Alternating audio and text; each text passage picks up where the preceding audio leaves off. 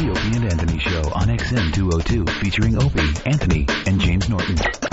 Beings in the country, creeps, ankle biter. Obviously, the strength is their ability to turn mistruth into something people would believe. Wow, how long is this guy going to continue to babble and say nothing? All day long.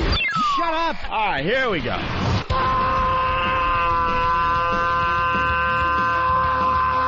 Welcome to the Opie and Anthony Show. It's worse than I imagined. That's terrible. I'm sorry. We are a bunch of dopes. I think we're lewd. And we're probably pushing 20 arrests because of this radio show. Out of touch cornballs. 3 retards. We have the effect of Tylenol PM.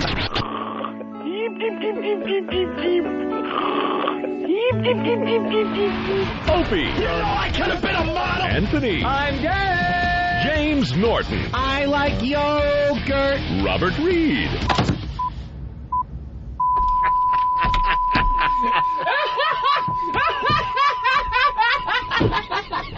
But enough of this palaver. Let's get the show on the road. Vacation is over. Yes. I'm glad I need a schedule. Do ya? I do. I need a workout schedule. Yeah, it was a little rough. Wake up, mother effers. Wake up. Would have been bad enough if it was just vacation. But then we come back from vacation a day early so we can put on an extravaganza. A rock and roll comedy show. Certainly was. Punchline Magazine is calling it a rock show. It was more rock show than comedy show as far as the people went, as far as the crowd, the tailgating. Unbelievable. Never seen anything like it except for when you're at a rock show. I was meeting you guys there at 4 o'clock. I guess we weren't sure what we were going to do video-wise or whatever, and I could not believe there were people in the rest area on their way to the show, and then we get to the venue, and there's people out there drinking with tents up. Yeah, there were tents and huge barbecues, making sausage, Beer pong. steaks. Beer pong was set up in the parking lot. Yeah. Tents and coverage because everyone thought it was going to rain. People had signs all over the place. Of course, we're talking about the O&A traveling virus that hit the PNC Arts Center in Jersey on Saturday night. And there were over 12,000 people there. Yeah. For a comedy show. Unbelievable. The biggest O&A event ever. Ever. And we've been at this a while now. And we've noticed about a year ago that the Opie and Anthony thing is starting to become like this lifestyle thing. Yeah. Doesn't end after the show's over. Doesn't end after the show. Doesn't end before the show. I mean, it starts way before the show, I should say. Friendships are being made. People are getting married. They're having kids now. And that was very, very apparent at the PNC in the parking lot. There was just a huge party. This group of people getting along with this group of people. Newbies trying to work their way into some of the groups. It was just amazing. There's cliques. It was just amazing. And like Jimmy said, they started partying at a rest area on the way to the PNC Arts Center because I guess there was word that the parking lot wasn't open until about 3:30 and the gate opened at 5:30?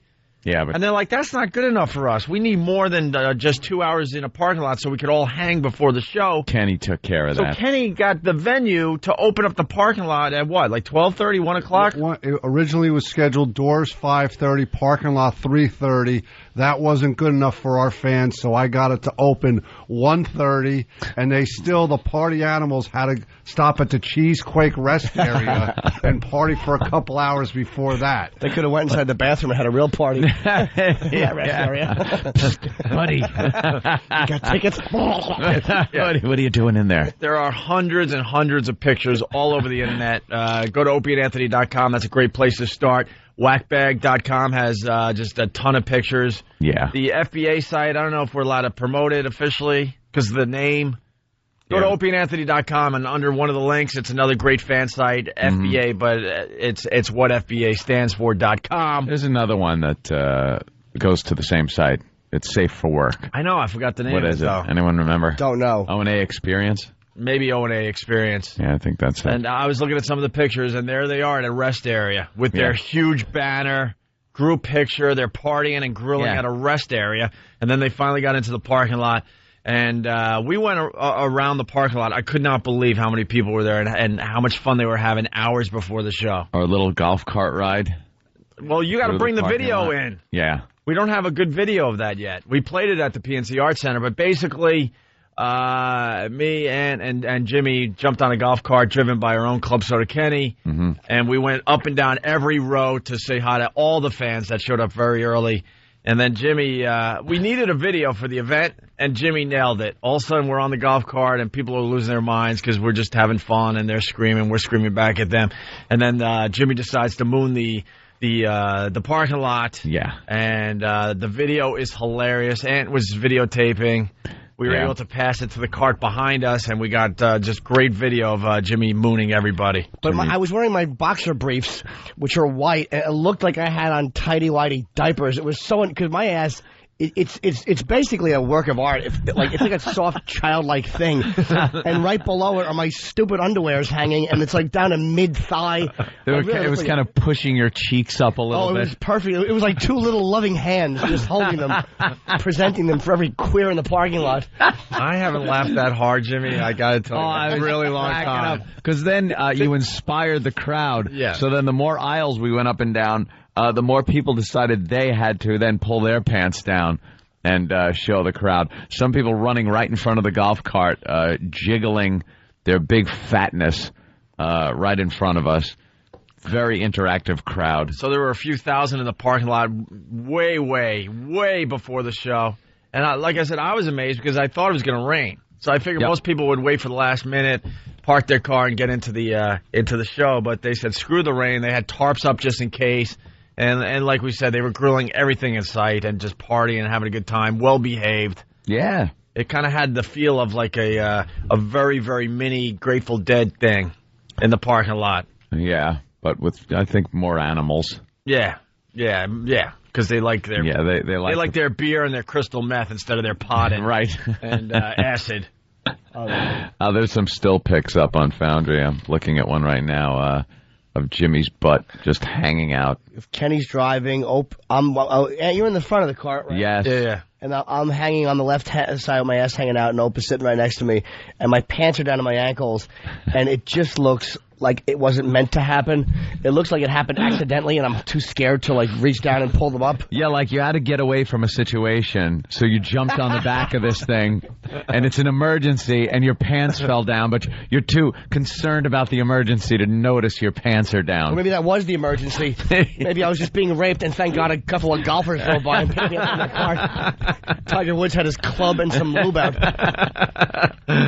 Well, what a great time at the PNC Arts Center. Like I said, the biggest O&A event ever. Ever. I don't know if we're going to ever beat that one. Yeah. Over 12,000 people. And it really went off without a hitch. Somebody on one of the message boards said, hey, I like how you guys are pulling the bit of how you can't get your video to work when you first try it. Because, we try to get the video working. You'll hear the audio and not get a video, or the wrong video will play. But, if that's the only glitch we get the whole night, that's great. But people are starting to think that's a bit now. Yeah. And the O&A audiences, these comedy, considering they are amazing comedy audiences, man. Yeah. It's like everyone did well. Yep. Everyone did well. There was not one bad set throughout the night. And believe me, they're brutally honest. If somebody sucks, you will hear boo. Yeah, and we're not just BSing here. No. You could go to whackbag.com and the other fan sites, and they'll give you the review of the show. Yeah, they're honest about it. And the review is well over 90%. Well over 90% of the people that are talking about the show loved every single part of it. I was worried if I was even going to be able to talk today. Oof. What? I woke up yesterday. I was like, I had to call Kenny. I'm like, hey, Kenny, it's Anthony. Could you come and get us? We're ready to leave. It's 3:00 in the afternoon. Thank God the hotel was cool. I didn't get up until like 2. There's no way. Oh, got to keep that wine out of the dressing room. Your goblets of wine. I had this huge wine glass and kept filling it up You looked a little creepy. I got to be honest. Driving around with this giant wine glass. A big goblet of wine as he's waving to the fans in the parking lot. On the golf cart, I had the big glass, and I was waving. People are saying, "That's a fancy man." All I'm thinking is, where are our critics now? Because we don't look like shock jocks with Anthony with his goblet of red wine. Big goblet. Yeah. I was pimping. The Opie and Henry VIII show. Hey, real fast, let's what say a tool I am. phones are lit already. Let's say hi to Tuna Phone from Pal Talk. Tuna Phone, what's up? Hey, man, what's happening? The best show in the world, guys. I was in the second row. I threw the dice, the water. I was the guy who threw the water. I was sitting behind Master Poe. He almost chopped me in the head after I threw the water up to him. Perfect throw, my friend. Thank you. Yeah, Anthony needed water for his Andrew Dice Gay bit. I guess you were the one who threw it up there. And there was a commotion backstage when he threw the water. Everyone's like, oh, my God, Anthony can't drink that water. Where'd he get it? He's got to have water from backstage. It was sealed. First one slide right to you. And then I lit my fart. Remember with Sag on the stage? I was the guy with the fart lighter. You lit your gasser? Yeah, I lit my ass up on fire, man. Wait, you were lighting farts? Saget was telling me not to light my fart. I was sitting in the second, third row right behind Master Poe. Only hippie smoking a joint around all these freaking See, these are the things I want to hear. I didn't know someone was lighting their farts in the audience during the show. Well, he asked. Saget asked. All right. Thank you, Tuna Phone. And Master Poe was sitting right in the front row. Yes, I was glad while I was on stage to look down and see him there, to be honest. It was good to have one person in the audience you knew. Yeah. Wasn't the PNC security. And this maniac is wearing a three-piece suit. Yeah. I'm like, he's the only guy that would show up to an event where you might have to fist fight in the mud wearing a suit, but he's not worried about getting it dirty. No, it wouldn't get dirty. Because he would take most of the suit off, take his time before he kicked your ass. He would still have plenty of time. He also had a cane with him. I didn't see that. And it was completely for for fighting, I think. Yeah. I don't think he had any leg problems. Right. He just had that just in case he had to kick some ass and keep his suit clean. Yeah, he wanted to sing T for two as he ripped somebody's throat out. How good was Otto and George? How good was Otto and George to start the show as everyone was still filing in? It was amazing. It was the way the show started with Voss went up. It was just killed as always. That's what he does on stages like that, man. And then Otto was a last-minute addition, which is why he was on early, because no one knew where to put him because he just was thrown on at the end. Mm-hmm. And he murdered, like, comics who've been watching, I've known Otto 15 years.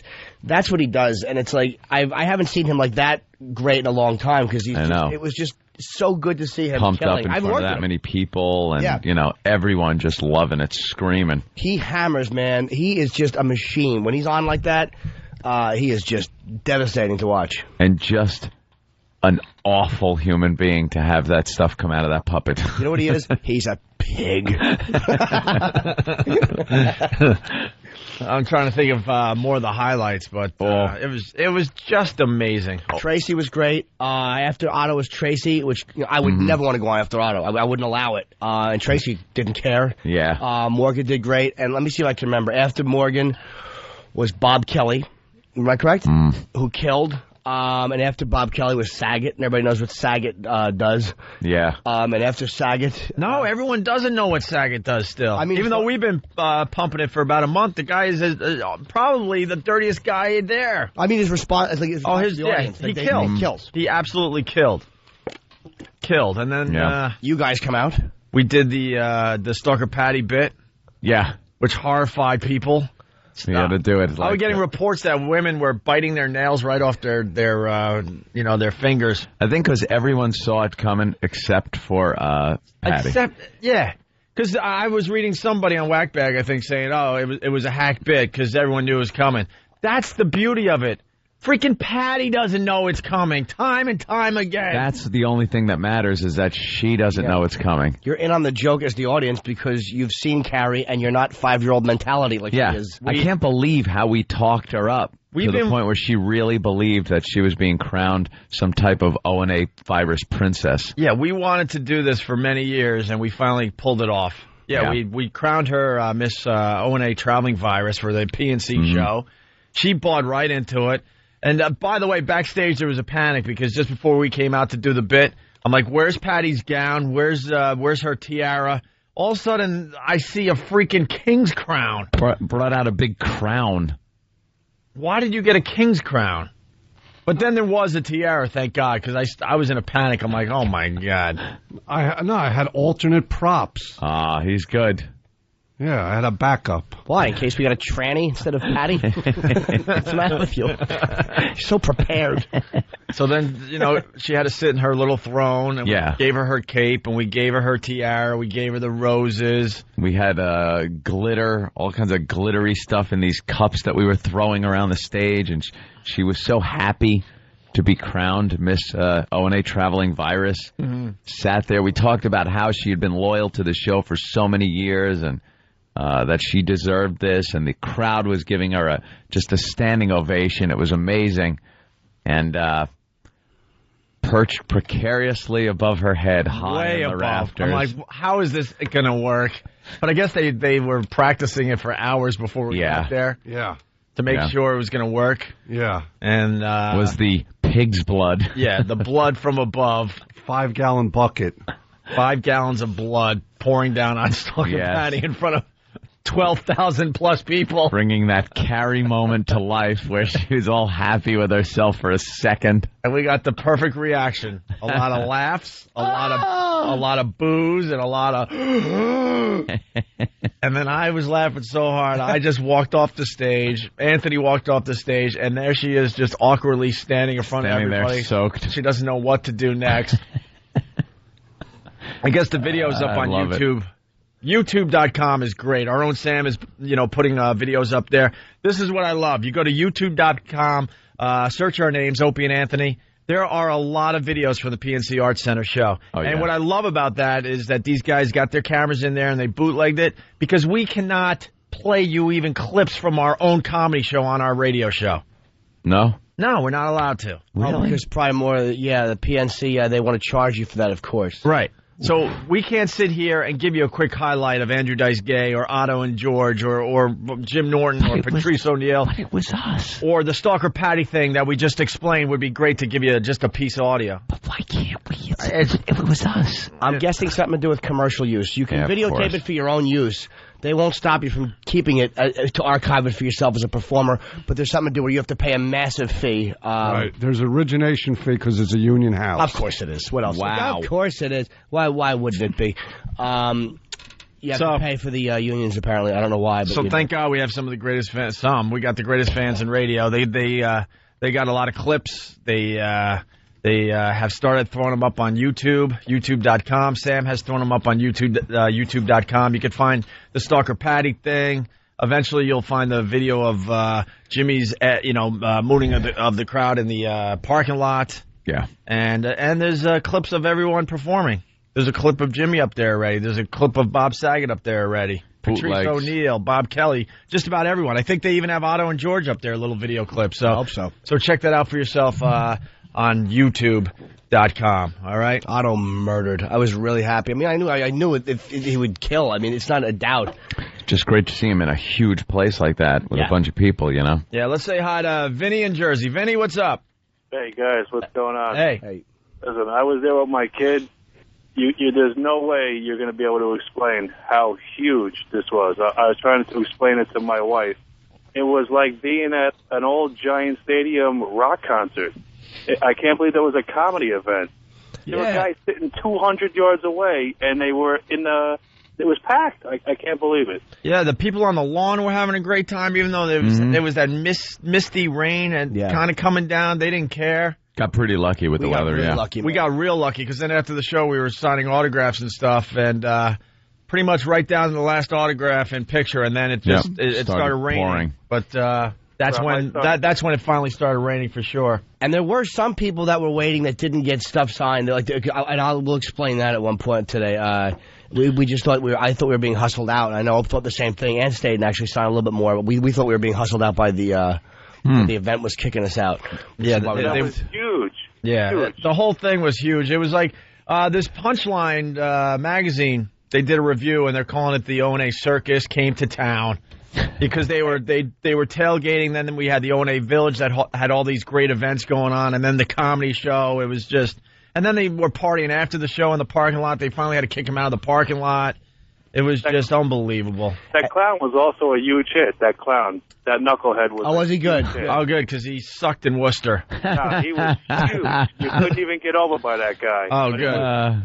No, the Village was much better at the PNC than the Village at the DCU Center in Worcester, because we had to do it indoors in Worcester. This was made for outdoors.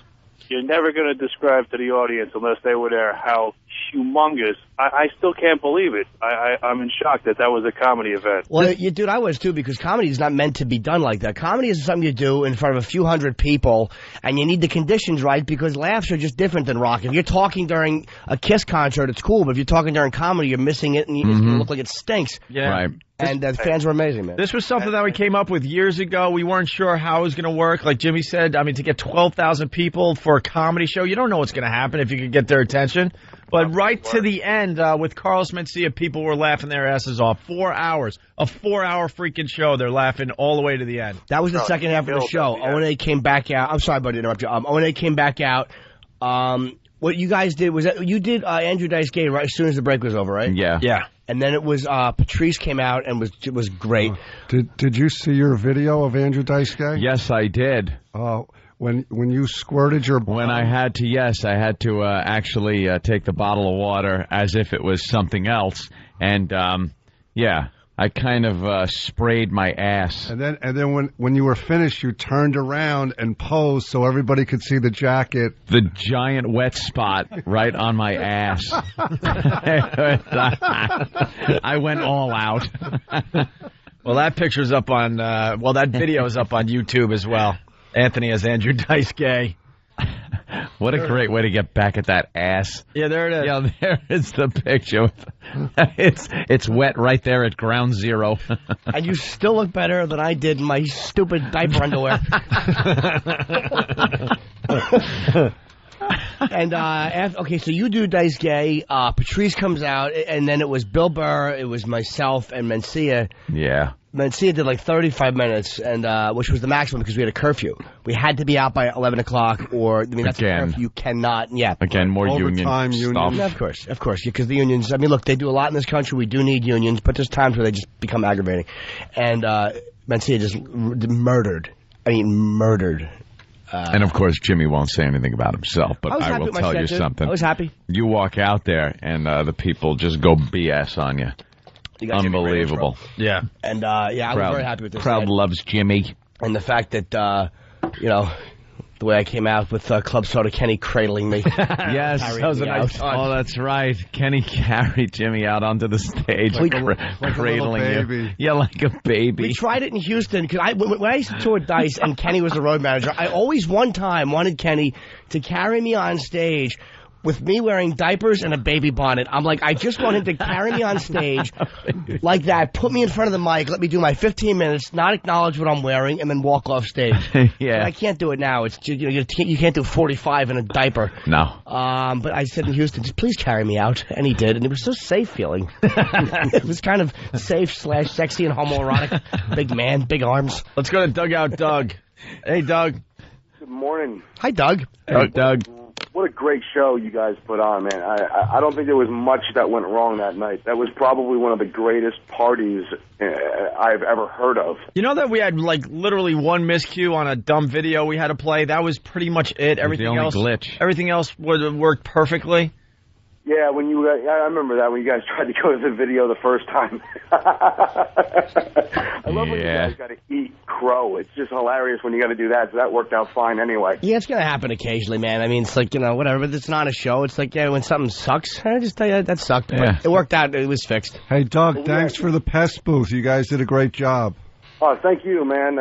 Except for the one little problem I think I emailed you about. Everything out there went absolutely awesome. We had women that were just showing everybody what they wanted to see out at the pest booth. They would dip those little imitation babies in the water, and then they would stand up and they would show us what feeds babies, and everybody was happy out there. Yeah, there was a lot of wowing and nudity in the parking lot, by the way. We should point that out as well.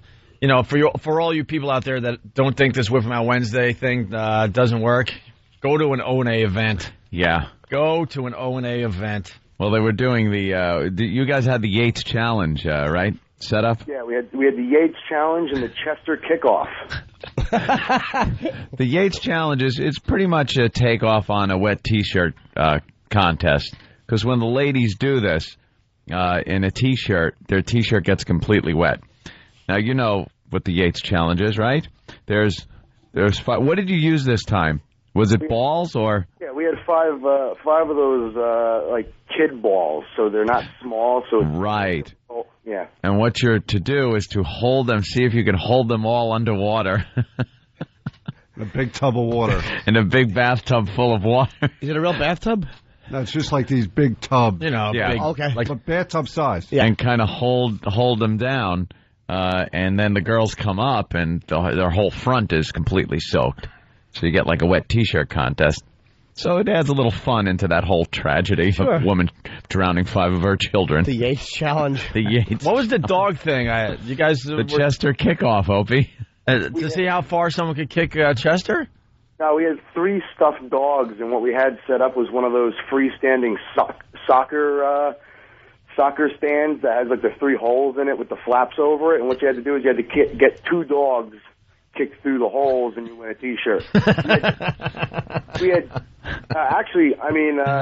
we had Cage from one of the Photoshop guys on one of the websites. Yeah, he made a T-shirt design for us, so we had exclusive shirts out there, and people were just going crazy over those. So Cage did an awesome job as usual. He had traveling virus pest booth T-shirts that we had out there, and the girls, whoever won the Yates Challenge, had to hold the balls underwater for 15 seconds. They won a T-shirt, but the other 2 girls that lost, if they showed a little something, they got a T-shirt too. So everybody was a winner. Of course. All right. Yeah, everybody just absolutely loved it. We got a lot of video and pictures of the pest booth, breasts, you name it, up on FBA if anybody wants to see that. I don't know what you guys got on opieandanthony.com yet, but...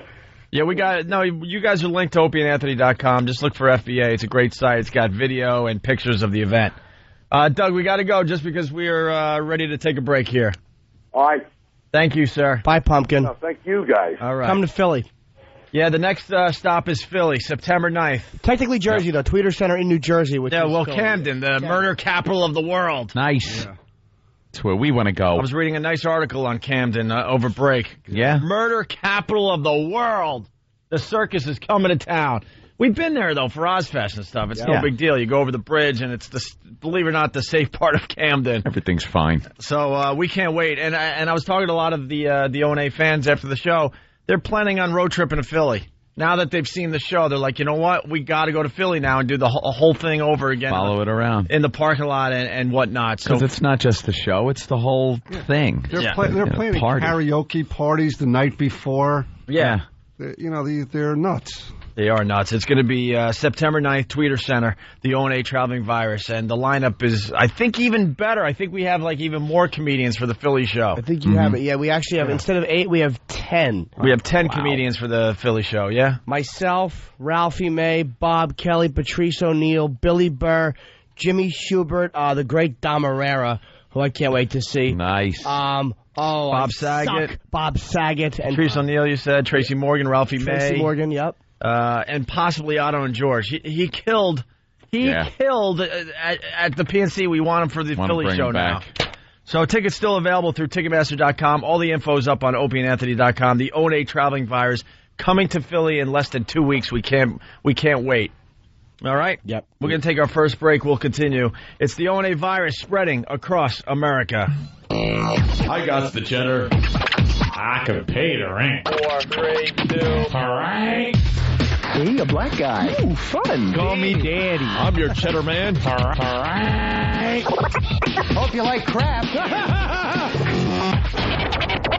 Opie and Anthony. You're checking out the Opie and Anthony Show, the O&A virus spreading across America. Want to say hi to Sam Jackson from New York City on the instant feedback. Are you going to talk about this comedy show all day? Yeah, all day. One break. Yes, douche, we are. Yeah, we're going to talk about it a little more, actually. Exactly. So stop listening. Screw the one break. It was the biggest Opie and Anthony event ever. So far, we did one break, though, and he's bitching. We're very proud. We want. We're very proud of the show that was put on Saturday at the PNC Arts Center. And we're pumping Philly now because we're coming to town in less than 2 weeks. We're broadcasting live from WISP. We're going to take over Philly, and then we're going to do that comedy show that Saturday night, September 9th. We can't wait. And the O&A Pests are coming. The circus is coming to town. Yes. They're going to be doing the karaoke and the tailgating in the parking lot of the Tweeter Center. And we're going to walk half our listeners through the tunnel, just like they do with the elephants when the real circle comes to town. The real circle. They better have room for us at the Tweeter Center. Dolt. I was trying not to cough. I said circle. Hey, I made a mistake. Oh, well. Well, we're coming to Philly. We got to find out if they're going to open the parking lot nice and early for the O&A Pests. You know how overwhelming it was to realize, like, I saw Sabbath there, man. Like, I'm backstage at PNC, and it's like, there's a guy, Mike, who I like a lot. He actually runs, like, security there. And when I interviewed Geezer, Bill, and Tony for XM, that was where I went. The Sabbath Village they have, it's called. They have 3 little trailers for the guys. Ozzy's on his bus. Oh, no. Are we ripping off Sabbath with the O&A Village? Oh, my God. I actually, wow. Oh, my God. I didn't even realize that. No. Oh, we have to talk about that. I'll say no because Village was there before Sabbath, even the word Village. But no, that's what they call Sabbath Village. It's like a little place for Tony, Geezer, and Bill, so they're not in the little dressing rooms. Yeah. Just to relax and tune up. And that's where I had to go. It was right where we were hanging out in the back. So it was kind of overwhelming, man, to like be in the same place. Yeah. Groveling before Black Sabbath. It was really, really great. That is weird to stand up on the stage before everybody comes in. Look at the seats. Yeah. Kind of like, oof. I got this is neat. I'll bring in the pictures from my camera tomorrow. There's a picture of me just looking out, looking out at an empty venue, basically, on the stage. Me and you. It was pretty. It was pretty cool. Pretty cool. After the Patty thing, I went out on stage by myself to intro Anthony as Andrew Dice Gay, and I hear from like the second row, "Up yours, buddy!" Like people were so pissed about the Stalker Patty thing. And I heard it, and I could have just moved on because there's like over 12,000 people there. Yeah. I could have just smoothed things over. I go, "Did you just say up yours, buddy?" He goes, "Up yours." I go, "That means I'm doing my job." There was, by the way, if anybody knows what it was, on stage, I sensed there was something happening. I could hear like a little... Something was going on. I didn't know what it was. And somebody said like there was like a brawl or something. Yeah, we had one commotion in the back there. Not bad, actually. On the lawn. There was 2 arrests. 2 arrests? Yeah, one out in the parking lot before the show. Oh, no. There were some guys were like throwing a football around. Well, one of those super footballs that go like 400 yards. Yeah. And then they hit a bus, I guess a busload of cops. Well. Yeah. They arrested the guy? Oops. I did some talking. Yeah. They were purposely hitting buses. Oh. And then they hit a bus that happened to have a cop or 2 on it. Yeah. And they stopped the bus, and the cop chased the guy down. Right. They brought him. The state police have like a little, substation there, and they gave him like a desk appearance ticket. And then during your set, there was a little commotion on the lawn. Okay, I heard something, and I'm like, oh, my God, is the crowd not like it? I'm like... No, and I'm looking out and the people are having fun. I'm like, there's something happening, and I didn't know what it was. Yeah, I don't know what precipitated the whole thing, but somebody got locked up during your set on the lawn. All right. Okay, that's great. That's like a rock show. That's what you want during a comedy show. A fight in the mud. Good. Let's say hi to Seth in Brooklyn. Seth. Hey, boys. Hey. I just want to say thank you so much. The show is amazing. Any of you O Nation fans should definitely come out. There's so much O&A love. It's really great out there. Jimmy, you were absolutely phenomenal. Thank you, man. Never saw you in person. Bob Kelly killed everybody. Dice Gay was absolutely amazing. But I wanted to ask, at intermission, is it New Jersey state law that the girls can't be naked because they're fully clothed? Yeah, you can't mix nudity and alcohol.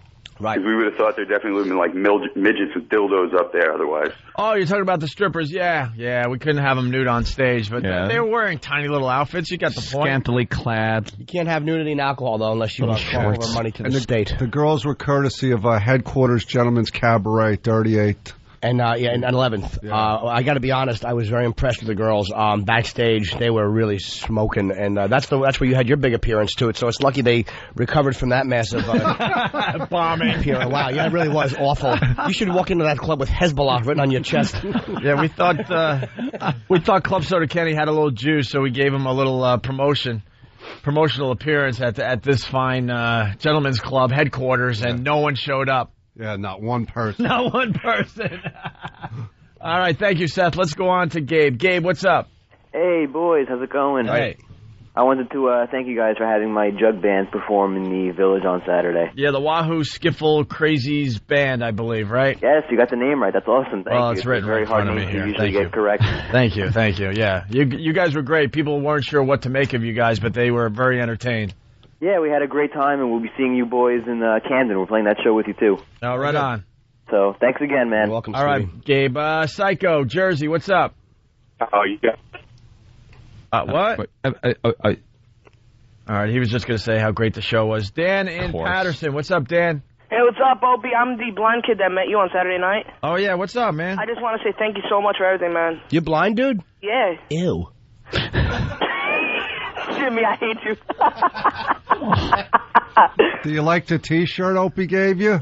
Yeah, it was great. Thanks, Kenny, and thanks, Opie. I wanted to meet Anthony, but I didn't see him there neither. I didn't see anybody. Anthony was right next to me when I met you. Yeah. He just didn't say anything. Oh, good. And I want to say hi to Keith the cop too. Well, you didn't want to say hi to me just because you knew I wouldn't touch you because of your whole eye thing? Poor fella. Who walked you over? Your mom? Yeah, that was my mom. Yeah, she was very, very cool. We were off to the side, and all of a sudden Dan comes up with his mom to meet me, and we talked for a little while. And then you walked away and back to your killer seats, and I'm thinking to myself, the kid's blind. Why not save a few bucks and go up on the lawn? Oh. I swear to God, that's what I was thinking. We had I was pretty happy with our seats, actually. It was great. We had a great time, and I met Mencia. He was really nice too, so everything was a lot of fun. You guys were great. Yeah, he's a blind kid, but he's wearing his Opie and Anthony T-shirts, and yeah, I saw you during the show. You looked like you were having a great time there, Dan. Oh man, yeah. And guys, do you remember Krista the blonde chick? Yes. I know her, by the way. Oh, you know Krista? I don't know her. I don't know her in person. I know her online though. And whoa, excuse me. You know her from online? Yes. How did that happen? How do you, I mean, first of all, I'm not, how do you like? Was there like a blind people underground chat room? There's a website, zonebbs.com. I don't know if I'm allowed to promote that. Too late. I already did. Zone BBS? You can promote. Why not? It's a blind And what is it? person's Blind site? Yeah, well, a lot of blind people go on there, and you can send quick notes and stuff like that. And I met her It'd through be there. quick. Yeah, how quick is it? Your hand's in the wrong part of the key. XBLF and a half a parentheses. I know what that means.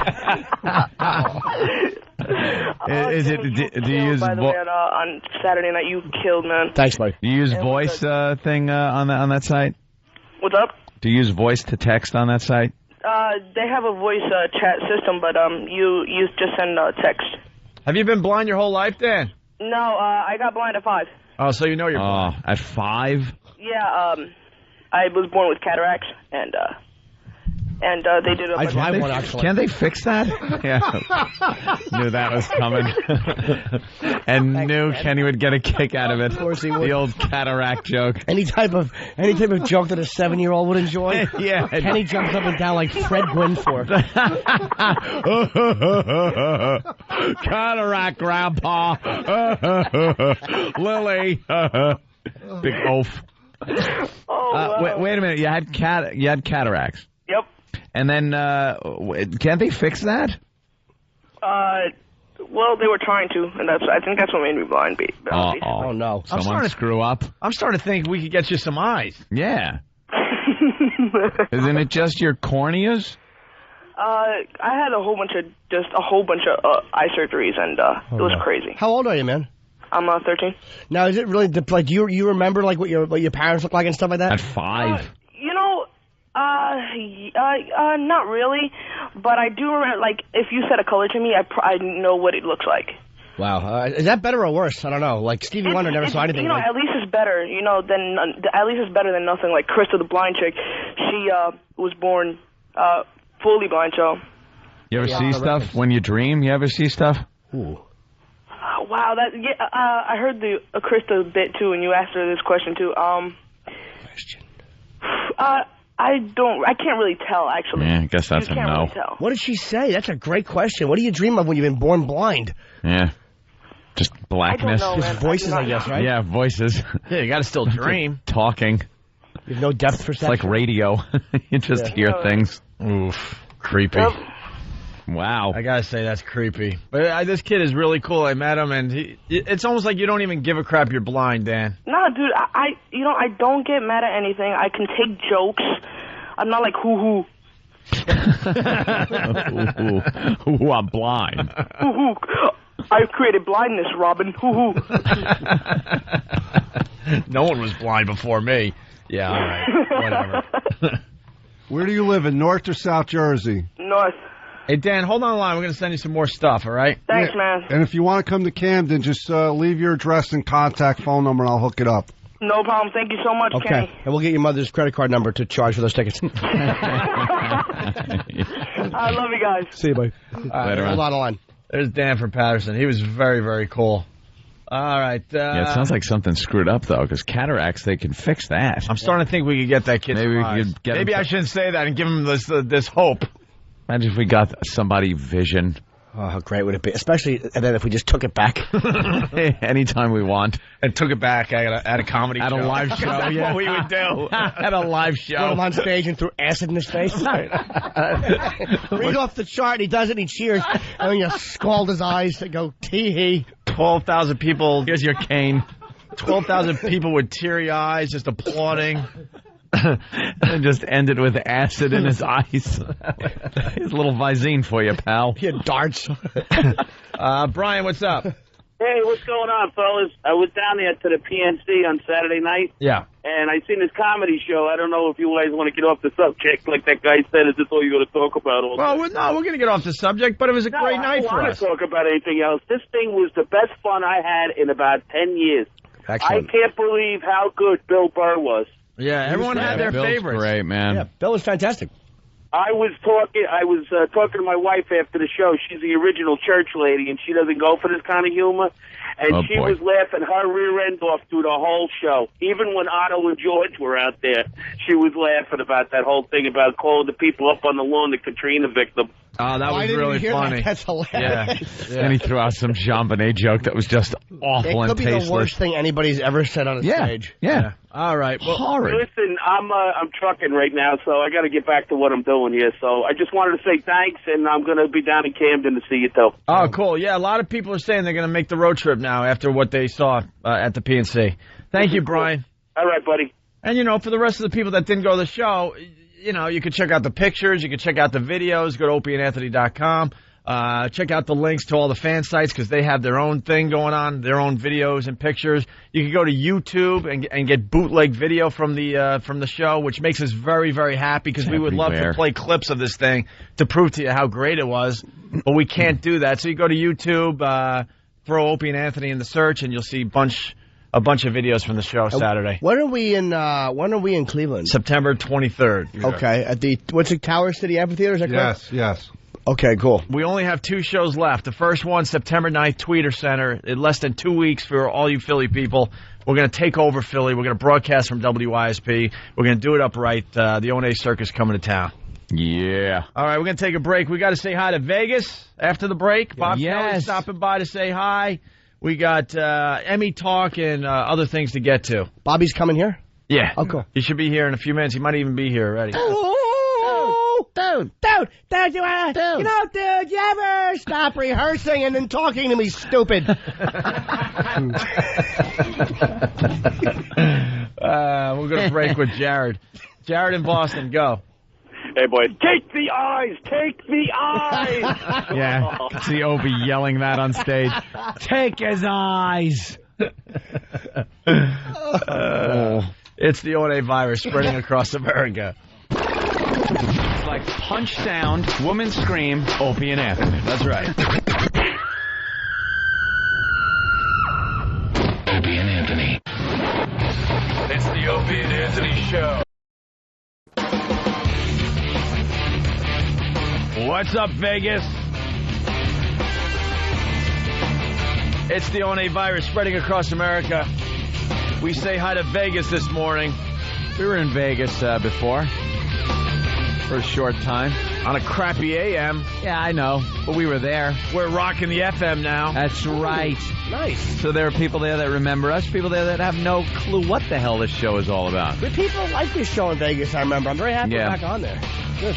Yeah, we were doing quite well with the AM signal, but now we're on a big FM. Nice to be back. So what's up, Vegas?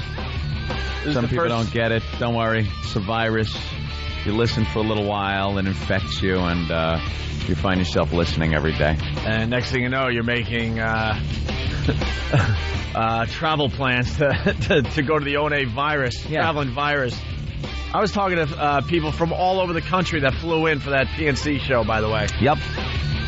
Very, very cool. It's our first day back from vacation. Different factions were all lined up. The message board people, the like a MySpace people, Pal Talk people, all in their little cliques, their little groups. I saw backstage, the guys I saw, of course, No Filter Fall was there with his wife, Elise, and of course. I saw Dugout Doug and his chick who's way too hot for him. And I saw who else? Sonny Frelly. I didn't see any like Whackbag or Net people. I just saw those guys. I mean, the factions still fighting, or are people getting along better now? No, I think they're getting along better. There's still a little infighting though that goes on. Oh, why doesn't everybody just cut the malarkey? I mean, don't edit that out. There was like a huge Pal Talk tragedy that happened over the course of vacation. Just like unbelievable. Yeah, what was that about? This is just part of what, like, when you do a show like this and the audience is so interactive, and we have, I don't know if you want to call it a relationship, but it's closer than any other radio show has with their audience.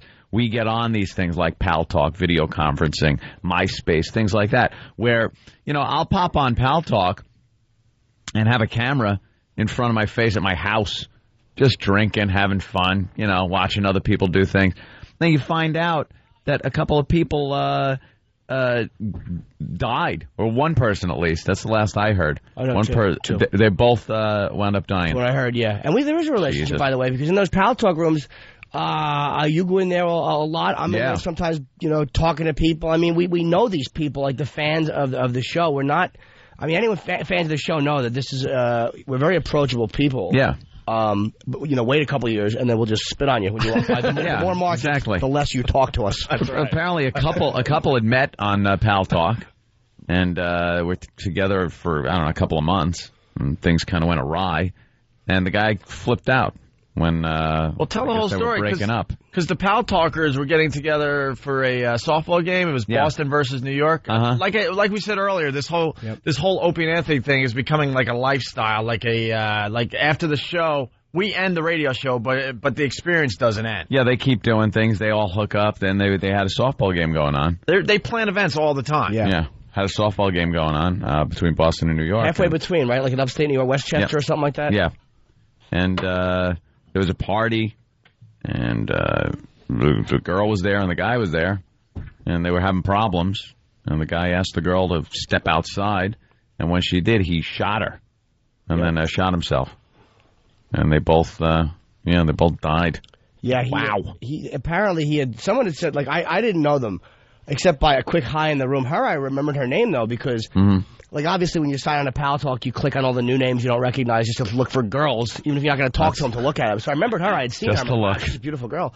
And his name I recognized. And he had brought, a gun up from wherever he was from in Jersey. So there was, like, something going on with that guy where he was planning on doing something. Yeah. And they weren't even together that long. I mean, it's never excusable, but it's like if someone's together for 10 years, all right, well, whatever. But you understand where there's, like, something built up. But after a few months... It's just odd, though, when something like that happens and... it was like, it was in one of these rooms that it was a room that was there for the show, and that's kind of how they hooked up. So it's like you sit there and go, ooh, that's kind of creepy, And Not that you knew the people, but... Friends that were at that house. I think one or two of the people I didn't know, and two were actually good friends of mine, and I'm glad they're cool. I mean, I'm glad they're... Yeah. It's sad that happened, though. I mean, it's just some scumbag. Guys are just such scum... Let it go! God almighty, what's wrong with men? They heard gunshots from... Oh, yeah, that's what woke her up. My friend said she had dozed off for like 20 seconds, and I was awakened to the sound of gun pop. And, that awful sound of a gun, and ran outside and saw her friend, the girl laying dead, And the guy laying there, and he apparently tried to say something. I guess he had just, survived it briefly or whatever. And so she said that they just ran in the house and locked the door. It's it's such a weird panic move you make. You're not thinking rationally. It's just like violence, hide from it. Yeah, run. Yeah, and then they called it, and he died. I think the next day he died. They kept him on life support just so his parents could come. But it's just weird because it's, related to the show in some way. So you kind of feel like, wow, that's really kind of twisted, Yeah. Creepy. You in a weird even though you don't know them well, Yeah, that it's some type of tie-in to your life and what you do. They listen to you on a daily basis. They listen to what we were saying on the air and things like that. So it's like, ugh, kind of creepy. But Jesus, just to know, guys. Some guy is that obsessed with a girl. I don't get it, man. I want to put it in profound perspective. There are plenty of other fish in the sea. It's the way you got. There you go. Can I just put it out there in a profound way like that? I made that up myself. Well, it's good. I mean, I don't understand the relevance of a relationship ending to other fish in the sea. Colin Quinn screened me one time because he was having a talk about his breakup. And I said, dude, I know it's hard, but there's plenty of people you could meet. And he goes, did you just tell me there's plenty of fish in the sea, Mom? And he hung up on me. Oh, he smashed me. He should have, too. But that is the way it is. It's like when you're getting dumped or whatever, just stop it, you faggots. Just get on with it. Oh, I hate possessive men, you weak pussies. Just get on with your life. Yeah, some people can't. They go, if I can't have you, if I can't have you, no one's going to have you. I think they're alpha males and they're possessive animals. You're not a big alpha male. You're a faggot who can't move on with your life. I've been dumped. It stinks. You cry in your own stupid pillow and you shut your mouth. Oh, you're crying a little. Oh, I have. You bet I have. I was devastated. One girl broke up with me. It hurt so bad. This is where I live with Florentine. I was crawling up my steps crying. I couldn't. Oh, my God. Crawling up your steps crying. I was devastated. With snot coming out of your nose and drool and tears. Dude, and I was suicidal. This is like maybe a few years ago. I was living with Jim Florentine in Jersey, man. And I didn't know what a pit I had fallen into. My friend Elizabeth in South Jersey goes, there's something really wrong with you. This is like months later. She goes, you're in a pit. There's something very bad wrong with you. I was in a manic depression. All I kept thinking about is, I know I'm going to blow my head off, but it's a matter of when. It became very casual. Just going to, figure out when. Yeah, but it was like, it never occurred to me to hurt the girl. Not once did I think I'm going to go over there and hurt her. And I was as devastated by this as I've ever been by a chick leaving me justifiably because I was an awful boyfriend. But just any man that just does that, you weak faggot. I can't stomach men who are possessive like that. It's odd you bring that up because I think usually with guys and stuff, it is just you kind of internalize it and it's about you and how awful it is. Not that I was ever at a point where I was going to do any real bodily harm to myself. I told you that one time that I had a girl break up with me and I decided to take a baseball bat and try to break my arm. To get sympathy. Right. Say, look, I'm in a cast. Do you love me again? Right. Like, how stupid does that even seem? What a queer. It is just such a you couldn't even walk. Granted, I was crawling. You couldn't even walk. Crawling ass. Crawling and crying up your front steps is worse than breaking your arm. I'm the referee today. What bothers me is just the method he was going to use. You're both faggoty, but Jesus, Jimmy. There's no way he would have... You lost muscle control. All right, I'm not saying I didn't. I handled it well. I was in a pit for months. Yeah. Just the idea that he was going to hit his own arm and go, huh? See? That's that's bad too. They're both Italian. I had to use a bat. Wait, so what was the thought process? You're like, if I show that I've been weakened, that she'll feel sorry for me? The thought process was, for some reason, if I had a broken arm and my arm is in a cast, it would garner sympathy from this girl, and all I needed was a little something. I couldn't have fallen so far out of grace with her that I would need more than that. All I needed was a little bit of sympathy, and she'd come running back to me. And no, I couldn't even do it right. Like, I just ended up with a big bruise on my arm. I gave it a good swing, but then at the last minute you hold back and hold bunt. I bunted my arm. That's why this guy probably lived, by the way, because when you're hurting yourself like that, you're shooting yourself, they said instinctively, I don't know how he did it, but there's a part where you will jerk back. Yeah, unless you really want to do it, like Arbeth Dwyer or something. Well, you put it in the mouth. Put it in your mouth. Doesn't matter if you move it. Yeah, that ain't moving too far. But did I know you, Jimmy, when you cried up the stairs? Oh, yeah, I think you did. I mean, yeah.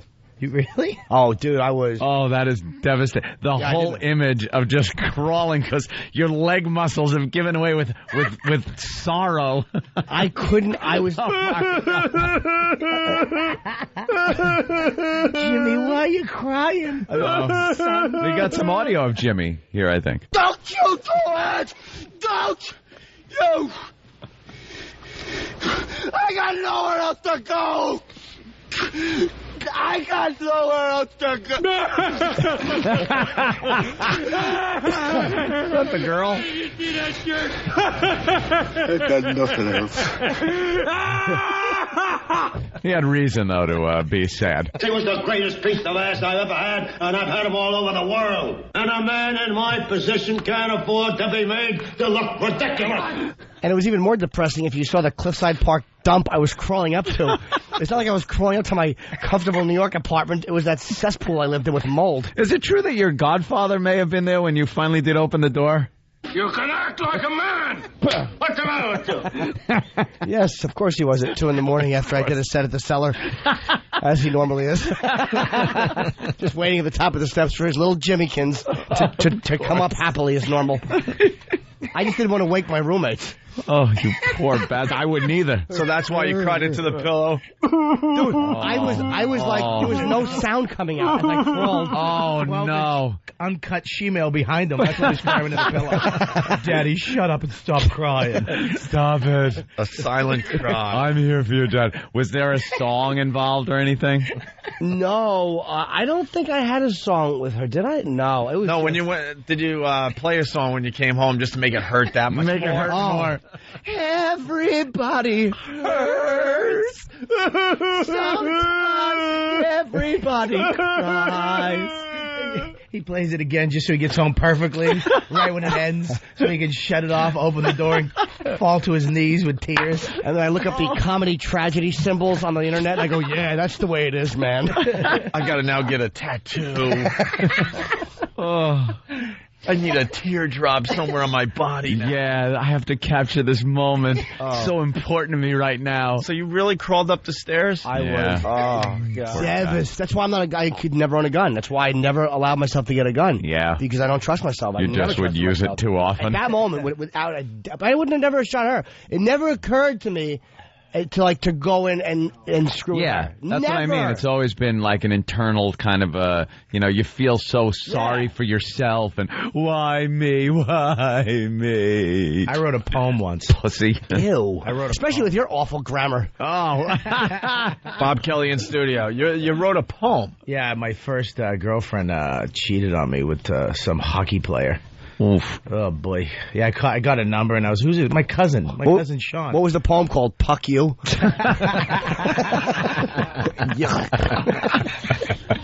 And how do you compete with a hockey player? You just don't, apparently. You don't. You go and tell some jokes.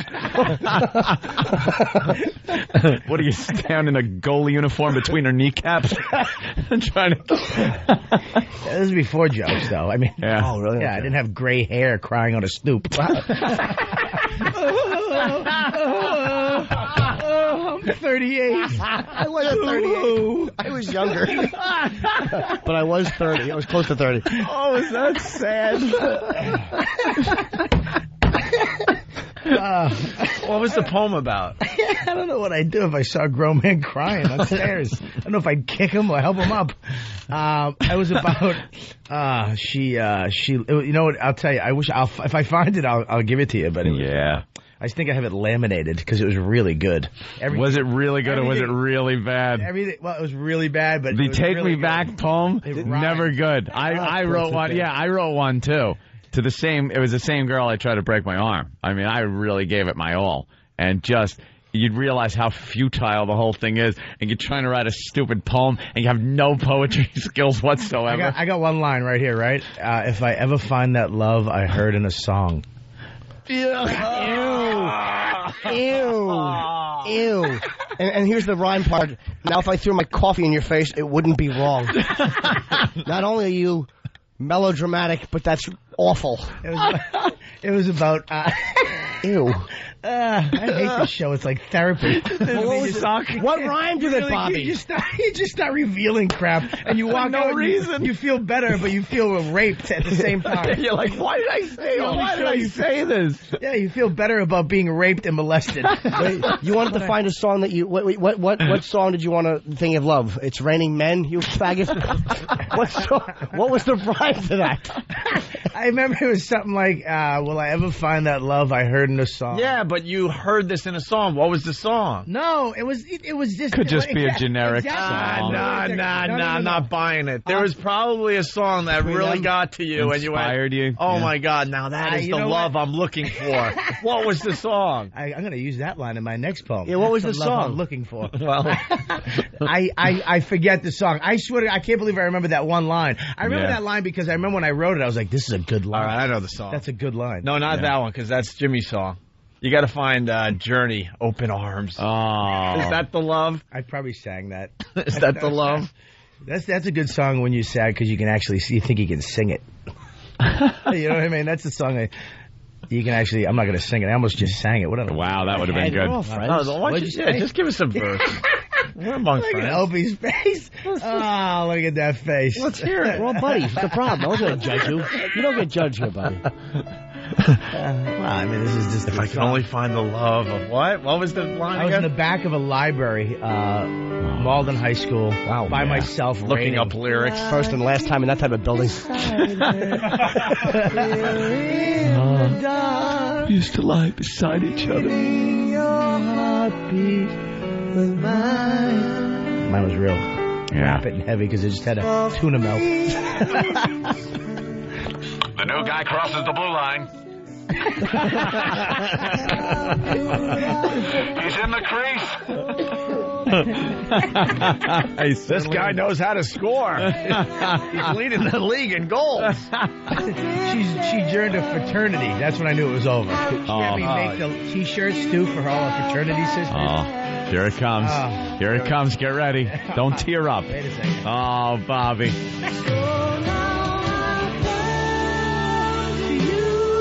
Yeah.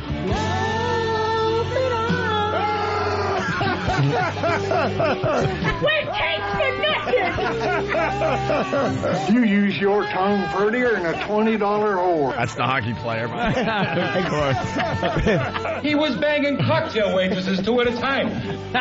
It's in the hole. And congratulations to Bob for dating the only chick that ever joined a fraternity. You sorority. Yeah, no kidding. My that was the problem. My girlfriend Dirk. Sorority. Yeah, sure, it was a sorority. Yeah. We're buying it for that. No, it was really the hockey player, and he met some chick. That's what the story was. She's in love with Cam Neely.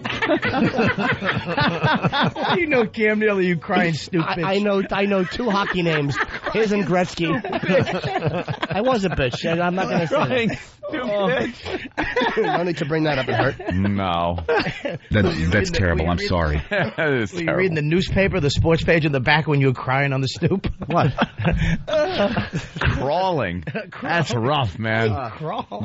When your legs give out because of sorrow. Yeah, but Wow. You ever see Jimmy's leg muscles, though? He probably just... Hey, he's got some fine calves. I have great gams. You used to... Oh, look. No, you do. Bowling pins. There's nothing more annoying on Lucky Louie than seeing those fat aunt calves. But they're muscular. They're all muscle, Bob. Bobby, get me the potato salad, you little fat, sweaty calves. Did you scrape up your knees on the stoop while you were... No, it wasn't a stoop. It was my steps. It was up to the second floor. Oh. This was like, 12 steps. Oh. How appropriate. How I mentioned ironic. that. Huh? How appropriate. 12 steps. No, if I worked them, maybe I wouldn't have been crying. Yeah, too bad you remember her first name? What? Oh, yeah. Yeah, okay. Oh, yeah. You're going to say I know. No, I can't. Were you saying it, though, as you went up the stairs? I don't even think it was anything with that much clarity. Oh, Mildred. Were you saying why a lot in between crying? Why? I know. He was screaming at God. You were blaming God. I know you were blaming God. No, it was really late, so there was nothing loud. God, you hate me. Why? Now play the other song. Yeah, as Jimmy's crying. Awful. Everybody hurts. Yeah.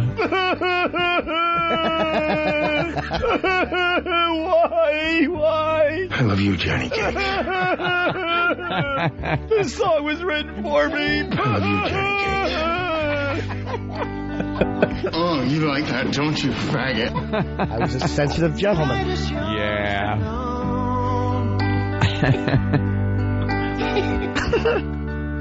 That's sad. So you're crawling up the stairs, and were you saying like, were you cursing God, or were you saying you bitch, or? No, I wasn't. It was more like, all right, I gotta do something drastic here. Were you picturing her with other guys? Yeah. Oh, geez, that's the worst. It wasn't cement; it was regular steps. Did you punch it with the bottom of your palm so you didn't hurt your knuckles? No, I didn't. Because she already had some other guy. No, I think she was starting to hook up with some other guy. Oh no! Oh boy! And we were gonna have like a nice night together. Oh no! And it came out because we were listening to a song. Yeah. And it was a really weird thing. I picked her up. We were listening to this song. What song? It was a song. What Karma Chameleon? No, nothing that happened. No, it's not like a mushy song. It was a song that involved Secret Lovers. Was it that song? No, that was Friends and Lovers was my first song with a girl though. Really? Myself and Michelle when I was 15. That was our song. We were friends first, then became lovers. Cute. Yeah, should have been called Friends and Erection Difficulties.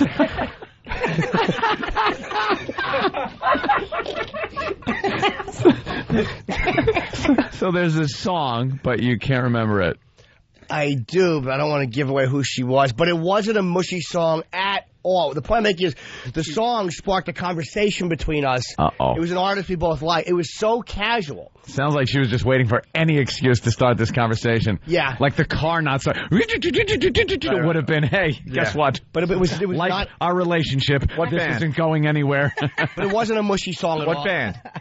Black Sabbath? No, artist named Dan Byrne, who I actually like a lot. But it was not a mushy song. That's like a one-hit wonder type of name. Burn. No, he's actually he's like an underground type of dude. I think he sounds like Bob Dylan a little bit, but he's really a great. How does this song bring up the fact that she's dating a dude with abs? No, we started. Dan does. Only I did sit up. Oh God! Dan does a song called "He's Not Fat Like You." That is horrible. Poor bastard, man. All right, we should take a break. Bob Kelly is here. We'll continue down this road because this is too good. Hey, you have fun on Saturday night there, Bob? 12,000 people was ridiculous. That was over 12 even. It was ridiculous. What a It was blast, close to man. 13, but Kenny goes, don't say 13,000. That's an unlucky number. See? So we're saying over 12,000. Say just under 14 now. Well, then we're doing a little of that exaggeration. 20,000. Right. That's right. This is the 6 million man comedy show. How amazing was the show, though? 4 hours people were laughing. The crowd, do you know what the crowd, it's a good crowd when you tell a joke and then they're just waiting for the next one. Mm-hmm. Well, 40,000 people? 40,000. Which is, they were the best crowd ever. All the way up to, the lawn seats. Yep. Yeah, I thought, all the way up to Carl's, but I was thinking all the way up to the lawn seats, that too. was probably the best crowd I've ever performed in front of. E-Rock walked around the lawn and got some great pictures. Those are up on opieandanthony.com as well. And there's pictures of people on the lawn, like with ponchos on, because it was kind of had that kind of misty rain, and they're just sitting there laughing their asses off. Unbelievable. We were walking out. You guys took the little golf carts up to the meeting. Yeah. I jumped in the cop car. Oh. And, drove up. A big fan of the show. A state trooper that was outside? State trooper. Yeah, he was a big kid. Oh, he got mad at me, though. He really pissed at me. He was like, dude, a big fan. He got in. I go, can I get on the walkie-talkie, the loudspeaker? Yeah. So I start going, hey, Robert Kelly, MySpace/Robert Kelly Live, RobertKellyLive.com. And I wouldn't shut my face. Literally for 10 minutes, and he grabbed it out of my hand. He goes, hey, thanks. Yeah, and he put it shut back up. down. As he should have. He goes, here, this is where you get out. Yeah, he just awkward was like, here. Well, Bob just feels so like comfortable in those vehicles from your youth. I was in the front. Not in the front, yeah. Yeah, wow, this is what the front seat looked like. It was roomy.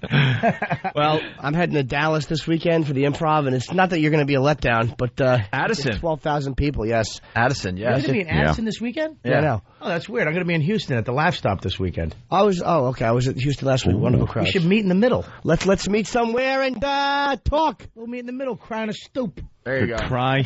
But that's going to be a big letdown after 12,000 people. Bunch of you hillbillies in a stupid room.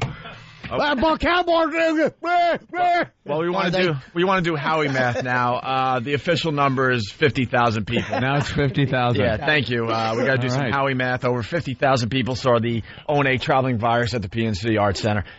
September 9th, Tweeter Center, Philly. We're coming your way. We're taking over that whole city. 60,000 seat arena, right? Yeah, something like that. So, and Bob Kelly will be at that show as well. We're going to be tailgating and doing everything down there. We're going to take over the radio station. We're going to take over the city. We can't wait. We're broadcasting that Friday, right? The day before. Oh yeah, and I want to do a shift on my own. Do a little music shift on WISP. Maybe bring Jimmy and some of the other boys in and just. Yeah. I want to just take over the radio station for the weekend. Look at you wanting to work more. Absolutely. Wow. Absolutely. All right, so the O&A virus spreading across America. We'll continue with Bob Kelly. We got your Gene Levanchi thing. Oh, you got it? That we talked about just before vacation. Yeah. He slapped Gene Levanchi in the face. Gene Levanchi slapped him. I saw that video. It was hysterical. He was doing a thing in Boston there, and he got on TV, and a whole thing happened. Yeah. And we told you to do John Carr. A John Carr reference. Oh. So you were mentioning that John Carr was opening for you. Quite a few. I kept going. I couldn't stop once I started. And they had no clue. And it's a news show. If you went to their website, it was the top story. Yeah. It said John Carr 7 times on their website. Yeah. And then me going, John Carr's opening for me at the Comedy Connector. The guy, by the way, didn't even make the Bob, you rock, because we asked you to do it. You did it, and we got the audio. John Carr, for anyone out there who doesn't recognize the name, is the guy who's now, he confessed to the Ramsey killing as well as being Sasquatch and the Yates drownings. Psycho. I think he's been having enough frequent flyer miles to get back from Thailand. Stupid psychopath. I did it. It was an accident. We were on our way to the movies, and she tripped. Okay, thank you. All right, thank you. Shut up. All right, Ralphie May is also here. He's going to join the program in a little bit. So lots to do today. It's the O&A virus spreading across America. What's up, Vegas? Thank you for calling Career Match. Please state your qualifications after the tone, and our computer database will provide you with an appropriate career choice. Well, I play pinball. I'm up to level 46 in EverQuest, if that's part of my resume stuffer. And I can drink beer and throw things at people. I could review video games. Thank you. Just a moment while our database computes your career path. Our computer shows that your career choice should be douchebag talk show host. Thank you for calling Career Match. I'm scared. The Opie and Anthony Show. Let's go. Wannabes?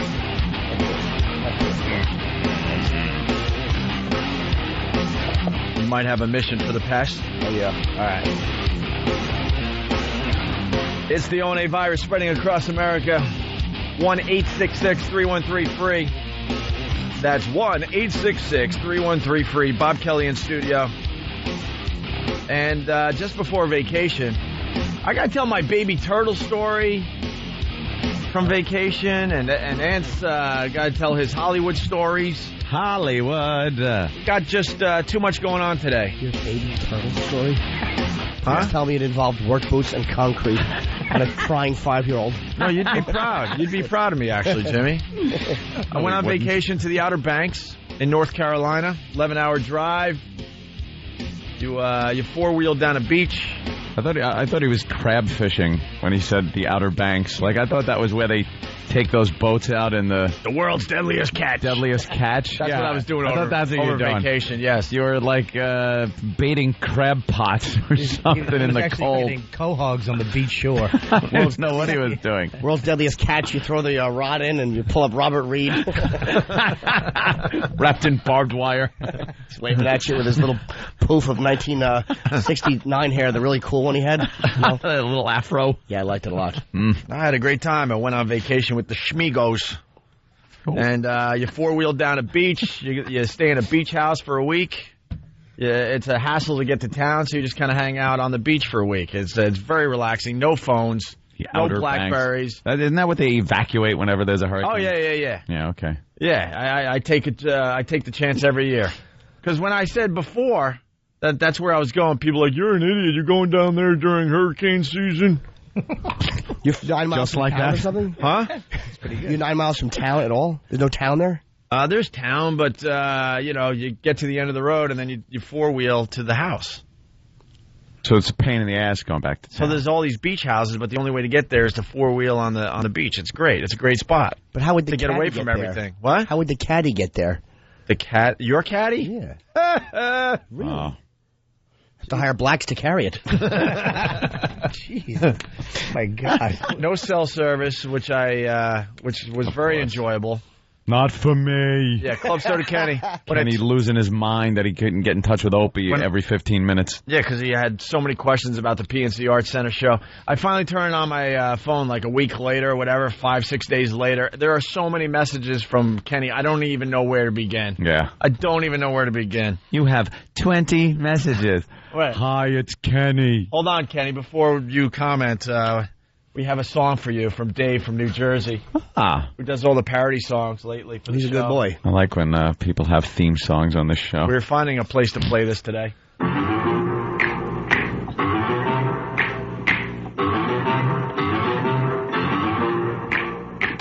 He's goofy and he's dopey. He sounds a little mopey. A manservant to Opie. He's Club Soda Kenny. He's got his anal checklist. It starts with Opie's breakfast. He's on him like a necklace. He's Club Soda Kenny.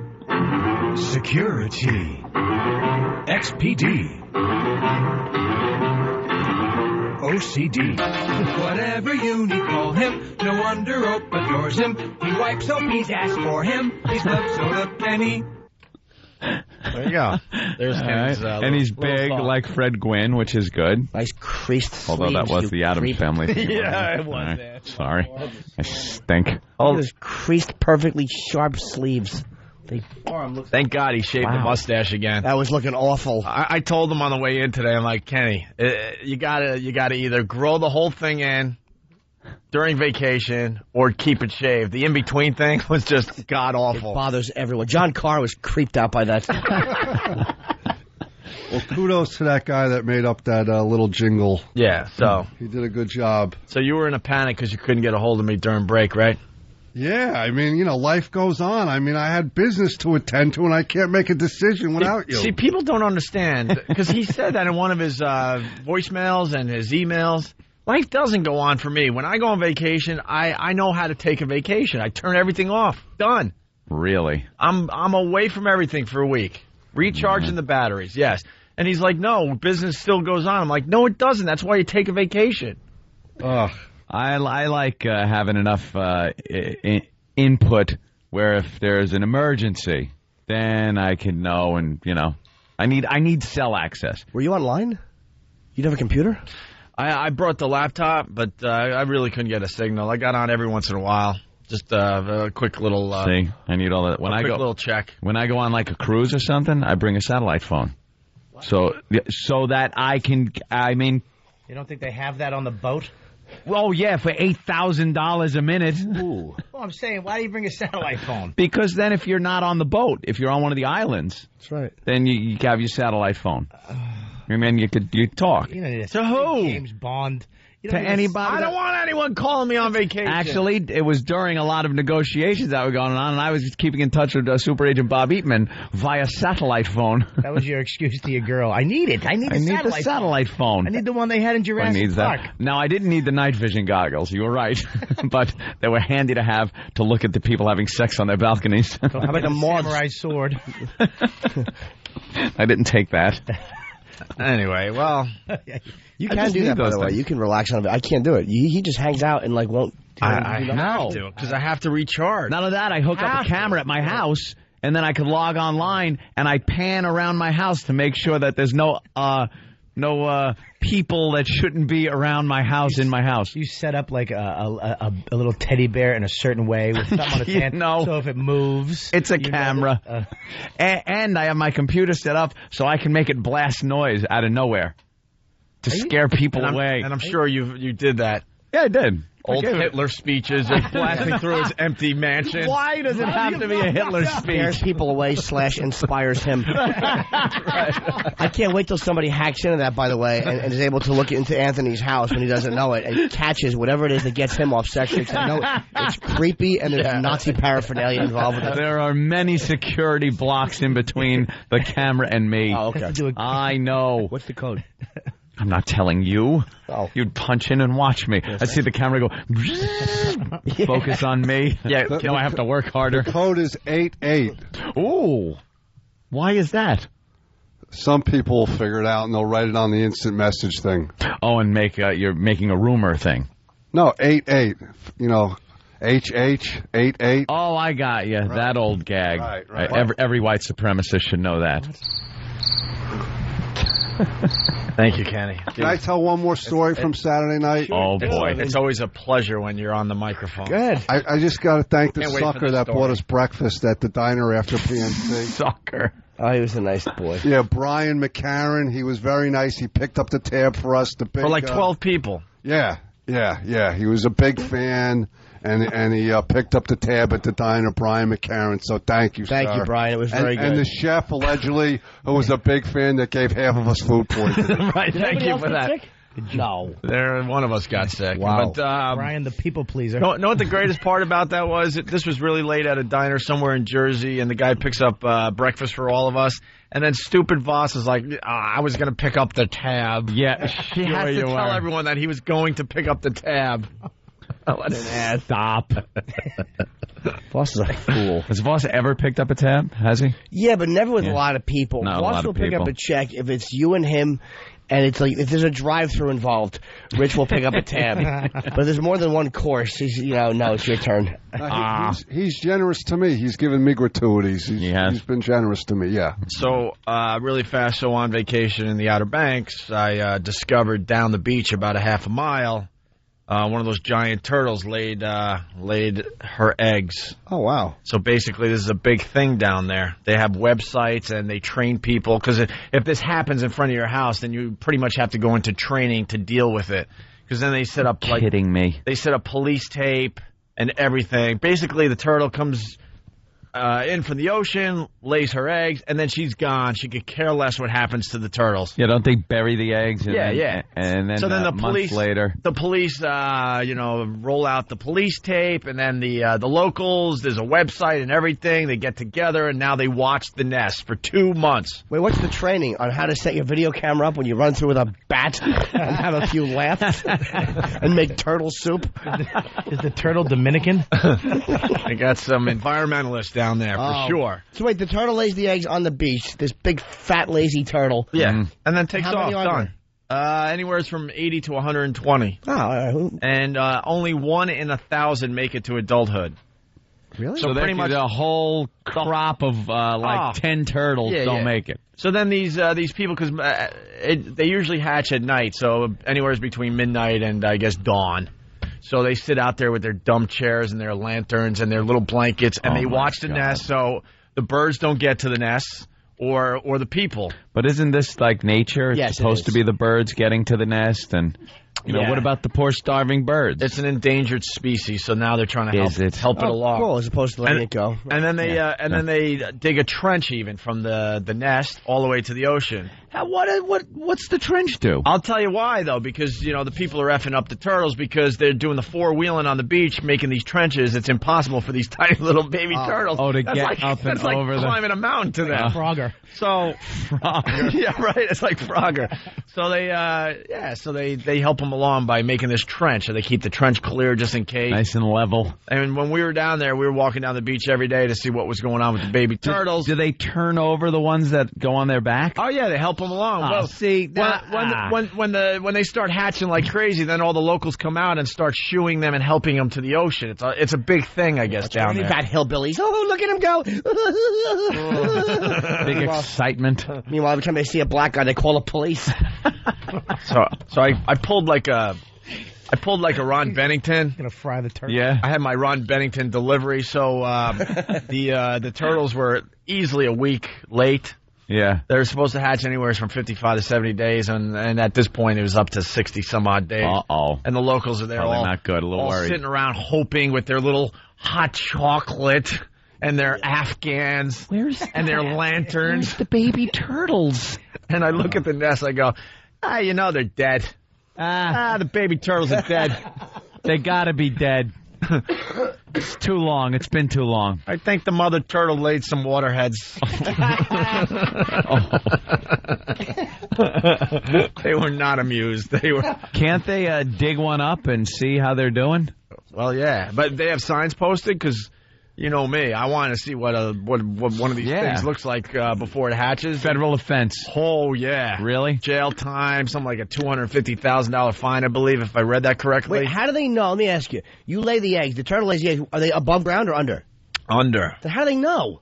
Huh? How do they know the turtle did it? Well, they see little turtle prints? They actually watched the turtle. This one particular home watched the turtle come out of the ocean, and these things are massive. Are they big, huh? And then they lay the eggs and they cover them up themselves. But then, of course, they have to cover them up a little nicer. The locals make it completely flat so you can see when they're starting to hatch, because then the sand starts collapsing, I guess. It would have been a cool thing to check out, I guess. Would it? But it didn't happen. Oh, I would have. I tell you, I would have 4x4 right over those dummies. Oh yeah, that stupid big one. I would have kicked onto its back and laughed at it. I would have made you a 3-pound omelet every morning.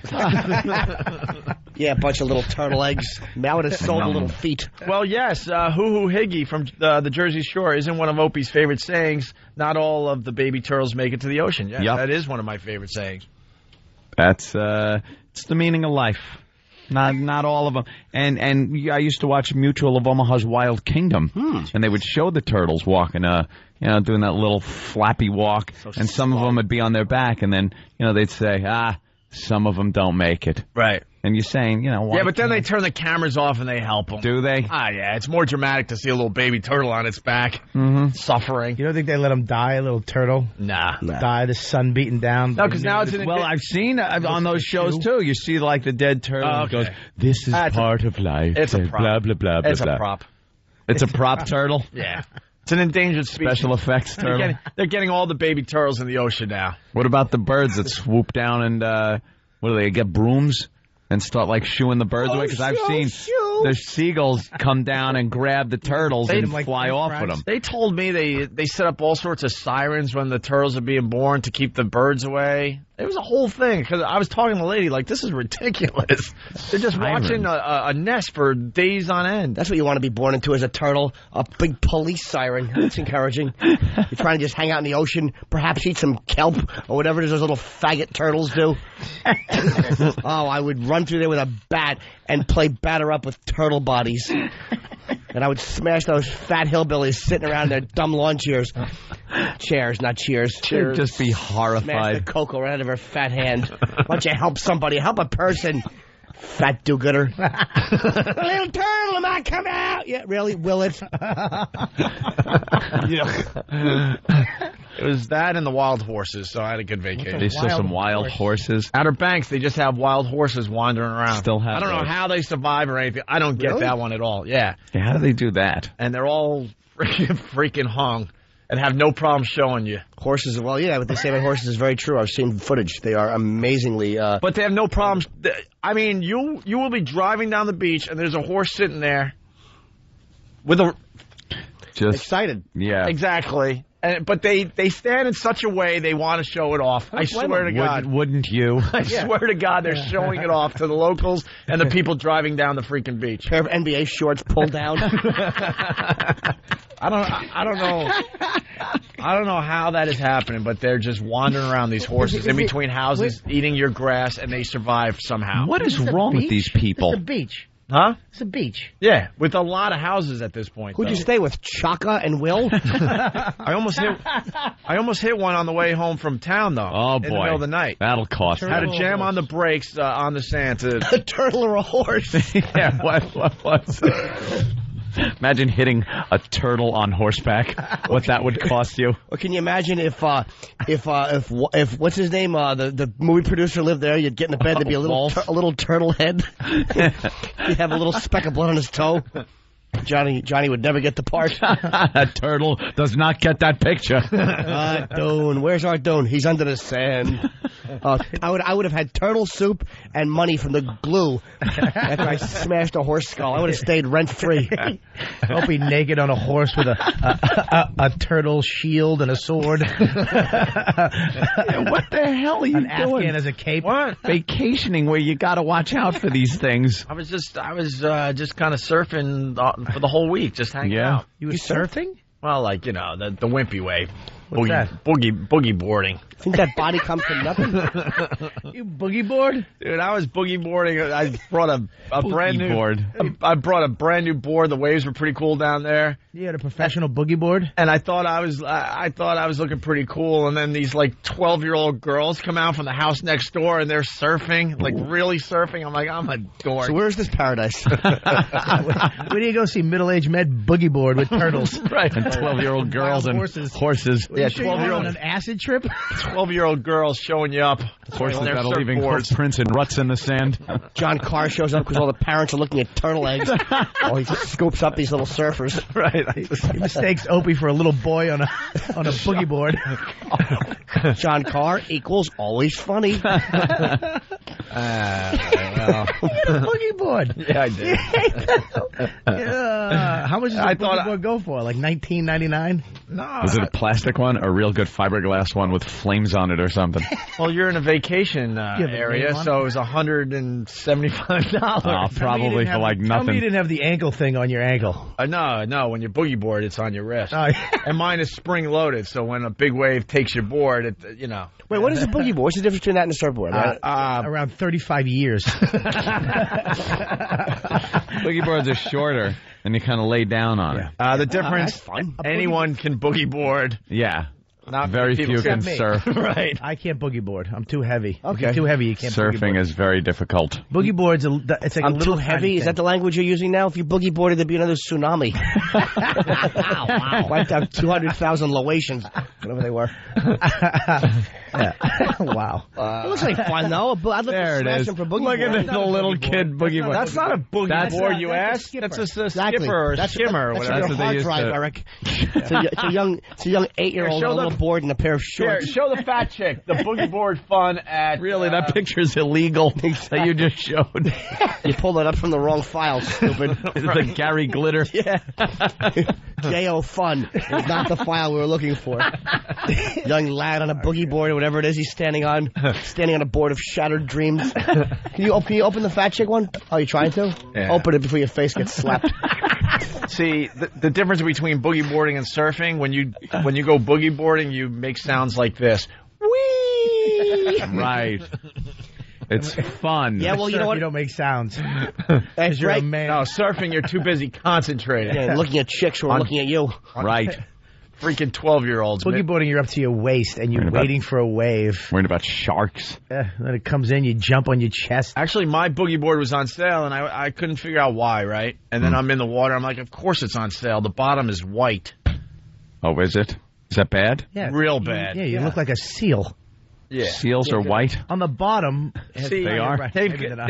they've gotten You're away. a creep and you watch A&E Yeah. and Biography and every other friggin' Those dirty seals are channel. pretty dark. But his had No, fake no. flippers on it. No, that's they're figuring out that sharks attack surfboards and boogie boards that are white underneath because, when they're looking up at you, you look like a seal. Bob Kelly's right. It's full of halibut blood. Of course, Bob Kelly is right. Look at the way he's built.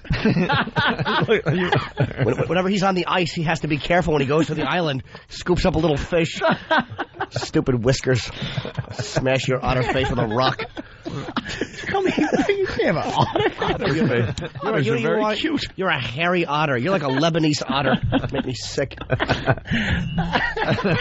Boogie boarding sounds like fun. Please tell me that at least you wore like white spandex. Something really creepy. Did you wear something that was embarrassing to walk out of the water in? Nah, not really. Now, if you brought Norton, would they try to protect him as soon as he got there? This one's lost his shell. Roll him back over. Oh, look, a talking tortoise. What, guys?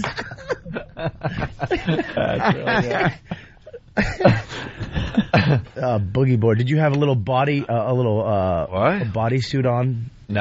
Oh, like a wetsuit? Yeah, I don't play. Wasn't it cold? Isn't the water cold really over there? No. It's not like Florida. It's North Carolina. Yeah, it's North Carolina. No. It's like 10 miles from here. It's not. It's still cold. It's not cold in the water around New York. Yeah, it is. No, it's not. I need Caribbean water. I need it to be like 90 degrees Nowhere to go it's in. cold is up in Massachusetts. They have all those great beaches on Cape Cod, but you can't go in the water. It's freezing. It's like swimming in ice water. It's awful. Well, even California's water, Southern California is cold. The water around L.A. The is beach the water same around way. L.A. is very How many cold. people are in the water in around L.A. or whatever on the coast because the water's too cold? Yes. But around here, no. I don't know. Anywhere north of like Miami, I don't want to go in the water. Were there any kids That's around it. when you boogie boarded? You Yeah, and a 12-year-old. No, like with you? Oh, yeah, I was doing it with like an 11-year-old and a... Isolate that. And a 13-year-old. That's cool. That's cool. Yeah. 11-year-old. So Yeah, were you high-fiving if you could? Yeah, when we got a good one, yeah, we did. Look, this one. That one, this one. Actually, people were very impressed until the stupid girls came out and showed me up. Did their parents start yelling, come here, over here, on this side of the beach? Stay away from him. That's like the creepy guy in Jaws who approaches the kids before he gets his leg bitten off. Yeah.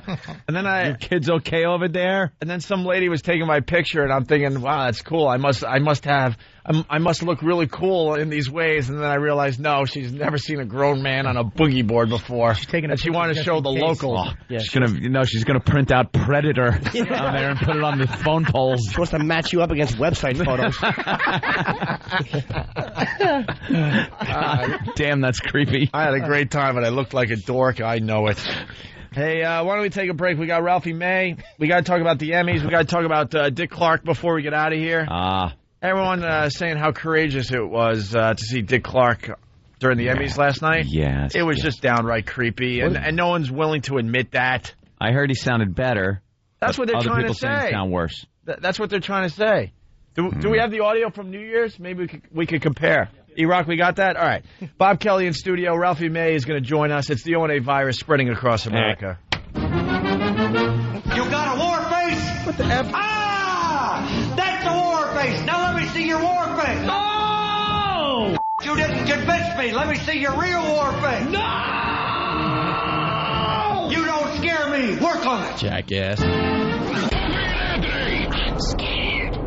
Hear what everyone else is talking about. O&A Uncut and Live, continuing the show on XM Satellite Radio starting at 9 a.m. Eastern. Visit xmradio.com to subscribe.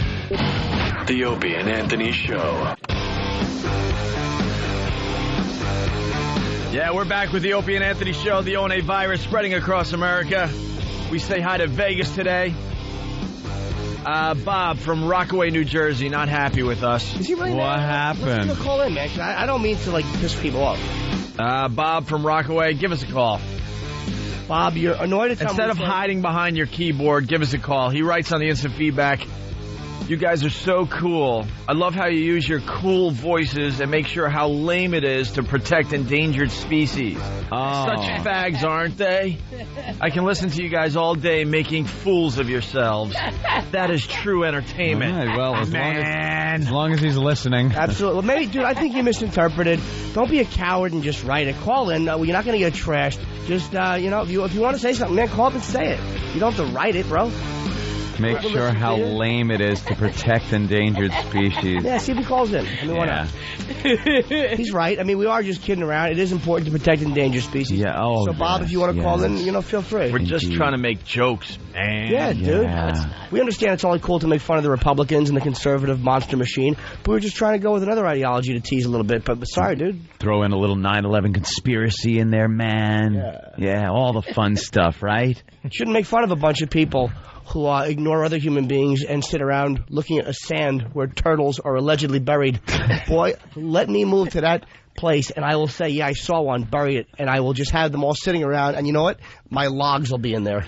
And they'll dig them up, and they'll get a sandy surprise.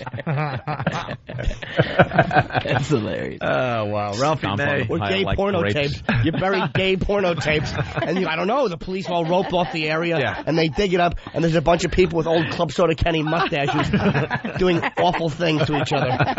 How funny would that be? I can't even pretend. Ralphie May in studio to join the program. Hey, everybody. Hey, we got Bob Kelly on Fox 25 up there in Boston. We talked about this before vacation. You went on to promote your gigs up there that I heard went real well. Yeah, every show pretty much sold out except for the 6 p.m. But who does a 6 p.m.? 6 p.m. show. Ugh. It's your time, Mr. Kelly. It's your time. Yeah, it was great. Thank you so much. Well, here's Bob Kelly on Fox 25. He called us as he was waiting to go on TV, and I think it was Anthony suggested that you make a John Carr reference. I was actually Jimmy.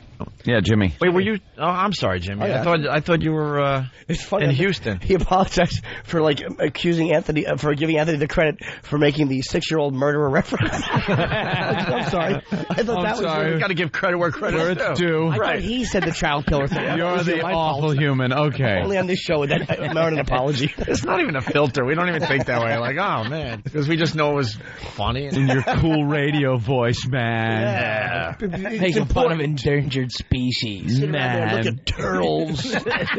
Do ya? Ooh, a pair of boots when I straighten them out. Crunch, crunch, crunch, crunch, crunch, crunch, crunch, crunch. Laugh, laugh, laugh, laugh, laugh, laugh, laugh. Crunch, laugh, crunch, laugh, crunch, laugh. Who is this maniac? Gay porno tapes. The little turtles must be dying. Oh. Wait, what is this? Say. How bad off would the human race be without these turtles? Like, I just want to know. I know there's a whole chain of events. Believe me, I know the whole chain of nature, the whole thing from the littlest cell up until a giant elephant. That's your gig. I have no problem with people trying to help the animals. No, that's fine. I'm not saying only let's one go in 1,000 kill the makes friggin' it. turtles. I'm not saying let's go kill the turtles. Well, I am. I'm saying I know Jimmy. Turtles and AIDS. Get rid of both. I'm just wow. I'm just saying. Stance. Where would we be, negatively speaking, without these turtles? There wouldn't be so much crappy Hawaiian art, you know? All right. See, there you go. All right. And rabbits would win more races. Aside from that, these faggot animals contribute nothing, and they're slow. There's only 1 in 1,000 make it, okay? Yeah. 999 are killed by nature, and you're worried for me not helping the one not helping. as we sit back and ridicule endangered species like they're listening, like they're out there in the ocean going, those sons of bitches, I can't believe they're throwing me under the bus. We did very well with turtle. Yeah, right. That's the skew. Hey, turtles, by the way, excuse my interruption. I got to say this about turtles. They suck as pets. I had one. I said, fetch the paper. And he just came back with it, and it said Kennedy shot. They're slow, worthless animals. That's right. It was a Kennedy shot reference. Paper being delivered to me from 5 years before I was born. Wait, 15. I'm 28. I would have went with the first space shuttle explosion myself, but it worked. I like the Kennedy thing. All right, here we go. Something Dewey beats Truman, perhaps, might have been a little too old. Tippecanoe. But he's a real slow turtle. How slow is he? Bob Kelly on Fox 25, and a whole slapping thing. The thing went on with Gene Comanche, and also the John Carr references. Let's listen in here. Why would it work? I'm going to miss Stan. Hold on. Making his own name. You get a chance to see him tomorrow and Saturday night at the Comedy Connection at Faneuil Hall. He's part of Dane Cook's deal, and he's joining us this morning in our Fox 25 studios Great to see you, Bobby. How you doing? And hanging with Dan Cook these days is like running with Elvis, isn't it? He doesn't call me anymore, dude. I don't talk to him. He's hanging out with show up and he hangs out with Jessica. I think he's done a movie with every pretty Jessica in the business, and I'm doing the Comedy Connection this weekend with Jay Davis. Well, I'm glad to see you guys are on speaking terms, or are you? I don't know. He's kind of being restrained over there. Well, no, Jay Davis from the show, come on and take my spotlight again. But he was actually very. We got into a lot of fights, and I yelled at him a lot on the show, and I'm sorry, and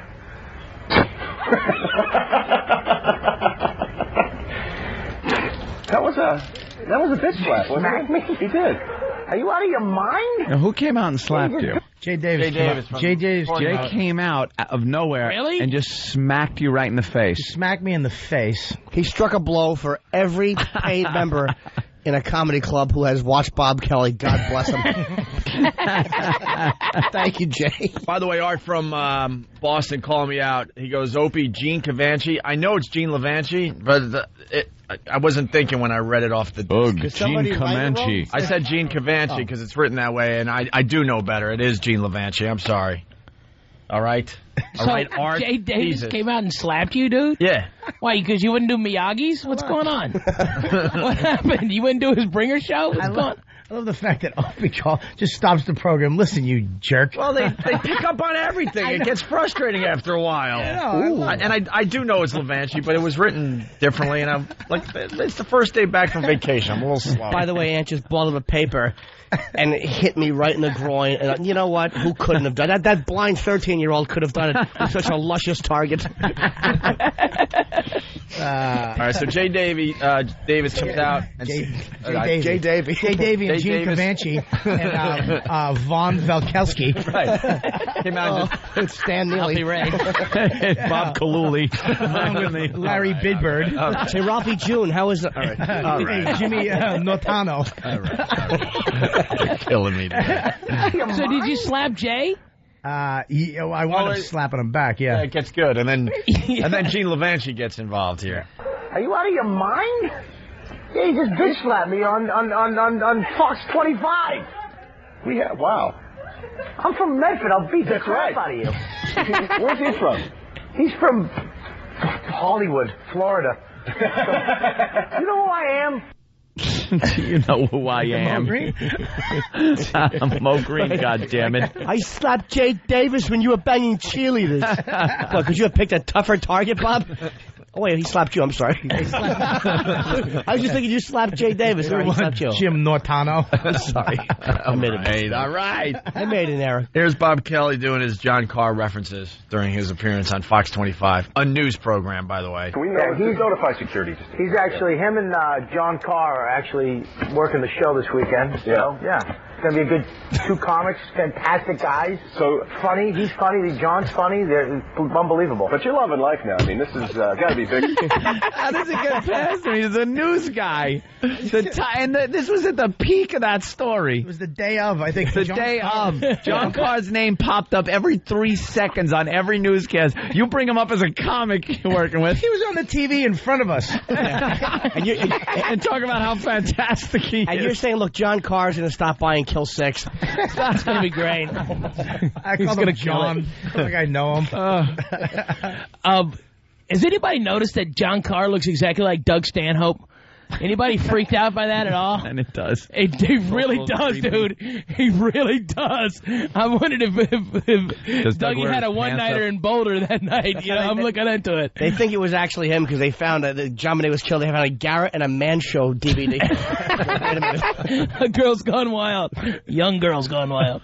You're loving life now. I mean, this has got to be bigger than you thought it would be. I mean, you always hoped that it would be big, but you're actually bigger than I thought you'd be. Well, I didn't play hockey. How's that? I thought you were smaller. Well, you know, thin. You look gaunt on TV. I get that a lot. That I look smaller. Yeah, you're a lot bigger. I was going to say, I was going to kind of bust your chops a little, but now you have these rounded shoulders. You look like a retired superhero.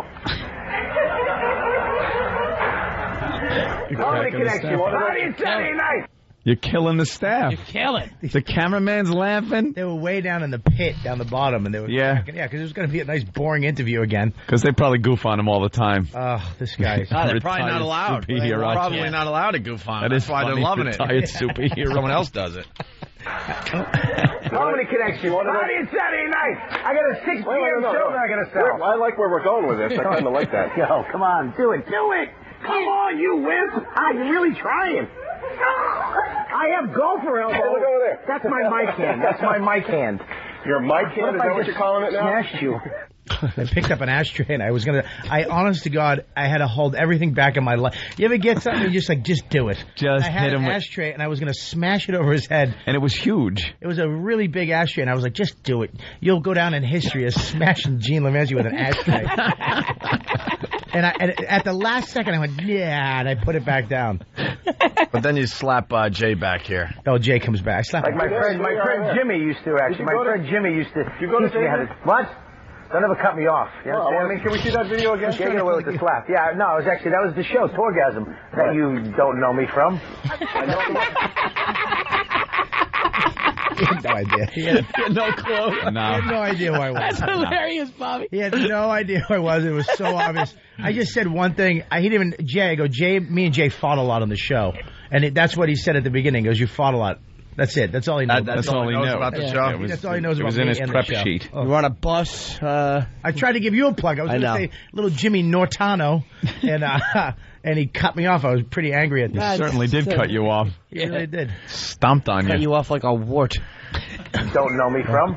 I know you from it. I just go to bed very early. You do? Really? Yeah. Good for you. I wouldn't watch it either. It didn't get good ratings. But I'm the star. Dane was pissed. There I am right there protecting Jay. Right. And he comes over and slaps you in the face. Come here, look at this, Jay. This is you right here. That's Jay. Right there. You missed it. It was off Jay, you got to come back because we were in tape. Come here, Jay. Take 2. Hey, look at the camera. Don't be flinchy. Hey. Okay. Ooh, that was a hard one. Oh, wow. I give him a nice. So you smacked him twice? Well, I smacked him, and I didn't know they were off camera, so I called him back, and I smashed him again. And he walked back over. Yeah, it's Jay. Oh, God. Abbott and Costello. Yeah. I know, and I got to be the fat one in that. Should have brought the pies out. Exactly. Ran into your pool and wouldn't say. Now we got Gene there and Bob slapping each other. What's that little turkey in the I'm pool? actually... You guys slap me. I'm not slapping you. No, you're from that. Come on, bitch. Slap me. Oh, shut up. Jesus. He really slapped me in the face. I was kidding. Where'd you learn your improv skills? You can see Bobby Kelly John Carr tomorrow night performing 2 shows tomorrow night. 8 o'clock at 10:15. This is the Comedy Connection Family Hall. Saturday, 3 shows, 6, 8:15, and 10:30. Yes, and we're going to be with him and John Carr and Jay Davis. You want to slap me back to make? Can I slap you? Take the glasses off, though. I don't want to get sued. Listen. Oh, yes! Oh, did you hear that at all? I didn't hold that. Yes. Yes! RobertKellyLive.com. Get me a doctor! We'll be right back. The hell kind of interview is that? Did he like you? I wanted to smack so many TV. Just slapping everyone in the face. Oh, I'm not even kidding you. The fact that I said me and John Carr, and he still just keeps talking. And you said it again. John Carr. I go with a K. He goes, you want to slap me? I go, yeah. Take your glasses off. And I put my hand like this, like I was going to chop suey somebody. Chop suey. And I smacked him so hard, dude. You don't even know. I cracked him right in his face. I was almost scared. I was thinking this guy's going to hit me. Say anything after the cameras were off? No. All you heard is all his little colleagues were just dying in the pit. Yeah. They were dying. Oh, was he cool to you afterwards? He was cool, but I think after there was a couple women that went up to him in like suits, like probably need a little makeup on the side of his face. You could see that they told him that he was saying John Carr. John Carr. Oh, was that the big thing? Yeah. John Carr, child murderer. No problem. Alleged child murderer, John Carr. I said, where'd you learn your improv skills? Jail, like John Carr? Like John Carr.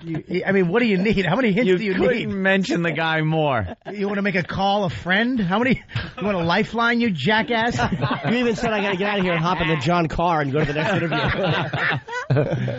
interview. Before we take another break, let's go to Scheduled Rape from New Jersey. What's up? It's not his real name. Yeah, I was at the show, man. It was amazing. You guys are all great. Robert, Jimmy, you're amazing. Thank you. Your ass, I saw that. I was at the Happy's tent over there. Thank you. You guys are burnt out over there, man, on this virus tour. I went to 40 Stone shows and 4 Cream shows in England, and she's more burnt than me. Well, did you have your stroke before or after this last show? Listen, I want you to put your pests on me. I'm asking you to do it nicely. All right, SR. Thank you. Okay. SR liked the show at the PNC on Saturday. I like how Ope just wraps it up. He liked the show. Liked the show. All the babbling he did in between that, pay no attention. And Ralphie is actually with us on this Tweeter Center show coming up the 9th in September at the Tweeter Center, which is the Philadelphia market. We're broadcasting at YSP. We also got Jimmy Schubert. We got, of course, Bobby Kelly, myself. We got great Dom Herrera, who I can't wait to see. Patrice, Bob Saget. Yeah. You guys have actually created an alter ego for me because there's like people from Torgasm know me Robert Kelly, and then everybody from ONA is like Bob Kelly. I'm Bob. You can type up Bob Kelly, and I come up on the Google. Yeah. And then Robert Kelly comes up. Because you are Bob. You're not a Robert. But here's what Bob does. Besides rehearse what he's going to say and then talk to you to sound smart. Believe me, I'm going to bite your throat the next time you do. You know, dude, I was thinking, all you got to do is throw in one alternate theory, and he just gets angry. You know, no, dude, that's not. We're not, dude. I like the fact that you teach me stuff I taught you 2 weeks ago. I'm not saying I don't do things wrong. The most ridiculous thing about his whole statement, though, he makes it sound like his name is Adam and they're calling him Steve. Yeah, an alter ego. Your name's Robert. Bob. They called you Bob. Wow. Like nobody never would seen that happen. Like no one would recognize you at the Daily Planet. Wait, it's Bob Kelly. There's Robert Kelly. I don't know. They're different people. Hey, hang on there. He's on photo assignment. Tony, hang on. All right. Tony, Anthony. That isn't even the same name, though. All right, whatever. Robert is the sound of a smart, gentlemanly individual. Yeah, not you. You're a Bob. You're not Robert You're Kelly. a Bob. Yeah, That's completely Bob. not you. Exactly. Bobby Kelly. I like it younger, too. I like it Bobby. Bobby. Yeah. Who wrote that poem? Robert did. Oh, Yeah. Who's that slob over there? Bob. Yeah. Bob. Who's the one flipping the coin to bang the passed out on a Rohypnol broad in the corner? Yeah, Bob. That's Bob. Let Dane Cook give you some class.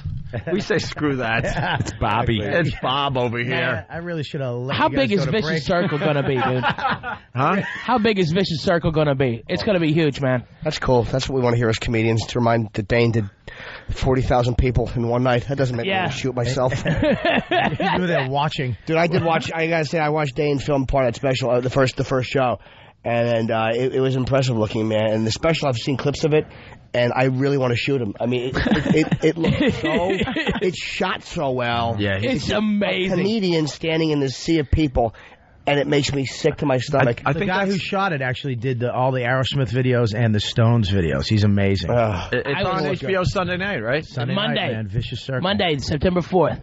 It's Monday? Yes, it is Monday. September 4th. Monday. Oh, okay, Dude, I know because I was driving down Sunset, and he's got a building, dude. Yeah, He's got I saw that. It's I was talking huge. to Bill Burr was in the backseat. We were driving back from a show. My wife's in the front. We're all talking about Dane Cook, and I'm like, dude, I've gotten over it. I'm not gonna hate on it anymore on this. I'm getting off that wagon like everybody else because they're just bitter. I mean, all right, we've got a good friend who's just, I mean, he just berates Dane and just does an impression of Dane and just everything is, and they're in competition all the time.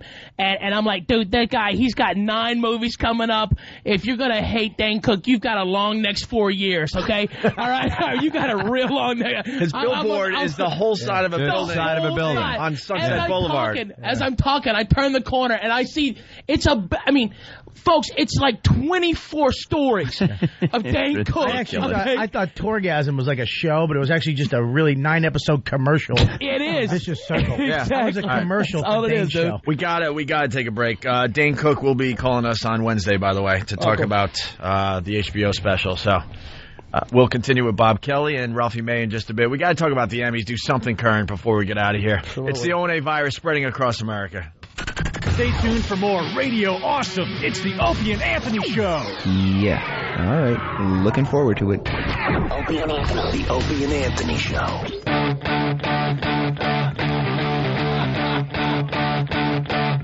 You're checking out the Opie and Anthony Show, the ONA virus spreading across America. We should do a little current stuff. Anyone watch the Emmys? No. No. I did not, but I heard there's a lot of flack about the plane crash beginning with Conan, which I saw photos of but didn't see. Yeah, why was there a flag? It's supposed to be like a goof on Lost or something? Right, but apparently because the Kentucky plane crash was killed 49 people, a lot of people felt they shouldn't have showed that. But I think they absolutely should have because it had nothing to do with it. Yeah, here's the story real fast. It was meant to be funny, but a fake plane crash during the opening Emmy Awards skit made many cringe on Sunday. The same day, 49 people died in a fiery plane crash in Kentucky. I don't think they saw it. That dope used the wrong runway, by the way, right? Yeah. That's all it was. Oh. And it wasn't not that it's any less awful, but it wasn't like they crashed like they did in the sketch. It wasn't like they used the same. It was a totally different way. It was, just, come on, man. They weren't using actual footage from the crash, so it's like, I mean, it's a joke about guys who survive a plane crash, not get killed in a plane crash. Jesus. They showed one funny part, though, at the end of that. You remember the Dateline with the pedophile? Oh, yeah, the Dateline that was the pedophile end, special. The end one. He came in, that guy walks out, and he goes, hello, Conan. Hello, Conan. Oh, really? Yeah. And he goes, no, I've never done this before. Really? And he's sweating. Was it really the guy? Yeah, it was the guy. Oh, let's get that. Let's get that for the second half of the show on XM. Into that kitchen. And then he just runs out of the house and runs. Conan O'Brien came for sex. For sex. He drove 48 miles. Hey, Conan 69 or something. Brought beer. Here's the deal. The pre-recorded opening segment began with Emmy host Conan O'Brien boarding a private plane to L.A. Asked by a stewardess if he was nervous about hosting the show, O'Brien answered, nervous, what could possibly go wrong? And then at that point, the plane then shook and all that crap. And then the next thing you see is O'Brien emerging from the ocean onto an island. Yeah. It was a lost thing. It was a lost thing. Why shouldn't they stepped have on done turtle it? eggs. No, I guess you should just completely edit it out because something happened. Come on, stop. It wasn't done intentionally, and you know it wasn't. So stop begging for apologies. It was not on purpose. Yeah, did they pull Jenga ads after the Twin Towers fell? No. What does Jenga mean? Jenga. It's Jenga. That gang? Jenga. Yeah, you got to pull out the Jenga. Jenga, I don't know. They say Jenga when it's at Christmas time, but the rest of the year it's Jenga. Oof. Jenga? There's nothing on that one? No, I didn't get it. Yeah, you'll get something. With that, here's your Emmy recap for the people that care out there. As expected, there was plenty of glamour and glitz at tonight's Emmy Awards here on NBC. Top honors went to 24 for Outstanding Drama Series and The Office for Outstanding Comedy Series. Best Actor in a Drama Series went to Kiefer Sutherland of 24. Best Actress in a Drama Series went to Mariska Hargitay for Law and Order. Special Victims Unit. Best Actor in a Comedy Series, Tony Shalhoub for Monk. Best Actress in a Comedy Series went to Julie Louis-Dreyfus for The New Adventures of Old Christine. Really? Wrong. One Emmy frontrunner, the sexy medical drama Grey's Anatomy, was shut out in tonight's award. No. Well, was that a joke? Was that the real that was shut out? Who cares? Who's Grey? It's a bunch of shows that are canceled. By the way, Lisa Kudrow, I haven't even seen Juliette Louise or Dreyfus' show. Lisa Kudrow on The Comeback, there's no way she was better than Kudrow on The Comeback. Which was that was really good. Amazingly well acted. Again, another canceled show. Of course, people didn't like it. Why Julie would they? Louis-Dreyfus. But wasn't she her show canceled? Yeah. I think But it all sucked. the shows nominated were canceled. Yeah, all the shows nominated were canceled. Do we want the clips that Nathaniel used to bring in, the awful, horrible sitcom clips we would play, and like this can't be a real sitcom, was from her show. The Comeback at least was cringeworthy and really enjoyable. Yeah, well acted. Yeah, it was great. All right. Well, Dick Clark made his appearance. Well, now this is his second public appearance. He was there on New Year's Eve. Remember they brought him back? Jesus, the guy's like a cicada. Every 17 years he pops up with his stupid half a face. All right, we get it. You're a courageous gentleman. They're still calling him the world's oldest teenager. Cool. It's cool. Really? World's loudest corpse. Yeah. World's most chatty cadaver. We get it. Hey, a lot of people thought it was courageous that he was on the Emmys last night. I think he's turning into Teddy Ruxpin. I don't think he's got anything more to say. I think they just pop a cassette at him. You know, start talking. Oh, a lot of people saying his speech is getting better, though. Last time we heard him was New Year's Eve. All right, now this is a good way to tell because the last time I heard him was New Year's Eve. That's it. Right? They do this drag every him couple out. of years. They drag out somebody who had an affliction, and they come out and they call it inspiring, but it's just horrible.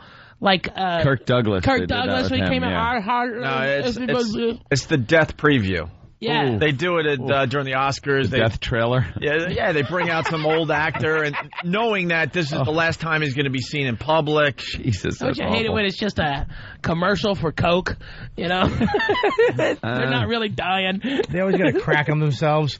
They wanted me to read a longer thing, but we'd be here all night. Oh, I get it, because you can't. Oh no, do they? Yeah. No, they do not. Doesn't it always like? Stan's shaking his head like the clip that comes up is exactly what you just said. Don't you ever wonder, like, these guys are actors. What if they're just acting? You know?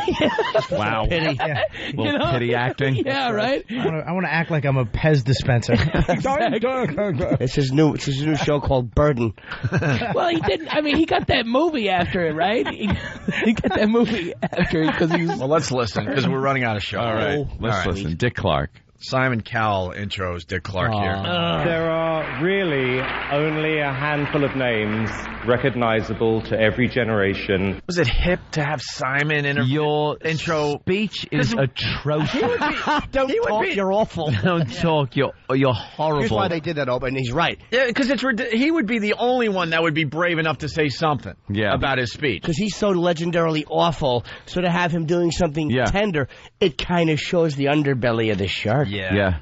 Ooh. Hollywood is always thinking for us. Could you please try not to drool upon the winner's name?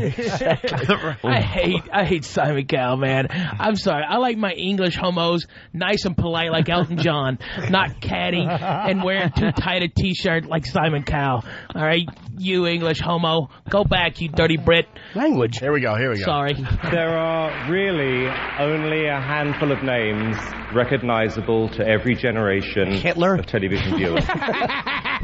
Kennedy, God, Jesus, Lincoln, and Dick Clark. Shut up, Simon. Yeah, your first one, though, out of the box. Hitler. Nice.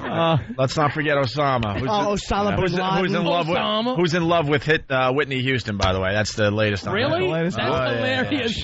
Hey, I'll give her up. We can let's do it. send her over. Her and Bobby and Put her a little kids. censor on her. There are two names. Osama. Film it and play it on Bravo. There are some names recognizable to every generation. There's Hitler, there's Dick Clark, and there's Frank Gorshin. Why don't you shut your mouth? Tune. There's only a handful of words this man can say. All right, listen, with that, we're running out of time. We got to get this in before we move over to XM. A television viewer. One of them I'm extremely happy to say right now. Are you? Ladies and gentlemen, Dick Clark. Thank you. Thank you, Simon. Thank you. Sounds like he's drunk. Thank you very much. Sounds lazy. Sit down. Thank you. Please, the producer will have a fit. You gotta sit down. We gotta go. Well, not everyone was applauding, obviously. That sounds like Bob. He was trying to get him to stop clapping. He got a standing O. It's just terrific, isn't it, people? What did he say? Stop clapping. I'm going to fall face first into the carpet in 30 seconds. He does these impersonations. I swear, you would think it was the real people. No, you wouldn't. All right, here we go. Dick makes a not being able to walk joke. Uh-oh. Oh, no. I know the problem of time. The Emmy people called and asked if I could walk out and say thanks. My wife joked to walk. He's just begun to learn to walk again. This show might run a little long. Is that her joke? Your wife stinks. This might run a little long. Wow. How about a funnier joke? Walk. He's lucky he's not dead.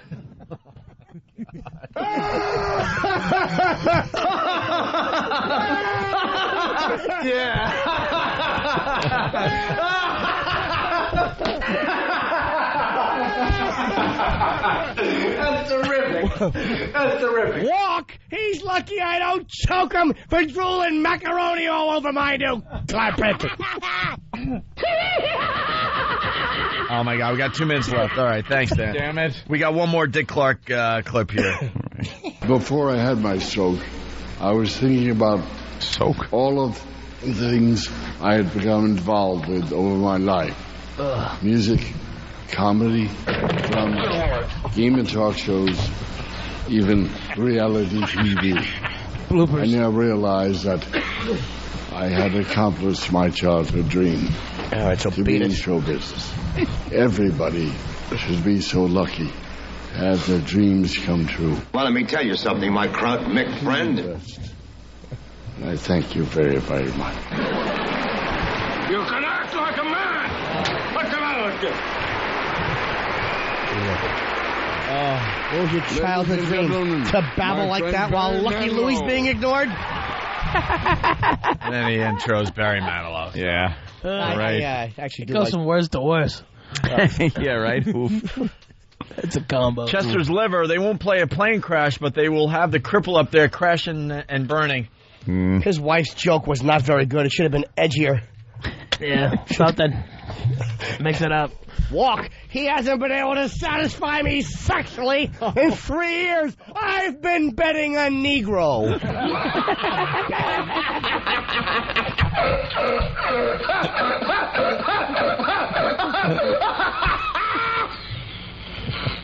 Hanging non-whites. Well, that's hilarious. Walk. This flop sounds like he's drowning every time he talks.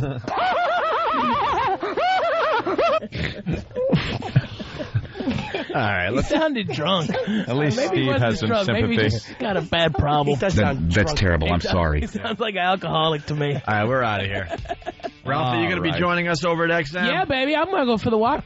And then you'll do the show with us tomorrow as well? Of course. Bob Kelly, we got to say goodbye to you because what are you doing? I don't know. Why don't you walk with us? You're doing the Houston. No, I mean, you're doing the rest of today's show, but I'm doing Houston Laugh Stop Wednesday. Oh, say hi to Pete Two for me. people are there. Thursday, there's 3 people. And then Friday and Saturday. No, you're going to kill it, dude. Laughstop.com. I'll be in Dallas at the Improv, and if you say .com again, I'm going to smack your face, Doc Clark. .com. I'm at Tommy T's cry this boy. weekend in Pleasanton, California. It's a new week over there. Right there in San Francisco market. You guys just effed up all the plugs because now they don't know. I know. Who to see Bobby's where. in Houston. Jimmy's in Dallas. I'm in San Fran. Thank you. There you go. Ralphie May, everybody. Give me a kiss. We'll see you at XM. If you're not joining us over there, have a great day. We greatly appreciate your Bye, support. Vegas.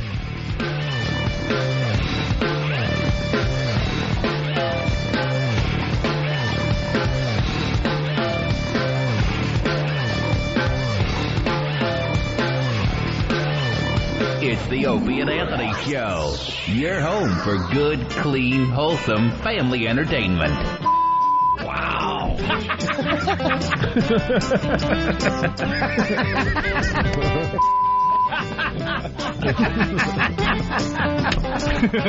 That is such a long way to go just to say.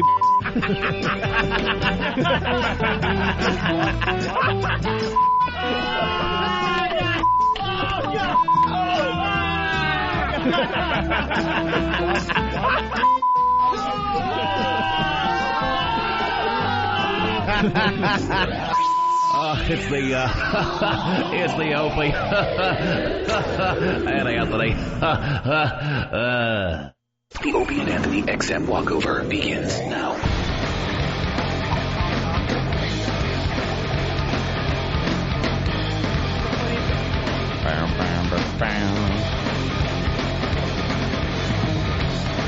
Hello. Of course we're live. How you doing there, Rope? No? You got a working mic or nothing? Why would it work? There Mine's it working. Here, you want mine, Greg? No, I don't. How about yours, James? Now it's on. No, I can't hear Jimmy. You know, it's just back from vacation, and Try it that. now. Try that. There you go. That's better. Let's walk. Can you hear that? He did his little mic check. Yeah, it worked. The mic Hello. worked. Hi. Morning. Hi. Good morning. Morning. Morning. Hey, you got to talk about the homeless vomit you just stepped in. Yeah, I usually go to my little corner. It's like a little nook in the building, or a cranny, if you will. Pick whatever one you want. And when I went in there, I noticed it was sticky.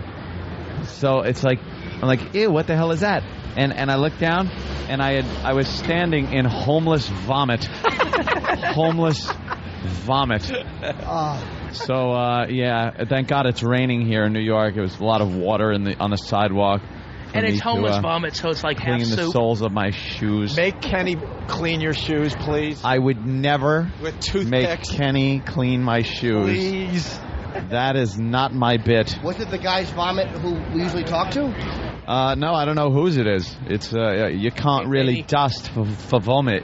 Hey, Bob Kelly just got recognized on the sidewalk. How did Did that he? feel, Bob? Marlon How did that feel? Oh, fantastic. I tried to play it off, too. What's up, dude? How you doing? He was all casual, but I know inside he was loving it. I fell up halfway. I saw him. I was looking at him the whole way, though. I'm trying to get people to recognize me. I keep staring him down without blinking. I thought they thought it was the M30 bus. Look, he really is trying to get people to recognize him. Yeah, he is. Look what Dane's he's doing. limo driver. Don't threaten him, Bob. Yeah. Know me. Recognize me or I'll punch you in your face. You will know me. They'll think he was some Dominican that attacked him. No, I think she knows that. Bob Kelly, ladies and gentlemen. Bob Kelly from Tourgasm. Bob Kelly. On HBO. From the commercial. Bob Kelly. From the commercial. Robert Kelly. Robert Kelly Maybe from they think it's Tourgasm. Robert. Oh, that's right. It's Robert Kelly. Right. Robert Kelly from Tourgasm. Bob Billie Kelly Jean from King hairdo. Look at Robert Kelly. As a fat man, I just got to applaud you all for walking slow. I Bob. appreciate it. That way you don't hear me just breathing. Thank you. I just was watching the Celebrity Fit Club update. Uh-huh. And you were looking good on there. Yeah, baby. I lost a bunch of weight. You're eating healthier, right? Yeah. Is it really true? I think we've talked about it on the show. You really were 800 pounds? Yeah. Really? Yeah. My wife's actually got some... I'll send you some pictures. She took... My wife's a photographer. She took a lot of pictures of it. So, yeah, I'll send you some pictures. 800? Nah, I don't have pictures of actual 800. I only have Just pictures water, of, like, sweetie. of It's like just water, dear. 620, 630. What happened, Jimmy? Water. There's water dripping down. But he panicked. You all right? Yeah, it hit my headphone and it went in my ear. I thought I'd been shot. I'm okay. Jimmy jumped, yeah, like a little faggot. Did you jump? I was hit 2 seconds before in the shoulder by this same place that it was dripping, and it hit you, and you jumped like a little fairy Mary. Dude, I thought someone touched me. No, it hit my earphones. It popped. Disgusting. Hi, sir. Again, our homeless friend not here. Oh, wow. I think he's dead. Yeah, well. Life goes on. Not all the baby turtles make it to the Right. ocean. Somebody just happened to shit their pants and be a burden on the other turtles.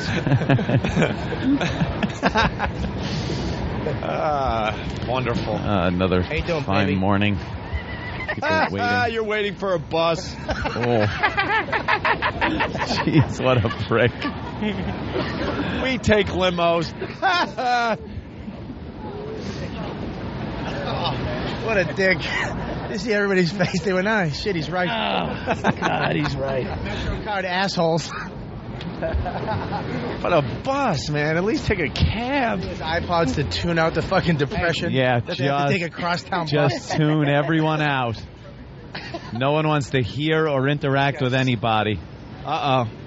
Oh, look at Kenny. Look at Kenny. All right, Kenny. Some guy comes up Guy with a and misshapen starts head. walking towards The homeless Opie. guy. Kenny, profile. I'm saying it's Ugly. the homeless guy. He's definitely a... Why He's is a your threat. zipper half open? It's all the way closed. No, it isn't. No. I swear to God. I swear. The horse almost got out of the barn. Is that a braided belt? I love those belts. Those are my But when that favorite guy type of came belts. walking over, Kenny just Yeah. immediately got between him and Opie. Probably the smartest Anthony. move. Yeah. That is a cool belt, though. So what else are you going to do now? It's 1989. Hey, wait for the new year. What do you got in your hand, sir? Is that your new CD you're dropping? No, I would like to have your autograph. Autographs. He's here to pick up his members only jacket. You want the autograph? Do you have a Sharpie on your psycho? What do you want us to sign? Your Laugh it up, Charlie Weiss. Come on. Help me out. Let's go. Come on. Go Irish. You got pen, sweetie? I'll sign it.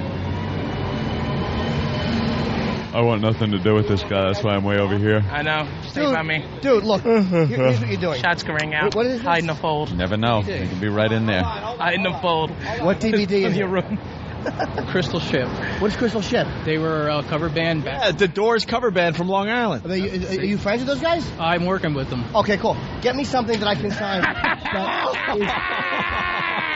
That is... Jimmy just launched their CD on the West 57th Street. Right, nice. It's over there in the vomit. Like 10. He handed me... I'll sign something, but you're handing me a piece of hard plastic to sign with a pen, you maniac. Look at that. It works. Oh, all right. He's brutal. I actually didn't think that would work. Yeah, let's sign the paper inside. Jesus, watch out for this truck backing up. Yeah. Hey, Jimmy, throw it under the wheels of the bus. By the way, how's the chemo going? Nice How's that comb over. calcium deposit on your neck? I know, he's a bullet. There's a bullet here, folks. He's got the bald mullet rocking. It's phenomenal. By the way, I'm just saying snide stuff out of earshot. I'm playing it kind of half a faggy, to be honest with you. Thanks, bro. All right, let's get inside and sign that damn thing. Take care, man. Bye, guys. Thanks for doing the walk with us today. This is awesome. I'm with you, Greg. Yeah, let's get inside, dude. All right, the second half of the show starts in moments. Masochist. That sucks. Lesbian. I like that in a woman. And every other kind of thief. I love paying for sex. This moral decay weakens our resistance to the onslaught of the communist masters of deceit. We're a bunch of scumbags. These abnormalities are corrupting the minds and the hearts of our children. Jackass. I can't believe it. It's pedophile humor. It's depressing and it's awful. A bunch of idiots. Perversion for profit. Here it comes! Here it comes! The Opie and Anthony program. El virus de Opie and Anthony. God, that irritates me. It's just like somebody took a bath to my brain. We're the only radio show that makes you want to hate us. Opie. I want my coffee. Anthony. I want that fact. Jim Norton. I want Ozzy. We are going to dumb this thing down to the point that we're going to be #1 with Down syndrome children. Hysterical. The Opie and Anthony Show. But enough of this palaver. Let's get the show on the road.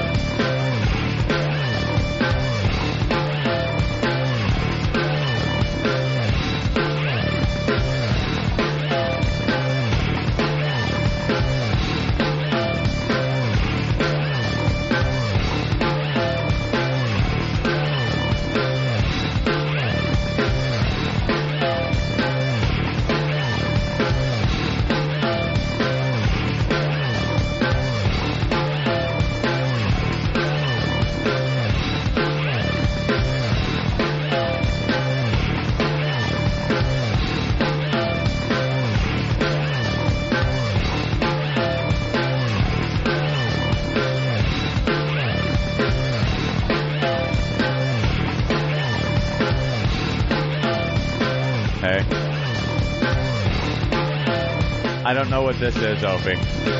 We've walked into a brand new place, it looks like. Why was the money spent? Why was the money spent on mirrored ceiling in the studio? Did we ever ask for a mirrored studio ceiling? What is this? Why is the ceiling mirrored? It looks like a strip club from 1985. See, It's great to be back here at the New York Laugh Factory.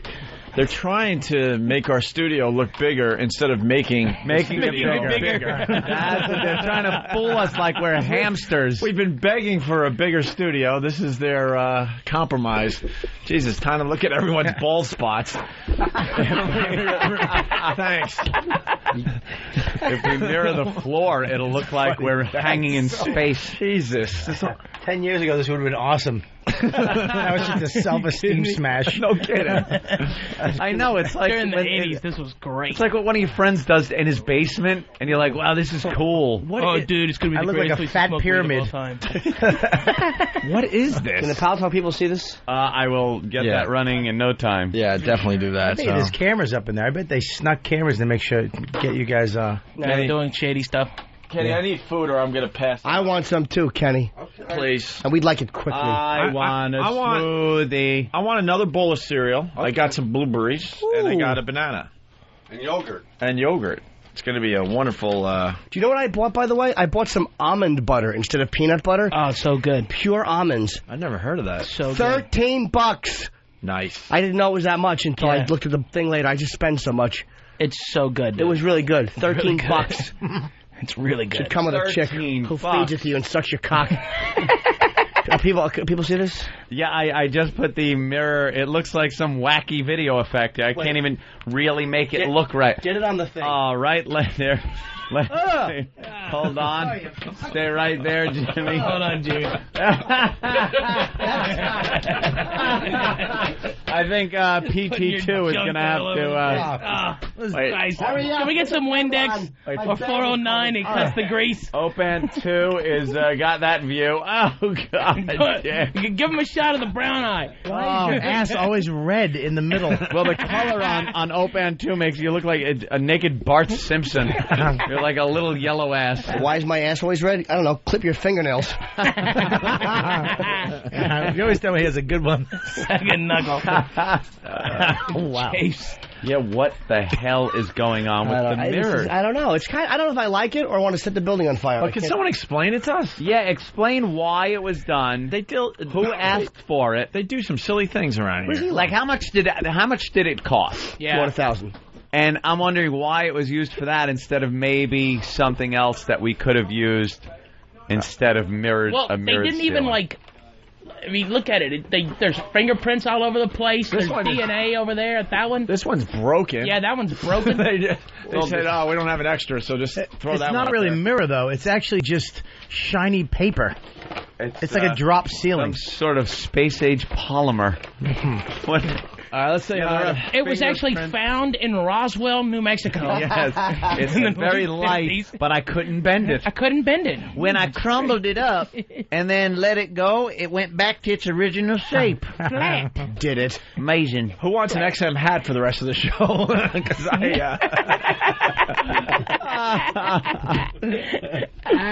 Oh my God! I'm the only one here who's got a full head of hair. Was there a reason for? No one wants to see a college kid with a bald spot. I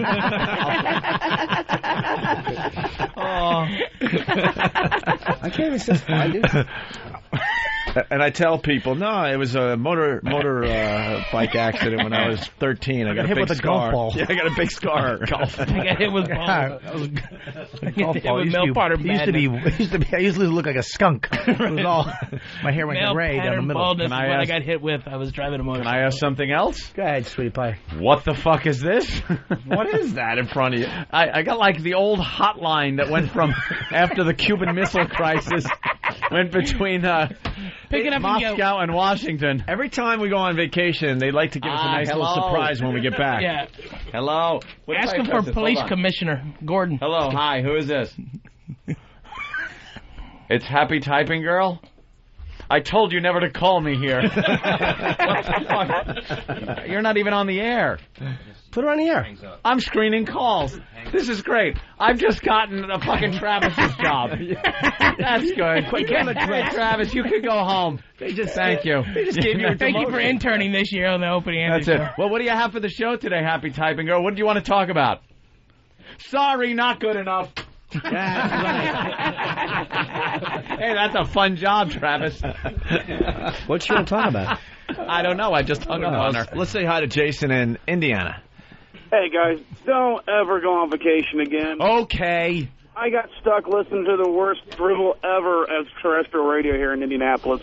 Why didn't you listen to the replays? Yeah, the replays, Ron and Fez. I hear them. Well, I'm always turn on at noon for Ron and Fez. Ron and Fez. I heard the replays were really, really, really good this time around. They were great, but it was stuff I already heard 3 or 4 times. Oh, okay. All right, I'm sorry about that. Hey, another thing, Jimmy. Only do so yes, sir. Did he mess up last night on Lucky Louie on purpose when they called you Jimmy when he was leaving the bench? Oh, did someone call you Jimmy? Whoa, you know what? Yeah, last night when he got up to leave the bench, he didn't say goodbye, Rich. He said goodbye, Jimmy. Dude, that was if that happened. Yesterday was the season finale of Lucky Louie. There's a scene where me and Kim have an argument in the park. Which, dude, if that happened, if he said goodbye, Jimmy, I did not catch it, even watching it. Which was very funny. Yeah, I DVR'd it and I replayed it. It's also not a good sign. Hey, bye, Jimmy. Oh, shit. Oops. Yeah. He knows something you don't know. Thanks for the prophecy, Nostradamus. Letters to HBO if you like the show. But only if you like it. Fans have written in the show and asked us to stay on. Yeah, what's going to happen, Jimmy? We don't know. I mean, they said we were averaging like, I guess like 1.5 million per live episode. People, and they said we would do almost 4 million a week total. Wait, I'd rather hear this from upside down, Jimmy. Go ahead, talk. Well, I've been watching. Just gonna look in the mirror. I've been watching. They say we've been doing like almost 4 million people a week because the critics hate us and HBO likes critical acclaim. Yeah. So it makes it a little bit harder for us. We would probably be guaranteed if the critics liked us. You look like a turtle without a shell. I know I do. That's why I kind of took interest in that story. Whoever made that reference this morning. Oh, watch, I'm going to hang on to the console and go like, ah! Oh, my God. Ah, look. Did it look like I was falling? Do we have audio of that, dude? Did he say goodbye, Jimmy? Yeah, we'll find it. Wow. That was a very funny scene. I got to tell you, dude, I'm not just kissing your ass because you're here. But I love that show. Lucky Louie, it's hilarious. It makes me laugh out loud all the time, dude. Thank you. I've actually laughed watching it, too. Not even my scene, just like watching the other actors. How hard was it you for last night when she kept saying, pull it out, not to fill up on camera? Well, she's very sexy, and it really... Pull it out. I'll suck it. That was turning me on. Dude, she's very loving, too, in real life, Pam. She's very affectionate. She hugs you. She'll put her arm around you and talk. She's big on body contact, but she's not dick-teasing you. She's just, like, very loving. And it's like she has no idea. It's like you have no idea what an addict you're dangling this drug in front of. You're just being loving and being yourself, and you have no idea what you're doing right now. Girl can't even be She's sweet. great on that show, man. Yeah, she's a good actress. I talked to Louie about it. I go, because she was cracking me up on the previews. I was like, where did you find her? He goes, dude, we had to look at over 1,200 actresses to find somebody like that. That's what he told me. She actually got offered another job, too, and she turned it down for much more money to do that. She got offered Pam Anderson's sitcom and turned it down. Really? She had offered a lot more money on network than she would have here.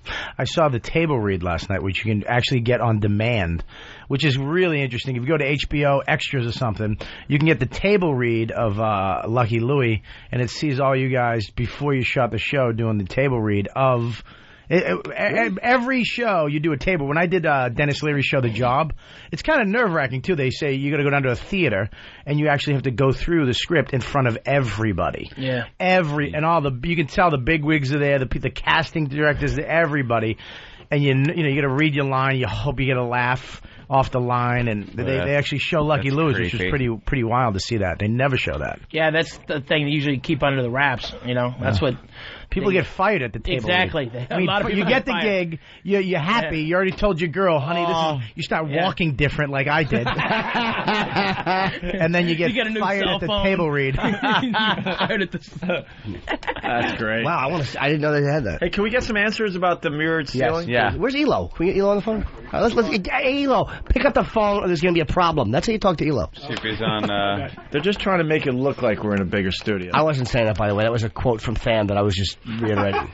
Yeah. It's an illusion. I don't disrespect you, though. Actually made it smaller with the drop Smoke ceilings. and mirrors, yes. More intimate is the word we like to use around here, Bob. More intimate. Yeah. I'll use that Don't from be now such a on. size queen. I'm just thinking maybe the money could have been used for mics, things like that we need. Well, Tim's calling. How about advertising? Tim's calling me out now from good from Whackbag. Why? Replays were really good. Opie, they opened Monday and Tuesday's worst ofs at the same time with the same bits. Really? The only one that rocked was the 55-gallon drum challenge replay. The only one. Everything else sucked ass. Is that what you're saying? I read a fuck stick. I read a lot on the these people on the fan sites, and in general, people really liked. I know the material that was and played maybe it while isn't, we were away. Maybe it isn't people that heard it like before. I heard that when it first aired. Well, I heard that already. You know, there are a bunch of new people listening to this show that haven't heard it. Maybe you should have taken a little break. Maybe you should have taken a little break. We couldn't have said it better. Turn it off. Thank you, Jimmy. Attaboy. Nice smoothie. What's taking Here's so a long? 20, Ken. I have a 50 and a 100. I'm going to give you the 20. Jimmy. I'll be back lickety split.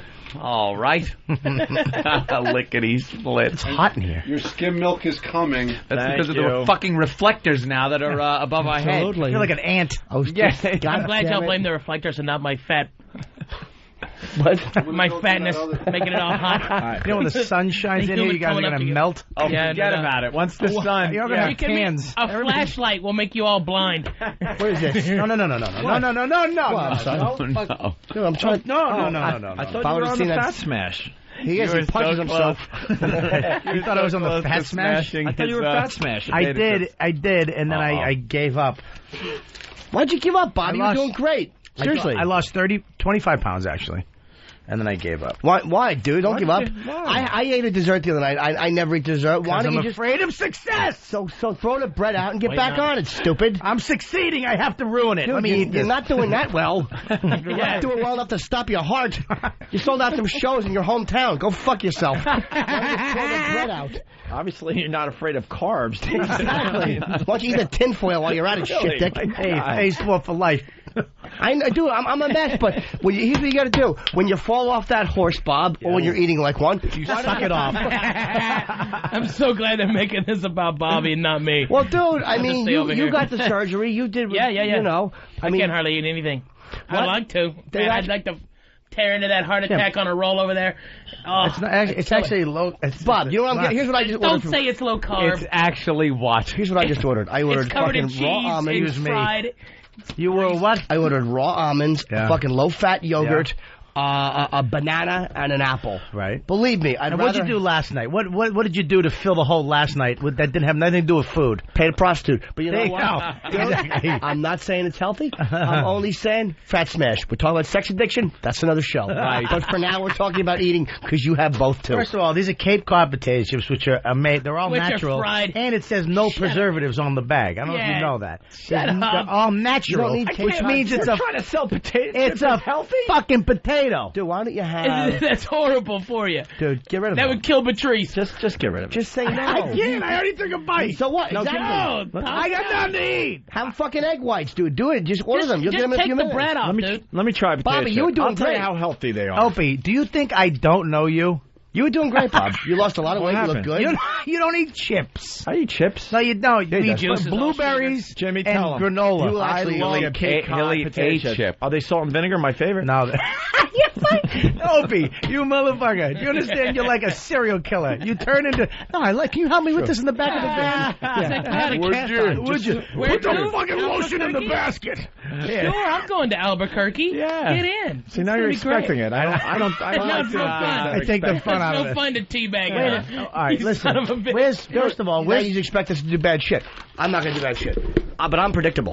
What are you going to step on? You stepped on it Stop like eating your fucking chips. Be a big. You You're know how doing tasty good. those are? What am I going to eat now? I don't know really think they're everything. healthy You because got, they're you got a whole potatoes? sandwich. Okay, No. Those are so I hope tasty. he really those thought I was chips. just dumb. I'm looking at them on the floor and I want one. I'll tell you what. Those are lovely, Bob. I'm sorry I did that. Oh. No, those are lovely snack. Hey, really when you're in good. Houston, I want you to have Pete Pirelli take it to Chewy's and get Chewy's? something. It's a great restaurant. Shut up and go. Take it from a fatter guy. Can you not tell me to shut up? You know, I used to Yeah, I have to just get told you up. shut up. Trust Right. me. And it's Trust called me. When it comes to Chewy's. food, It's the boss's house. yeah. Come over. I'm going to have Cafelta. I used to have to stand up to And see get something the called chips. Elvis Chicken, dude. Elvis Chicken. It's covered in potato chips and fried. Potato chips? Yeah. No and, one and cares. cheese. It's phenomenal. Where's Phenomenal. Elo? We got Elo. You want I to say talk fuck to it? Elo. That's what you want to do. All right, shut Elo! up. Shut up, The everyone. boss is here. The boss is on the line. Elo. Hey, guys. Welcome aboard, boss. Thank you. Elo, why aren't you on Pal Talk today? Well, I don't know. Anthony decided he wanted to bounce me for some fucking What? reason. You bounced Elo? I bounced. Good boy. But I took you off the bounce list immediately.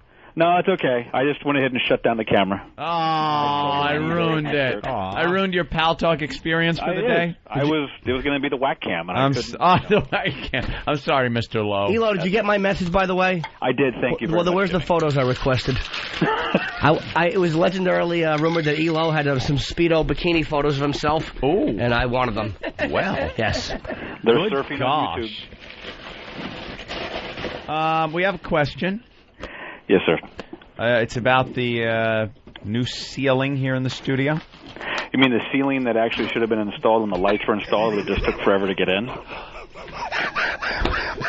What's going on? Did Bob Kelly just fall off his chair? Excuse me, Eric. I just helped my friend. What happened? Hi, Bob. Wait, what? No, he's on the floor. What happened? Scumbag. What's up?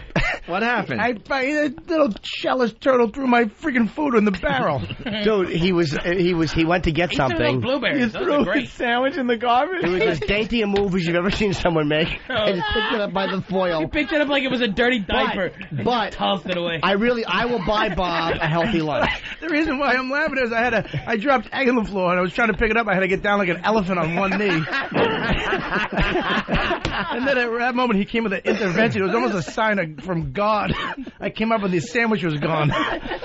Oh, you should have seen it. You are such a prick. But I will buy Bob a healthy lunch. What are you going to get him? What he wants. I mean, it's up to him as long as it's. But what he wants is what's in the garbage right now. Go to Norma's, dude. Bob was doing good. So you need some help. You help me with certain things. What I help you with? Draining my ball bag when I need my cock sucked. I'm sorry, Eric Logan. Let's deal with Eric Logan first. Yeah, these were supposed to be installed at the same time the ceiling or the lights went in. Yeah, you should have seen them when the lights. The last vacation, they should have been installed. Uh-huh. So there's been no incremental spend. Was there a reason for the mirror thing? No.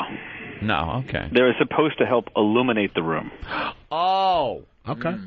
It's part of a lighting scheme. Makes it brighter. Yeah. Let me look. That's cool. All right. Well, what can I say? Yeah. And it looks like Scores, I think. It does look of course, like I can't, an of course, 80s strip club. I turned on my Pal Talk camera, but I can't see it, but that's okay. Why can't you see it? You're cordially invited back into Pal Talk. Invite Elo, please, so my boss I've taken you off the ban list. and friend can see this. I'll log in right now. Please do. And if Twinkle or Twinkie 2001 IMs me one more time, you're completely banned. Just let him know you got that, dude. Let him know you got that, because otherwise he's going to ban you. Okay. By the way, I thought the replays were great this week. See? Happy to have us back. And I'm thrilled to have you back. Just logging on. I get little sounds. How was your time while we were off? Yeah, what'd you do? You sound a little down today. It's just been a rough weekend. I got ground loop here. Stand by. There we go. All righty. Now we're back. Let's take a look at this room. So which one should I look at? Open Amp 2 or Open Amp 1? Wow. Yeah. Why'd you have a bad weekend? No, just some personal stuff. Family issues. All right. Damn. Oh, wow. That is very shiny. Wait. Now, you see the weird thing is the way the light will shine off certain things. Like... Oh, God. People eating in here. That's called the raise getter. Alrighty. The raise getter. Here. For those of you that can't see, I'm on Pal Talk. I just opened the most luscious, boyish asshole you've ever seen. Nice red eye. Is it red? I don't know why it's red. Your ass is. You know why? Your ass is always red, dude. Not even kidding. It looks like somebody is constantly fucking you in the ass. I know that. You look at it. I actually wipe so good. I mean, my ass, nothing, dude, can go in my ass. My ass is as tight as a fucking. It looks like those Cheerios Ope is eating. Oh, Jesus. And the actual asshole looks like a blueberry. It's honey nut too. It does look like a blueberry. It does. He has a little blueberry asshole. And you have to say it like that. Blueberry. Leaking a milky substance too. Looks like a whale crying. Elo, give me permission to break one of the panes of glass. I'm not going to do that. They're not glass. That's not glass. That's glass. It's plastic. That is. It's like paper. Look at it. It's wrinkled. I would never. Kenny, tap that. What is it? Yeah, it's not glass. It's aluminum foil. No. Yeah, it is. It's like aluminum foil. Mylar. Is that Kenny just poking it in the ceiling there? Yeah, he is with his fucking head. Smoothie. Yeah. Banana Good? strawberry. Oh. Delicious. Strong combination. Is it good? Boss, congrats on the comeback. Thank you, sir. Well, comeback. Last week, the stock started moving. Yeah, we had a little rally last week. Moving in the right direction. It will. Yeah, we got approval for the FCC radios last week, which is nice. Good. Yeah. So all the new radios coming out for the end of the year and first part of next year. Excellent. They don't transmit over like 5 miles. Little mini pirate stations. Yeah, it was actually you could actually hear the recorders in Bush's office and stuff. I couldn't think of anything that would sound good, so I just used a presidential. It wasn't even hack. It was too unfunny to be hack. It was just Shrek. Blame it on the upside down guy above you. Exactly. It wasn't me. It was my alter ego. Norton Midge, who's not funny. Jim Norton's a hoot. Norton Midge is a hootless jizz bucket. Coattail riding fat-titted cunt. Jim Norton, hoot. Norton Midge, no good. Well, I guess the ELO's explained the ceiling. Yeah, the ceiling should have been installed with the lights. There's been no... we didn't... Boring. We went and put me. Yes, it is boring. And I believe the phone bank put in front of me here is for Ron Bennington's use. For Ron. So Ron takes the calls. So Ron Hey, you're on the air. Hey, Bill, you're on the air, Ron and Fez. Hi, Bill. Hey, buddy. How you doing, buddy? That. How you doing, there, buddy? Unbelievable. I don't like the down elo. I hope you feel I'm better. sorry, guys. That's okay. I don't want you to be unhappy. I'm very happy. You're not leaving the company, are you? I'm happy that you're back. You're not leaving the company, are you? No. Well, at least not by my own choice. They're not going to fire you, are they? No. All right. Well, cool. Panero is coming up to see you guys. Okay, cool. But they're not going to fire you, are they? We should ask him that. Fire us? All right. He was supposed to come on the 7th, but I think he's pushing it back. That whole thing with you sexually harassing the other man at the XM, that kind of got blown over, right? Well, it's starting to rear its ugly head. The photos of your testicles in the copy machine was just a joke. And peanuts in the coffee pot. Yeah, just being a goose. Right. Elo's nutty. He likes that fun. All right, guys. Thanks a lot. Everything's good. Okay, man. Thank you, the real Elo. All right, see you guys later. Bye, sweetie. He goes, he hangs up, but I could still see him. And he's a real downer. I know, he's not feeling good today. The whole show down. His collar shirt. Eric's neck looks like mine on Pal Talk. Oh, my God, you got to do some neck ups.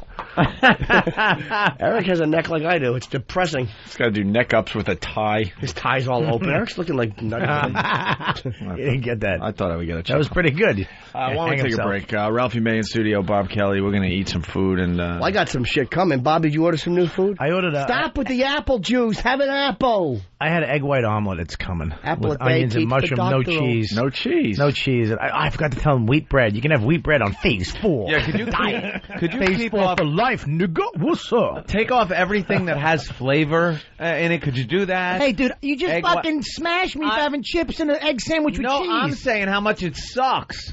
Oh, sorry, Anthony. You know, it's like because egg doesn't the yolk make the egg? Yeah, the little baby the yolk fetus makes the fucking egg. Opie, you're insane. You say that all the just like time. in regular life. Let me the tell you fetus something. makes the whole meal. Cootie pie, the cootie pie makes the egg omelet. I like it. Yolk, is all about the yolk. but I can eat egg whites once in a while. You can see. It's not like you. I talked you'd to my- rather have one with a yolk. No, What I wouldn't. toast? You take It toast. doesn't do anything and to you you. jam it into the yolk, and it's Yep. great. It tastes good. You're right, and it doesn't. You know what? The yolk isn't that bad for you. Oh, is if it? you're having a heart attack or you got Yeah, high that could blood, hurt. Depends on how you you high test blood it. pressure. Yeah. But if you're trying to lose weight, you could have a friggin' yolk. Okay, Yeah, Bob, you're egg going to have a yolk. yolk. When you're having a double egg sandwich every fucking morning, it's going to be a problem. How about this? You just train yourself to not have it.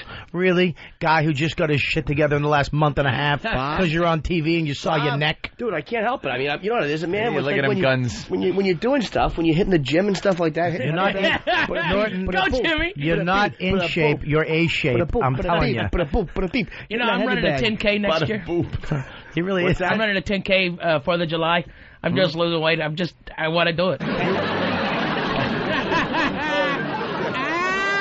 You son of a bitch. My one fucking hope and glory you shit on. You son of a bitch. You rat bastard. Oh, that's I knew it was coming. Was that uncalled for? Yeah, no shit. You're running a 10K, really? Yeah. You want to do Are it? you gonna be throwing beads? I'm kidding. Nothing. When do you run? I don't get it. Whatever. I'm not that funny this morning. When, Leave me alone. you are. When are you? So when are you actually going to Spain? Blueberry King.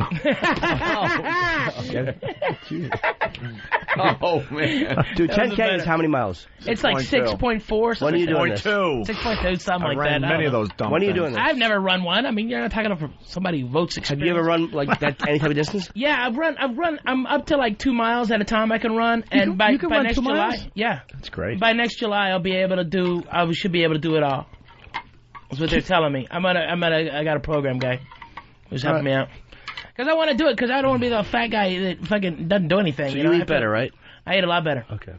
I ate a lot better. It's hard, right? You just told me to go to get chicken with potato chips fried on it. Yeah, because I can't. I live vicariously through you. You can't? You don't do it? No, I don't do it. I can't do it either, though. Jesus. You fat. I'm going to have to wear 3-button shirts for the rest of my life because I'm too fat and stretch them out before I put them on to like a sundress. Bob's fat is hard, too. Bob is hard fat. You know what? I'll tell you why. I got my grandfather's fat. It's like this Irish belly that just, when you get fat, it's just solid as a rock. You know what I mean? It's just, you can punch it, and it's solid. Can't tell if you're pregnant or starving to death. Right. What's up? It's your time, Bob. What's my time? It's your time to shine. You're blown up. You're blown up. I hired a trainer. Your career's blowing up. I got a trainer, Bill. He's gay. Enjoy yourself. Is he? The guy who gave me a massage. He's my trainer now. I asked him next time he could please wear underwear because I can feel the back of his helmet on my neck while he's stretching me. Oh, dude. Dude, how much for a session? $50. I swear. Does he give a good massage? He gives one of the best massages ever. But why did you do that? I told you I got mad because he didn't want anything to do with me. I took my shirt off and he just rubbed my hamstring. He wouldn't do anything. He wouldn't even go in my butt. Why would he? You filthy, rotten ass. You have a gay guy with his cock on your neck. But it's... So look, the guy massages you. No, at the end of the session, he'll stretch you out. You got to get, because stretch out your asshole. Lie down. Listen, big dick daddy, lie down. Hold these weights. I could actually, let me say. What? You're the one who's making it hurt. Does he massage you on a table? Relax. On a table? No, he does it on my bed. I don't know, dude. I'm asking you. No, he gets me on a chaise. The only massage I can get without being a pig is from a fucking unattractive girl. Like if I. Really? Oh, that's good. I'm getting over being sick, by the way. While you guys were off gallivanting, I had fucking pink eye in both eyes. I helped save turtles. That's true. I'm ashamed. He helped save your relatives. Your cousin made it because of Opie. You got sick over? Oh, dude, it was awful. I had pink eye in both eyes. I had a horribly sore throat. I was coughing, and yesterday I was going to go see John Mayer and Sheryl Crow. What? John Mayer sucks, dude. No, I like John Mayer. Oh, God. He's my buddy. He's a friend of mine. Oh, I don't care. Then I'm going to shit on him harder. Wait. Did you get his tampons? Did you hear his new song? I hate Wait John on Mayer. the world to change. It's a good tune. Oh, you know, air guitar in the studio, jackass. Why not? You play long neck bass. How's your vulva? First of all, he plays the guitar, not the long neck bass. Freaking little thin. I was going to go see him with my girlfriend. I got shushed. I didn't shush you. No, by John Mayer. Something's happening. Why did he shush? He was going on. I was on Ryan Seacrest on air with the Ryan Seacrest that show for a cup of coffee. They found out my ratings were. I mean, my focus group numbers were better than Ryan Seacrest's. And I was backstage, and they were talking to me about something, and I cracked a joke, and John Mayer goes, "Shh." And I'm like, you fucking half a fag. I can't believe you were shushed. By John Mayer. I got the shush. Did you shush? No, fuck you. All right? At the time, he only had one hit. I didn't know I was fucking committing, entertainment death, by fucking with him. But, yeah. Well, I was going to go see my friend, the multi-platinum artist. Who does the radio show now. Yes, we love him. I like him. But I was actually going to go see him in Sheryl Crow. My show. And I had a toothache yesterday that was so bad, I had to leave the hotel at 5 in the morning. So you're sick, pink eye, toothache. Dude, I thought it's called AIDS. You have a deficient immune system. No, my immune system's amazing. I got it all at once. I'm never. And you lost weight, skinny. Dude, how's the pneumonia? I was so angry at my tooth. I was digging my finger down to my gums, going. I made that noise. It was rage. I had to leave the hotel. and go to the fucking store and get some Orajel and stuff, and then it was fine the next day. That works? Dude, it's the only thing that allowed me to sleep. And then I said to my girlfriend, like, I'm not feeling good, so I fucked her in the mouth real hard, and then kind of spit on her. And that's just how we work things out. By the way, I met her. Phenomenally cool lady. Yeah, she's very nice, man. She's very nice, and she's funny. She's a good girl. She takes care of me. We have fun. She is. My girlfriend actually met, she's met a bunch of Jimmy's gals. She liked this one a lot. Yeah, she was nice. We all like her, Jimmy. Yeah, she's very Don't nice. blow it. I'm so worried I'm going to blow it. Don't fuck this one up. I don't know how to be in love. You're going to I like her. I don't fuck know. it up. I know. It's the only time you came over to my house and actually behaved yourself in front of my chick. What? You didn't pick your nose and feed it to my dog. Or I love doing that. Fart and then blame it on my girlfriend. Dawn. He calls my girl D too. That's her nickname. Like D. I call her D. She calls me B. He comes over. Hey, what's up, D? Hey, D. Hey, D. When she leaves me messages, she always goes, What? "Hey, Jay." What? No, it's always about you though. Like she'll say, "Hey, Jay, this is D." But I was talking to my girlfriend. If I walked in and she was with 9 black dudes, I'd forgive that. If I walked in and she was shitting on his chest, I'd dump her. That's just creepy to me. I told you the time she comes out of the bathroom, he's sitting there on the couch. This is how much of a creep he is. I go, Dawn, put your shirt on.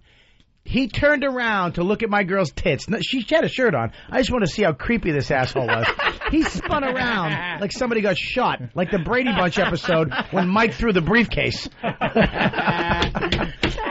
Dude, I just wanted to see them again. Again. Oh, wait. My wife thinks you're the nicest guy of all time, Jimmy. Because I'm nice to Lana. I'm nice to Dawn. I'm nice to people's wives and girls. I'm always very courteous and respectful to Ann's chick, to Hope's chick. I'm very good to the girlfriends. If you fuck this up, though, can you tell us so we can videotalpe you crawling up the stairs crying? Dude, here's what I know I'm going to do. I'm going to wreck it. My knees. You're going to wreck it, then what's going to happen?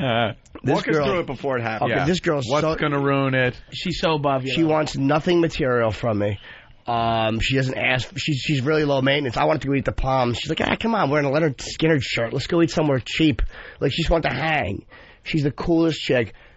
We kiss. It's very loving. Aww. I know I'm going to ruin it. Yeah. Because I don't know how to handle it. I know how to handle unhappiness and creepiness. So I'm going to blow it. I'm not going to fuck a lot of girls or that stuff. I'm going to wind up, I'll be honest with her. I'm not going to fuck a lot of girls. A lot of girls. No, Is this part of blowing it, dummy? No, I didn't mean like that. I'm not going to cheat. It's not about that. Hope she doesn't have XM.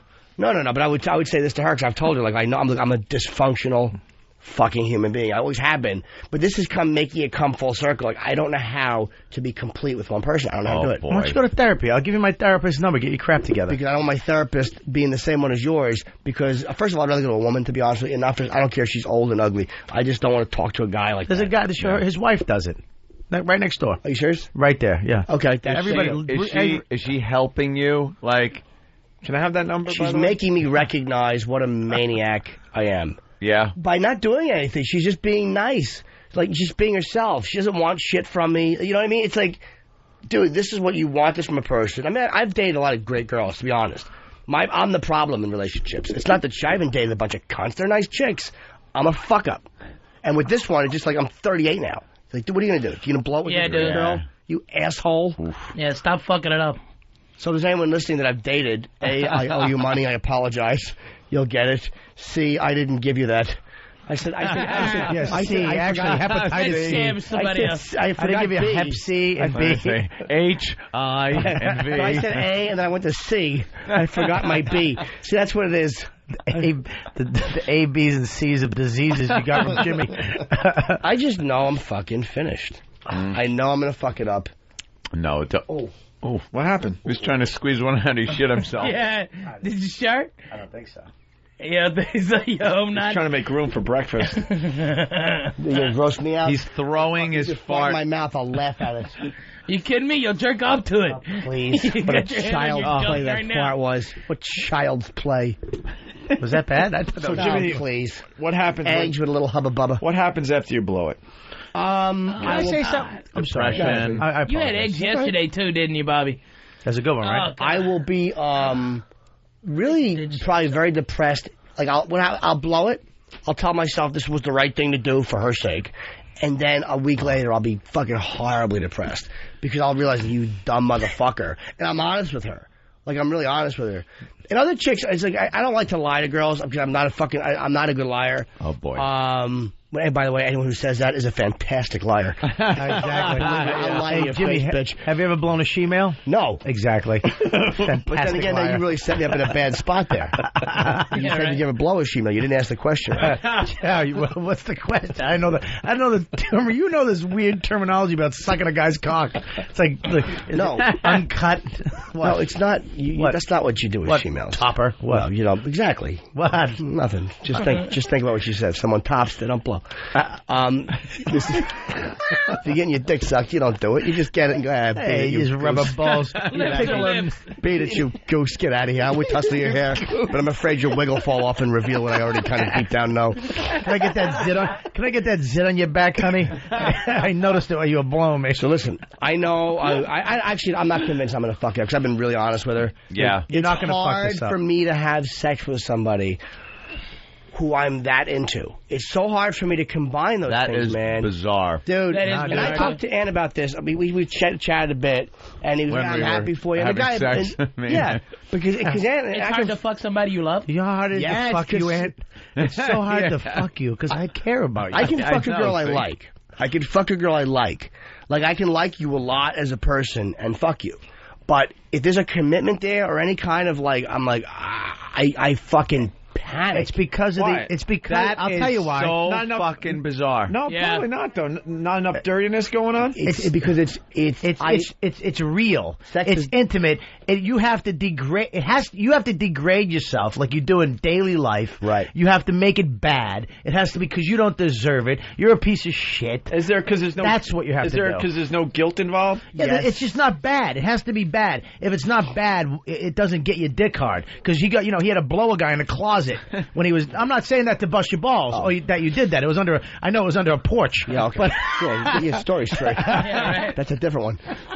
I was the closet. I know you are. He was just changing the situation to protect the innocent. Yeah, I know what you were doing. I was CSI in it. Right, you were. But you need it dirty, and then when you get with somebody you like, it's all of a sudden it's like the only people that I've ever loved as far as women is my sister and my mom.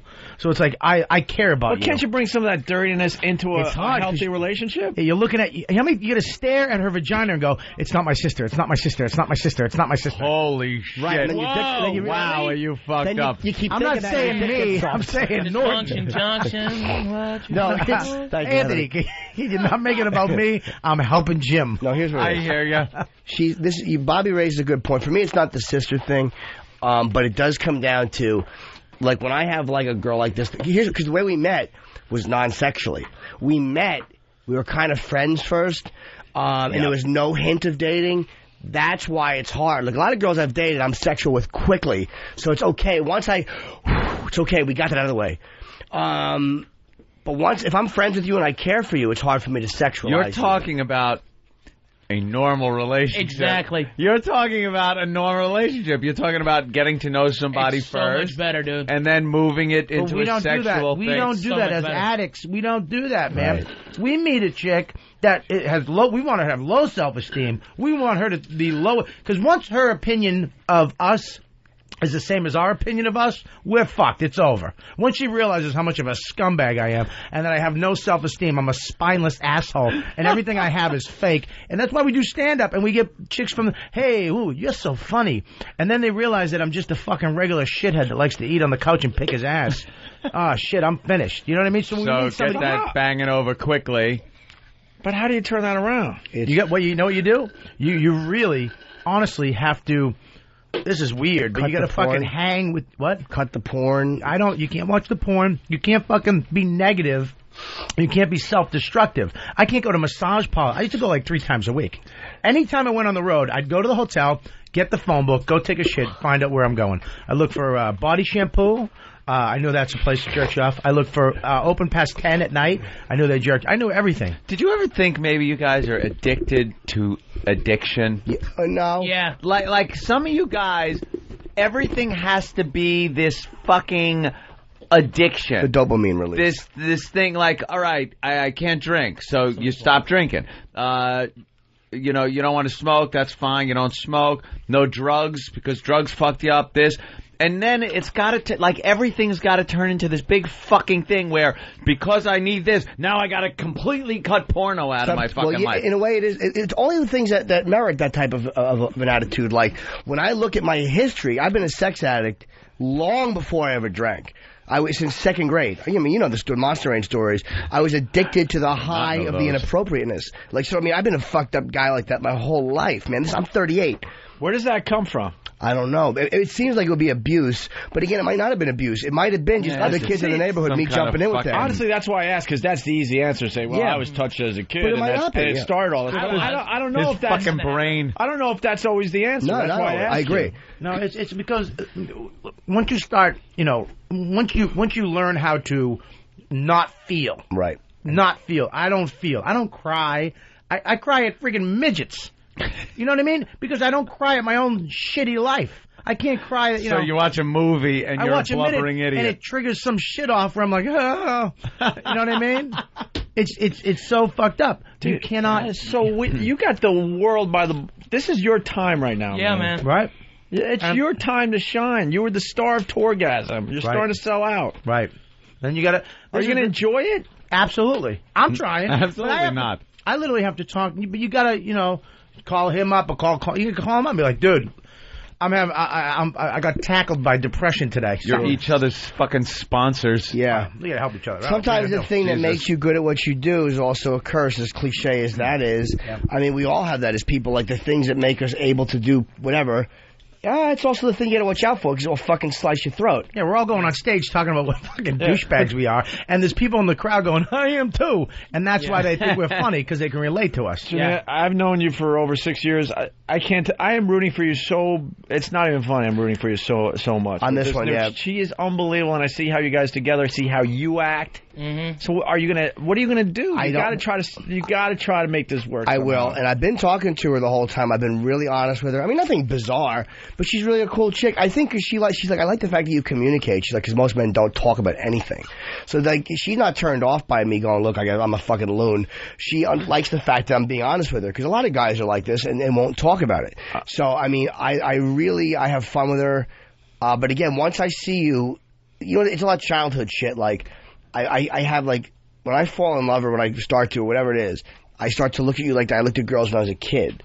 Like that puppy love, that innocent shit. So I don't know how to take it from there into what, that's the problem. When I start to see you like that, then I really have something special for you, but it's like I can't translate into the other. You know, sexual. After we saw you at the cellar, my wife goes, that's so good for Jim that he's got this great girl. She seems like a really nice lady.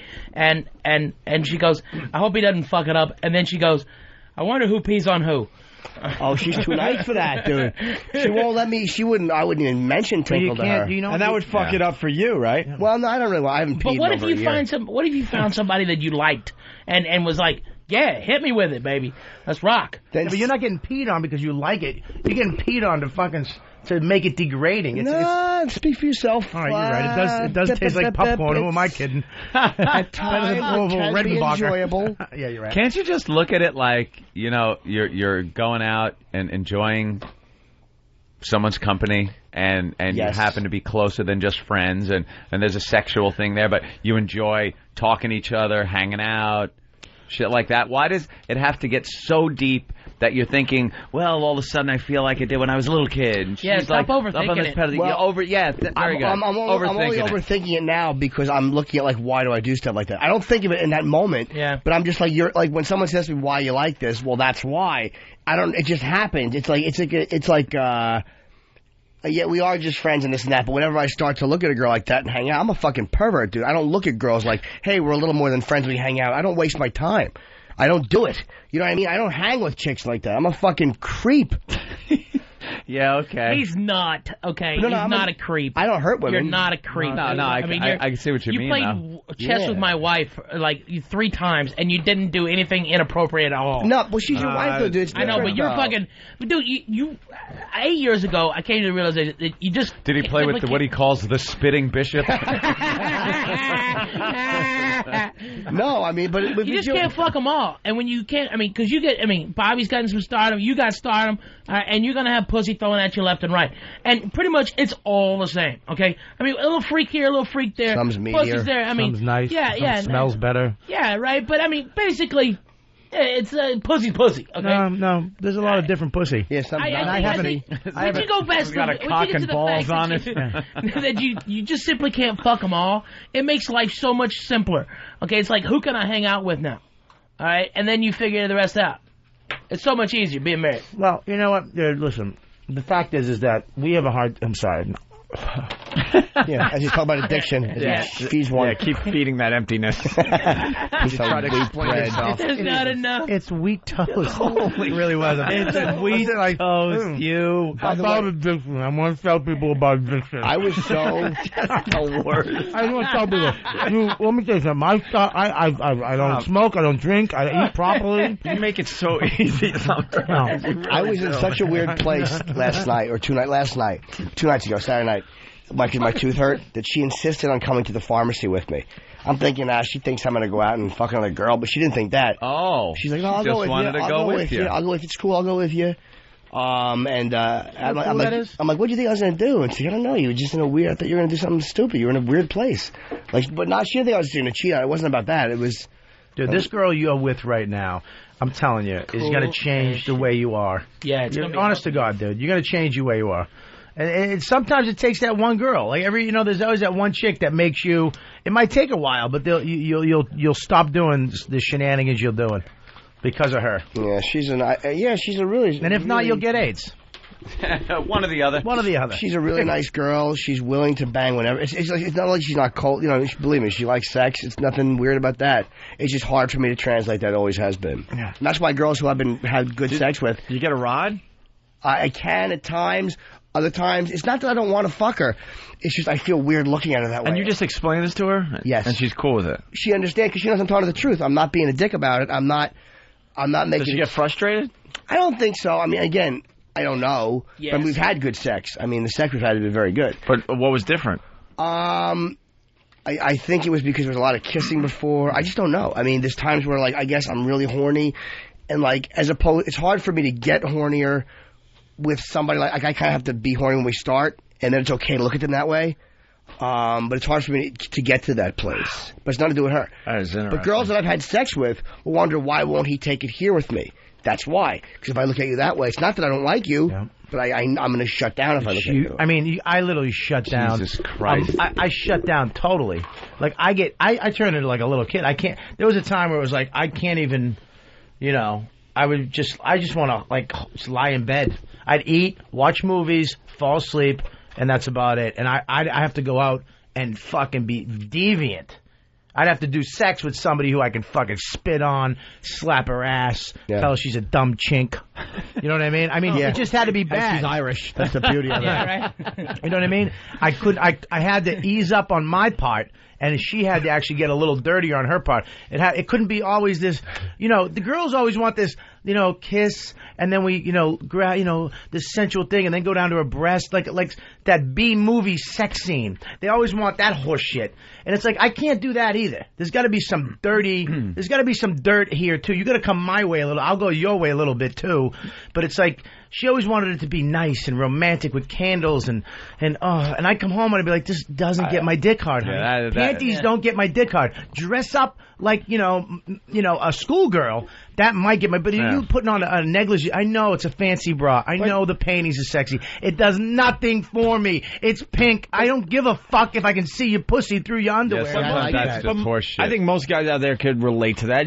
All of us want a little dirt in our relationship. Yeah, but if it was all just that, over the top romantic crap, you need to get down and dirty sometimes. Yeah, and absolutely. if you find someone that understands that, and there's nothing wrong. And by the way, I think that this girl would be happy to explore with me or do. I mean, I really do. I mean, she's really open. She's cool. But I'm the problem. Which one are you going to start with? Well, the way I'm not going to take her. I'm not going to take her to Jurassic Park Town. I mean, a little exploration. You're going to start on Sesame Street. Yeah, exactly. We'll take a little look in this door. No need to go into the basement. Before you go to Hershey Park. Why is there a box in your basement? No reason. But I know you're already thinking about, like, all right, what can I maybe start with here with her that she's going to understand and go with? I know. How will I feel about doing that? Like, because I like her. Tying her up and going to the store. That's what you're going to do? Yeah, jerk off in her shoes. Yeah. Jesus. But now let me ask you a question. Now because you're really into that stuff. That's not like you're saying that you like some dirty stuff, and it's not because you're filling a hole. See, I did bad shit like hookers and stuff like that, and I didn't want to do it. I did it because I was trying to fill something. Right. And then I was like, I kind of got bagged a little bit. I stopped doing that stuff because of me, not for her. You understand what I'm saying? Yeah. But you like that stuff. You like doing this little dominant, freaky stuff. Well, yeah, a little bit of domination, a little hair pulling. But what girl doesn't want her hair pulled? I mean, believe me, I grabbed her hair a little bit in bed, and she enjoyed it. All right, let's hair pull. Yeah, I gave her a the good phone's deep one. Unbelievable. Mike in California. Hey, guys. Hey. I just wanted to say that in addition to being probably the funniest program on the radio, I really appreciate how honest you guys are. Jimmy's out there pouring his heart out. I absolutely love today's show. Jimmy, buddy, hey, I've been there. I've been married to my wife 6 years. I love the dirty stuff, and there's nothing better than after having a real night of dirty, raunchy sex. And the next morning we get up, she takes my baby to daycare, and I go off and I teach a bunch of kids at high school. I think there's a lot of ladies out there that think the dirty thing is just, part of it. Not part of it. Oh, really? Yeah, absolutely. What do you mean? Wow. They really think that that's like, no, I don't do that stuff. I think they want, They forget all that shit they used to do. You know, all that whoring stuff they used to do, fucking in the back of an escort. They want what Bobby was talking about, just the romance all the time. They want the majority of women candles. out there. If I'm wrong, then ladies call up. Well, but you understand though, they're taught on television in these dumb movies. That's what that's what I want. That's nice. This is so pretty. And you come home, she's got candles lit, and you're exhausted. You just did 3 shows. Your balls are all sweaty. You might want to come in and maybe just blow the candles out, get on the bed. So I told my girl, I go, look, sometimes if you want to have sex, I'm just going to please you. That's it. Get yourself this, get a little vibrator, and I'll do my job for you. My job. Sometimes it will be romantic and intimate. Sometimes. Most of the times, it's just going to be me fucking with my eyes shut. You know what I mean? And that's all right, too, though. That's not bad. Yeah, this way you can't see her eyes shut. Oh, don't think we're not fucking each other. We're blind. Like two Helen Keller. Are you done? Yeah, don't throw up on my stomach again. Keep your eyes shut, whore. Hey, we got a psychotherapist on the line here. Garrett, Massachusetts. What's up? Jim? Well, hold on. Wait, Gavin, till we get in headphones. Okay, bye. Yeah, Jimmy. Yes. Fear of intimacy. 3 words, buddy. Fear of intimacy. That's what's going on here. You got the addiction history happening, okay? Part of addiction and recovery, when you get clean, part of it is self-medicating all this stuff away, all this stuff you don't want to feel. It could be the Monster Rain stuff. Right. It could be whatever stuff that was going on historically. But the bottom line is, when you have to get real with someone else, it is really uncomfortable. And that's what's going on here, Jim. I know. And you could sit here and self-medicate this all away with strippers and hookers and whatever other stuff you're doing. I don't care how long you got clean. What it comes down to is, number 1, you're powerless over this stuff. Yeah. Number 2, you got something else operating your life. Huh? You know 2 and 3, right? Right, That's what I'm talking about. Yeah, of course. And then there's 4 and 5. You got to look at your side of the street. I know you and I are talking in code, and nobody knows what the hell we're talking about. No, I know exactly what you mean. I know what you're talking about, Bobby too. knows, too. I actually said exactly what you said. I said fear intimacy. It is. Jim? Thanks. Yes. Get a sponsor. Go to some meetings. Be nice to this girl, because if you blow this one, you're going to spend the rest of your life alone. Oh, that's good. I'm just calling it as I see it, Jim. That's good. He can't. Yeah, he might not. Make a mistake. Way to cheer you up. Yeah, he's right. I know he's right. Listen, don't put that much pressure on you. You do need to go to me. You need to take care of yourself. Maybe not but if you about blow the rest this of one, life, don't. Jesus. But what he's saying about do this and do that is correct. The things you said to do are correct. Yeah, you're absolutely right. You have to do that. It is fear of intimacy. It's fear of actually making an honest connection with another human being, especially a woman. Very good, Gary. You're a good guy. Now go fuck your dog. Thanks, man. And rape a few of those high school students. Rub peanut butter on your balls. He was right, dude. Yeah, the therapists are the freakiest ones out there.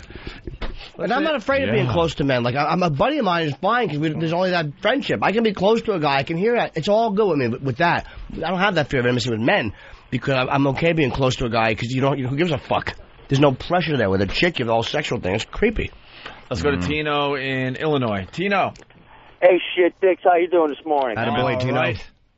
Now, check this out, Jimmy. This is a true story, man. I've been dating this girl a couple of times here over the last few weeks, man, and last night we got together trying to break the ice and get to the next step.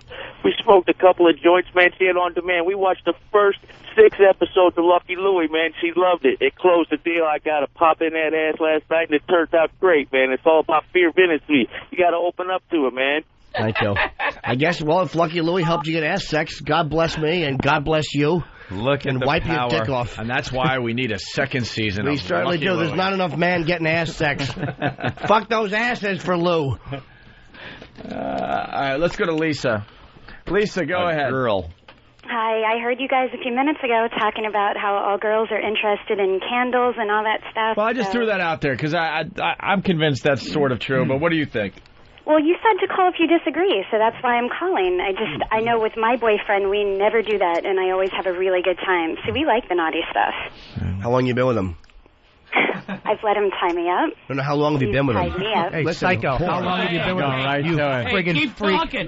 Psychopath. No. I let him stick things in my ass. What's your name? What's your name? I let him fuck my mouth. What's your name? His son watches. Hey, Stockholm Syndrome. I just want to know how long you been with him. How old are you? His grandmother fucked me in the ass with a hairbrush. Settle down. We get it. How long you been with him? I'm 29, and we've been together for 6 years now. 6 years? What's the craziest thing he did to you? The craziest. Well, what's the craziest thing he did involving your cunt and a plugged-in object? I mean, I'm trying to ask nicely. Well, he did have this one object. It was not plugged in, but it was some sort of vibrating thing. It was not actually a vibrator. Was it a halogen lamp? It was like a little bit. We use that. Was it you guys are laughing at me. No, we're not. We're laughing. I'm laughing at Bob. Bob's He's hilarious. such an ass. A halogen lamp. I got it from IKEA. I stuck it in my snatch. Thank God he's so fucked up because he's a funny guy. Was it the magic wand? The wand. I don't know what it was called. I just remember how it felt. Yeah. How'd it feel? He ever do you in the ass? Not yet, No. Oh, wow. but I'm open to it. Watch Lucky Louie. Get it? Open to it. Watch Lucky Louie, baby. This Sunday, they're showing the last 4 episodes in a marathon this Sunday. So watch that. It leads to ass sex. Slam your asshole against his torso. Okay. What color hair do you have? Blonde. On your ass. Do you have a small puss or big meaty lips? I don't know. You'd have to ask my boyfriend about that. How about you show me? How about you show me on Paltalk? Do you have a clit like a light switch?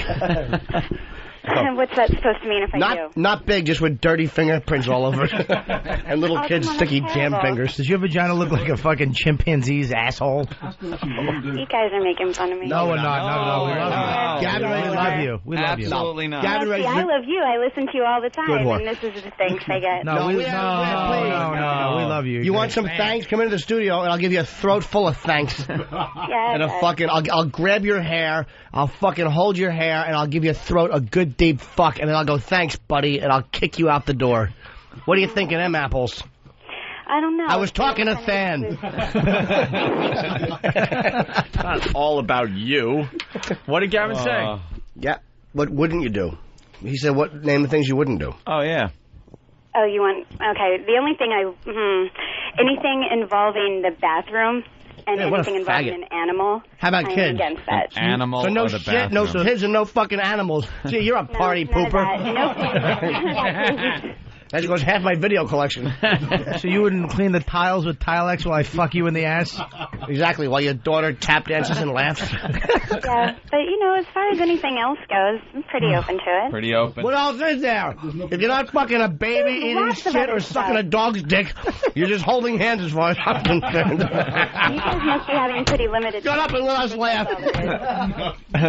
We're trying to bring the funny back into the program. that was a gem. By the way, I got into a lot of trouble allowing. I told you about a prank about I let a radio station do. They had a guy on there eat peanut butter out of my dog's ass.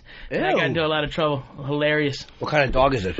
English Bulldog. She can't lick her own ass because she's so fat. She's so fucking fat. So the vet told us to put peanut butter on her ass and make her want to lick it off. And so she did. And my other dog helps her out. And this guy goes, "Hey, I'll do it for $5.50." And we were like, "Done! Fuck yeah, that's awesome." What did you? Oh, wait a man, minute. What did you that's say to fucking me? heinous. What You radio said show? what? Somebody you paid $5.50? No, I didn't pay it. The DJ guy did. John Holmberg. I have a bit idea. Yeah. What? What will someone lick out of a dog's asshole? Oh, we're hoping out of your ass. Not We've in my seen ass. it enough. Just Nice and red. Put a pretzel nugget in there. Yeah. Oh, His ass looks like milk dud. A doll eye without the eye. Yeah, the sheriff in Phoenix was like threatening to arrest us and stuff like that. It's crazy. Bestiality, I Yeah. guess. Huh? All right, let's go to It's fucking Jody in New York. stupid. Jody. Stupid. Yes? Hi, Wow. Jody. Hi, I'm going to half agree with Ope. All Go ahead, baby. Agree. Half agree. Half agree. I think that we like a little romance, but we also like to get dirty once in a while. Ooh, saucy. What do you like? I think a healthy relationship involves both of those things. That's half agreeing with everybody. I Yeah. totally agree. I've been with my husband 11 years, and you know what? If we don't get dirty once in a while, he's going to go somewhere else to get it, and vice versa. What do you consider getting dirty, Toots? Let's see. Tying up, or, I just recently let him do me in the Wow, did you say it that sexy? In the ass? Stutter. You stuttering prick. Yeah, will you fucking stutter? Yeah, fucking fuck you right in the ass, spider. He once brought a Negro friend home. Hey, be nice. I'm calling out. What? Huh? Hello? No, I just said be nice to me. Oh, we're being nice. Don't abuse Actually, we're not. We didn't call you a cunt yet. Capable of being nice. How come all the women they call wanted? Do they listen to the show? They want us to be nice, but we're all just goofing We're just on each kidding. other Yeah, and we're laughing. kidding. But they're like, "You're being mean to me." Oh, No, we're kidding around. No. Many years. Your husband's mean. He's fucking you in the ass. Yeah, what a- Exactly. Not hitting you sick right. fuck. Got a big retarded huge mule cock. Pushes That's it in. being nice to me. You a size queen, are you, baby? Yeah. Now, I mean, seriously, Al, can I ask you a question? Does your husband have a big penis? It's good size. What's, That means is it he's two got- fists? He's got 6. Is it 2 fists? Can we play that hand game where you put your hair on top of mine and then we go all the way up the pole until the thumb's just rubbing the top of his helmet? Yeah, 2 hands. Two hands? Was it your Yeah. first time up the ass? It was the first time, yes. Yeah, you like it? I did. I think we need to do it a little more, but yeah, it wasn't bad. So how do you think your dad would feel if he could see you? I thought he might be kind of proud. You know that. Wow. You know that your dead relatives see everything you're doing, right? Yeah, well. You know your grandfather just shook his head in a kiss fashion and then jerked off all over your grandmother's rotten legs. Your grandfather just shot himself again. Yeah, terrific. Wow. I always think of hope my grandparents can't see what I'm doing. This is so creepy. Oh, isn't it creepy when you think of dead relatives just looking down? I never down thought of on it you, until just now. just having sex. Oh, Or yeah, they're watching. Oh. And they're talking, and all of a sudden they just stop. Wait a you go, minute. oh, look, he's at it. So I was just Oh, thinking, he's rolling her over. You know what it's like when a pregnant prostitute sparks up a crack pipe in your dead grandmother's living room? when your grandmother used to live with you and she died and had the heart attack while you were home and you put nitroglycerin in her tongue. And then eventually you're bringing prostitutes into that room. Do you know what that does? Wait, is this true? Oh, yeah, of course. That happened. Yeah. Pregnant prostitute sparked up a crack pipe in my grandmother's whole living room, Oh, which was my. the basement of my parents' house. Oh, yeah, I fucked her. Oh, that boy. Oh my God! Did you think like that? Maybe her spirit was there and looking at. Oh, my at God, you? her books were still there. Her books were still there on the bookshelf. she possessed the fucking crack whore. Oh, Jimmy, why are you fucking my asshole? I wondered why that. I wondered why that crack whore said, "Thanks for rubbing my temples." What do you want for Christmas? She shit on his chest. Oh, You should have exercised that fetus out of her. He'll boot. Let's go to D in Nashville. Hey, check this out, Grandma. Hey, D. Hello. What's I'm up? going to give you a little baby to take care of. Look, I think that these women who are talking about they want romance are delusional. Yep. If that shit is not real, you have to do freaky, nasty, kinky shit to keep things exciting. Yeah. I'm married now, and before we got married, we used to do things like that, and now he's flipped on me, and he wants to be romantic and cuddle and kiss and shit, and I don't want that. What do you want? I want him to fuck me. I don't want, You date Patrice? No, Patrice couldn't handle me. Ooh. What do you look like? Wait, I want to hear what else you... I'd say she's not a Brazilian. What else do you want him to do to you? I mean, pretty much anything. A lot of times I want to be degraded. I want to be hurt and, fucked. Well, I don't want to Really? be loved. That's good. Doesn't that just happen after you fill out a job application? Right? Degraded and then fucked. How do you like to be hurt? How do you like to be get hurt? a job at Phone Hut? I like to be fucked. I like rough sex. Do you like to be slapped? I like to slap, to bite. I like to be slapped on the ass. Are you a big girl? No. Are you roomy in the hips? Roomy? Yes, I am. Yeah. Mm. You watch I have Flavor big of Love? I know. You think Flavor Flav's going to pick No, you? I don't. Yeah. What? You like to be hurt? You ever have your pussy I slapped? like to be spanked. Yeah. Oh my God. Yeah. Your pussy slapped? What is that? Yeah, please. Yeah. Look at you, please. Do it to your girl. She'll You like slap the pussy like a face, like a disrespectful Iraqi. Hey, don't you talk? Like you're I'm playing here to help. basketball with an 8-year-old. You don't backhand it. Yeah, you don't try to give it a black eye. Oh, I don't punch you with rage because I was molested. No, you again. He leads a little with the left before he comes in with a right hook. I give her a UFC. I choke out her pussy with a triangle. A pussy. He punches it and it sounds like a rubber shoe in mud. What was the big announcement, by the way? What's up, buddy? That's all you talked about at the PNC Arts Center show. D, don't go away. D, don't go. Oh, you know what it was, Hopefully dude? It was someone's just they're showing on TV instead of pay-per-view. Shamrock and Ortiz are fighting on TV on Spike. Big fight. It's going to be on TV. You don't have to buy it. Oh. Which is cool. I thought it was going to be something better than that. I don't know. It's coming It's like all this month. talked about backstage at PNC Actually, that they were going to have a huge announcement. And you thought it was going to be Joe Rogan fighting Wesley Snipes. I thought it was going to be. I thought it was something like that. That was supposed to awesome, happen, dude. but Snipes How great would that he backed out. He backed out because he thought once Rogan said "fuck yeah." Oh, yeah. You know what I mean? When you want to fight somebody, dude, I'll kill you. I'll fight you right now. And he goes, okay. Rogan You're like, would kill shit. him. Rogan Rogan would kill him. Snipes is like movie strong. Yeah. So, yeah. Yeah. But Rogan's fucking like a mental patient. Yeah, he's crazy. And he knows like... retard strong, yeah. dude. Yeah. Retard strong. I smacked Rogan in the face. Retard strong, and he knows away. Oh, really? Yeah. You really? You smack him in the face? I did smack him in the face one time. He disrespected me. Yep. And I backhanded him across the face. I Jimmy. knocked his hat off, and he ran away, and I laughed. Yeah, you say fear that, bitch. Did you say that? Yeah. No, I Apparently, don't throw cliches out. I We just gotta slap. give Wesley Snipes a Carlos Mencia shirt. Oh, yeah. Then intense he'll go the after rage. him. Yeah. Let's go to Steven in Rockland. Steven! No not Blade the best 4 of friends. coming. Hey, guys. Hey. Good morning. You guys are wondering why Jimmy's all fucked up. The guy watched his grandmother die, tried to shove nitroglycerin down her throat. No, I didn't see her die. She just had a heart I thought attack. that's what you said. No. She had the heart attack. I put nitroglycerin under her tongue. It was disguised as my penis.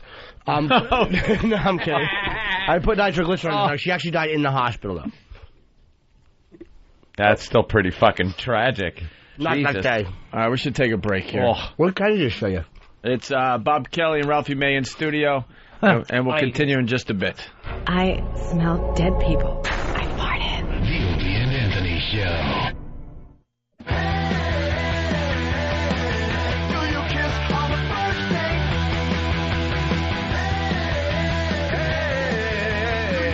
Yeah, whatever. All right, we're back with the Opie and Anthony Show. Wait, can I give a quick thank you, by the way, to Doom Warfare? No! He sent me Mondo topless. I can't wait to watch it. Thank you, buddies, very much. I just got it. That's very cool. We were talking about hurricanes and scuba diving, and Bob Kelly was very excited to get in on the conversation and decided to tell us about his snuba. He did snuba? Adventure. What is Snuba. It's a cross between snorkeling and scuba diving. Good. What is it? They actually. How did they make scuba diving is faggoted? cooler than snuba. Really? Yes. I really was trying. I thought you would. Well, Obi was like, "Yeah, they get great diving," and And he's like, "Yeah, I was 20 feet under the water there, and wow, that's what is impressive. it? A big long snorkel? My ears hurt. What is snuba? Exactly what is it? I you think what it corksucker? is, they give you just like a give you the full tank. of air, basically. No, not They the give big... you a tank. You get a tank like you. All right. Except you don't All put right, it on maybe the back. it's cooler than I'm thinking. Then They put it on a float up yeah, top, yeah. and you got a 20-foot cord. So basically, you wear the belt, you wear everything except the tank. Except they don't want you to have the responsibility of having the tank on your back. Well, you can't go down more than 20 feet. 20 feet under the water is pretty. It's a lot of pressure. Enough. There are monsters under that water. Monsters. Terrific.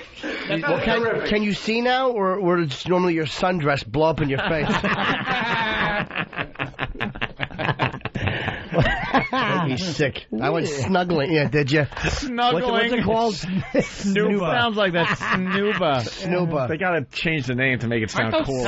They sell it to airport. You know when you're talking to Obi during the break, and he takes out a pen and a piece of paper. You're like, jotting it fuck down. Me. Snuba. They should give that a cooler name, like blowing someone. I was 20 feet under, and it's a shipwreck. It's like a shipwreck. It's unbelievable. Like it's literally like 60 feet long. It looks like the Titanic, especially under the water. The big fish the size of you are coming around. It's pretty creepy. Yeah. And this dumb couple from Cuba, they tap me under 20 feet under. I'm trying to enjoy myself. Doing the sign language. They give me the camera, and I start snapping photos. It's a regular disposable camera. They just took it under the water. They thought it was these fucking morons. What do they know, dude? They probably swam there from their home apartment. They didn't even know where they were. They weren't even on the tour. They just swam in. They thought you spoke Cuban. The truck sank, and that's when we ended up with the snow. They didn't know. I saw a moray eel. Yeah? I was in Hawaii for my honeymoon, and we were snorkeling. It was off of Maui, off of the Black Rock right there. And the guy who was out there with us teaches us, I don't know, he was out there, I don't know. And I was snorkeling, and fish all around me, and something big and cold touched me. I looked down, and it was the largest fucking turtle I've ever seen in my... It was bigger than me, okay? And it was all gnarly and had shit growing off of it, and it was just scared the shit out of me. Ain't no reason to go under there. No. Dude, There's no reason to go underwater like that. What the fuck is under there? You can't watch on Discovery. It's amazing. Discovery Channel in high definition. That's all I need, my friend. It's amazing. Fuck going down there with those monsters. When you go down, about 100 feet or so, and you get to 100 feet's a little. Yeah, his cord doesn't go that 100 far. feet. 100 feet. That's gonna take. 100 Your mic feet. stinks today, Gavin. I noticed that an hour ago. I was hoping someone was going to fix talk it. into it. See if it. Hello. Right now it's working. Maybe you have to be right on top of it. So now I apologize to the people I just slammed. Make like you're snooping I'm trying and to put be it better. in your mouth. I'm trying to be. Yeah, exactly. But when you snoob it, they actually give you balls to cup. I did the mouthpiece is a cock. Yeah, and you hold the ball. And it's actually some Hawaiian instructor holding your head under. It's in his tub, and they fucking throw like little super goldfish, and you eat them. Yeah, little betas. No, the food. I mean, like the little snack food. Oh, yeah. The multicolored goldfish. I actually did the other one too, where it's like a little scooter. Oh, God. Oh, you did a little scooter? It's like it's a bubble of air over you, like a little submarine. Yeah. From your nipples down is in the water, like in a scooter. And you just go... You can ride around like a little motorcycle. And you zoom around the bottom like this little road. And you follow the fat guy and his wife. That's pretty wild. How far down are you? 20 feet. Oh. I think 20 feet... Let me tell you something. As you're going down, he goes down 100 feet, That's man. a lot of... That's the... Dude, that pressure was killing me at 20. You got to know how to equalize, my brother. Exactly. You got to push Welcome it. to the world of your feet. That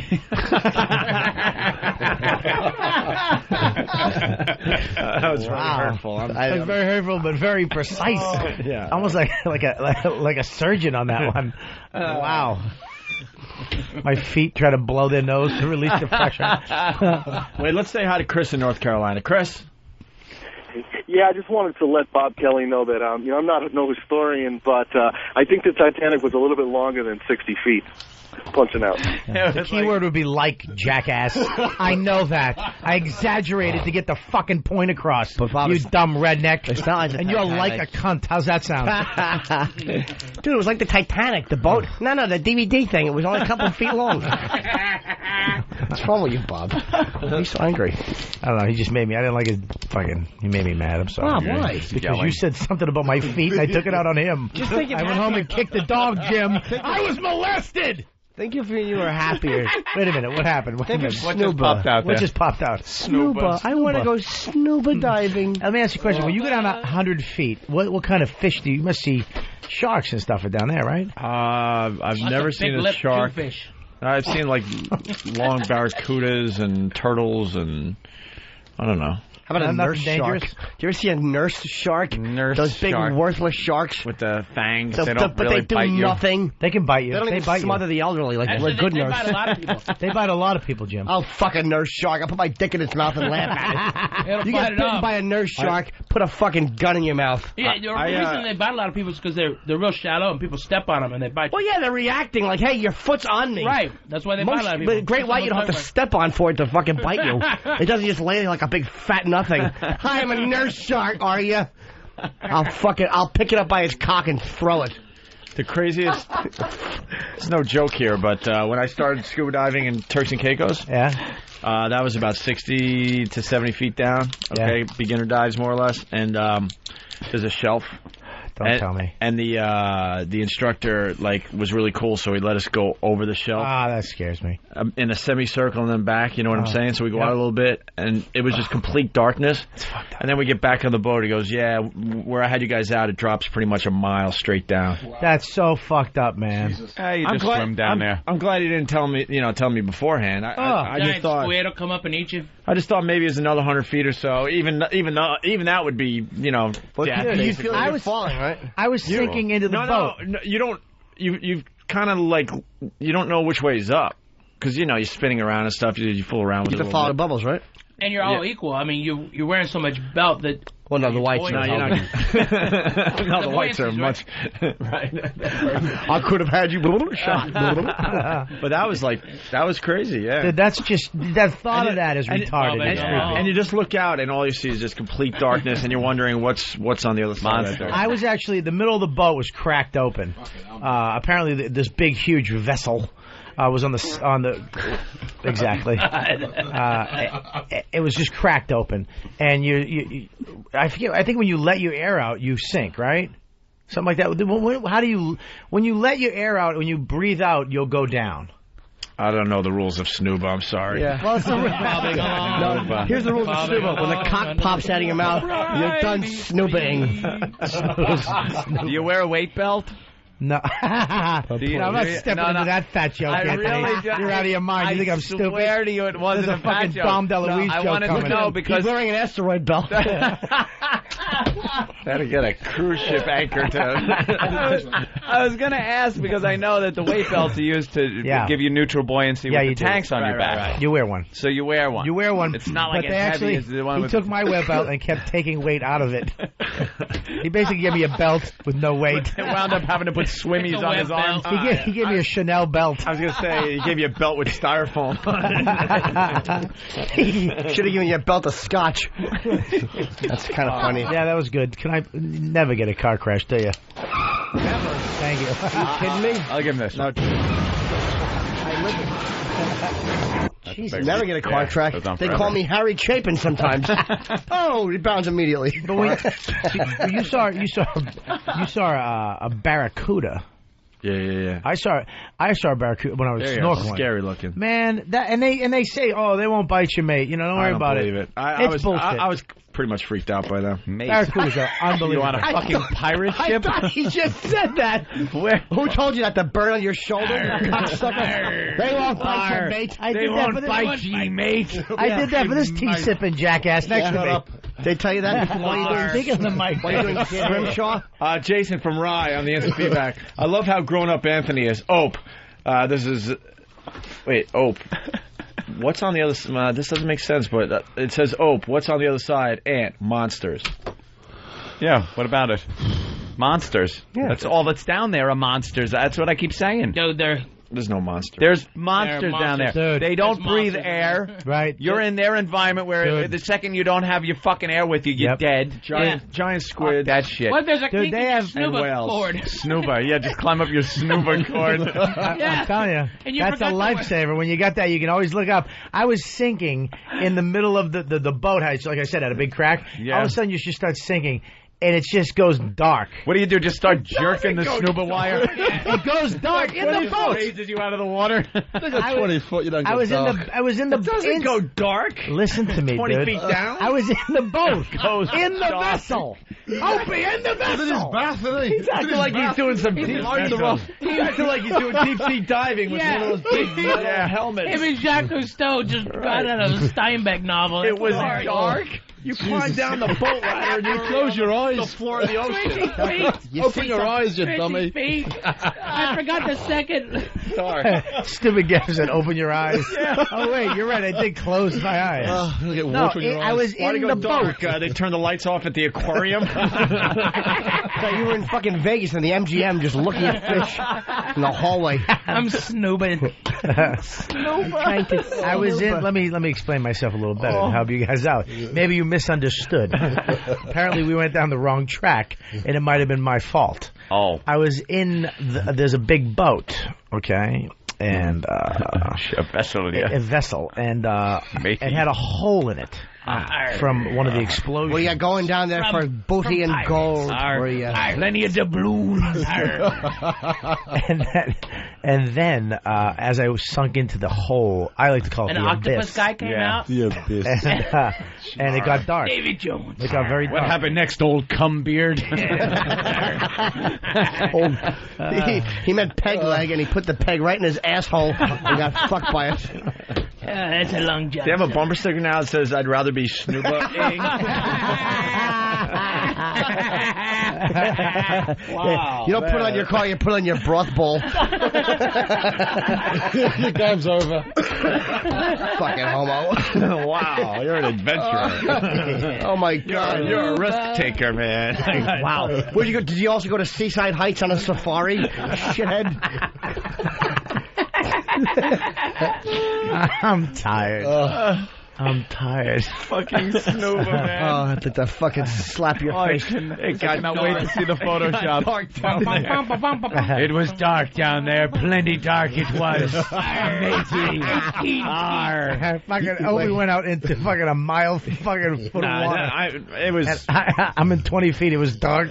I'd reached the end of me Snuba line. Go to my blog, snuba.com. Read the rest of my story. Two of us went in the water, two of us come back out. You were on the Indianapolis, I'll never Snuba again. We were floating in the water, cocks all over. We had to fight the urge to suck them. It's not a good Robert Shaw, but it wasn't. It was actually fucking a good Bono from U2. Can you hear the Bono from U2? Sorry, Bono. I was thinking U2 guy was killed hitting a tree skiing. Wow, I'm fucking flustered. Wow. I'm never Oh, cross that one out. Okay, cross Snuba out of your fucking notebook of death. Snuba. Fucking goddamn notebook sucks. Let me self-esteem's been smashing that fucking notebook. It's like the fucking what's that Snuba. movie with the book with Snuba equals sucking nuts underwater with balls in ass. Wow. Thank you, Jason from Rye. What were you saying, like the movie with the book? What's the Notebook? What's that? No, that It's movie. not an adventure if you can hear him. It's not an adventure if you can hear him talking on the boat. Yeah, that's what that book is. If you look up and you see two guys on the dock, you're not fucking scoop. There's no dock. You're out in the middle of the fucking ocean. Middle of the ocean. The middle of the ocean is 20 feet deep. Yeah. It's not 20. It's 60 feet. It's 60 feet. It's 60 feet. You said 20. You don't go to... I can only go 20. You're in a lagoon. No. Central Park. I'm telling you right now. He's in the deep side of the pool, folks. That's exactly. All right. So make it down to the drain. The only thing that pissed and everything. You guys can't. Everybody. You guys can't get him out quick enough. You're like fucking Barracuda. I feel like I'm back snoobering again. Give me that notebook, that Necronomicon, whatever the fuck it is. The only thing that went snoobering. That's hilarious. Snoobering. Look up pigeon shit on him. I was snoobering. The only thing that went down was you on the instructor.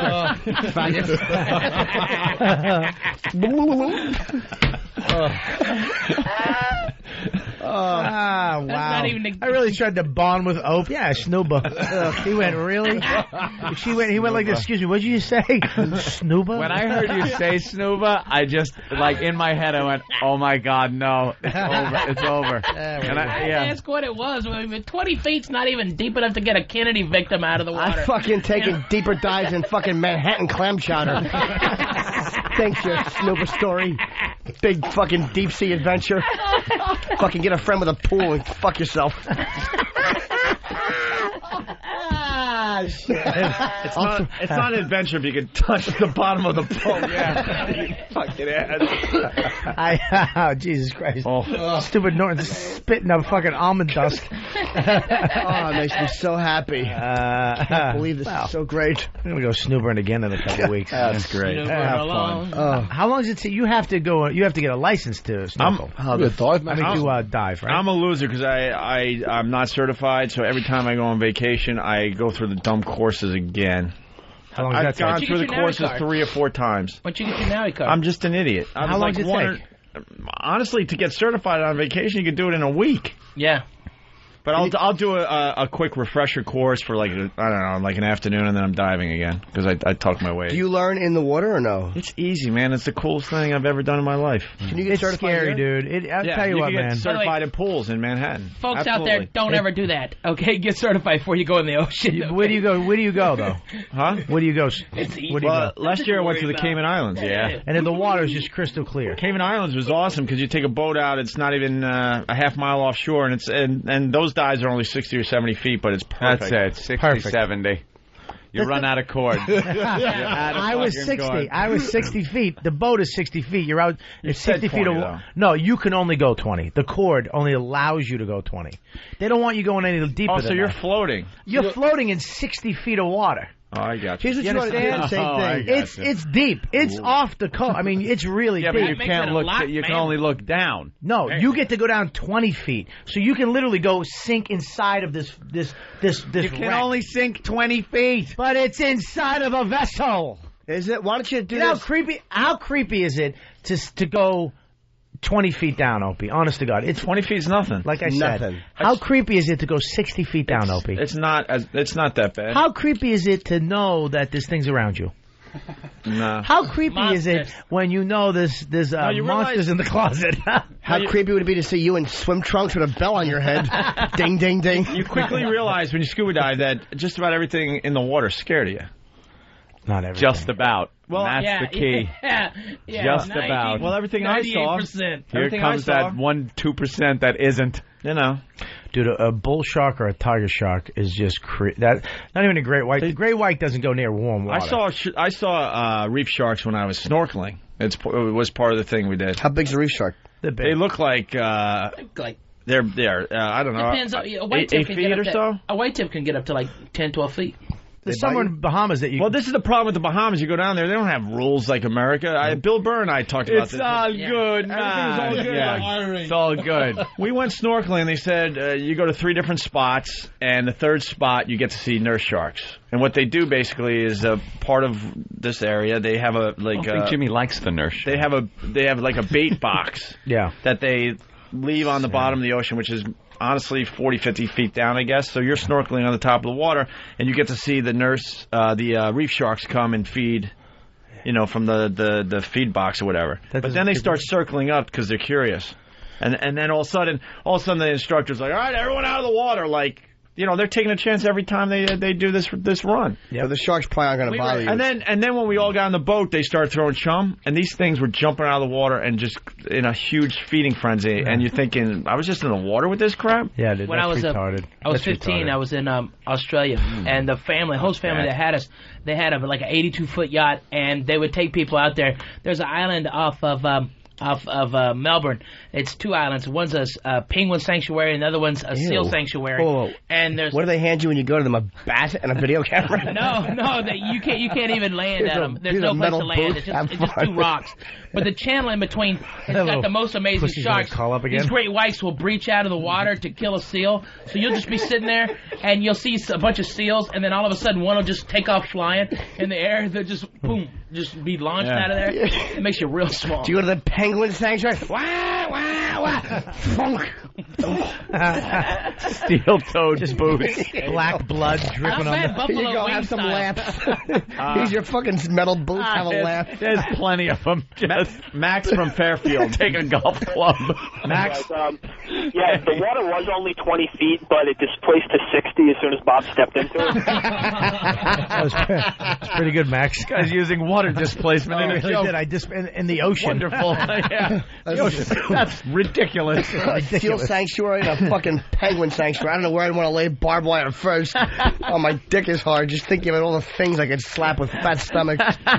Look at the seal. Wah, wah. Whack. A nice golf club to the belly. No, I'm not some faggoty environmentalist kid. These seals get thrown up like 20 feet in the air, dude. It's amazing.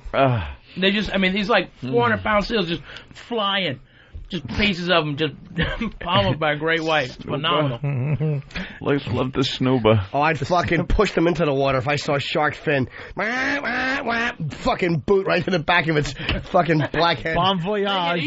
Beat its white stomach. Phenomenal. God damn.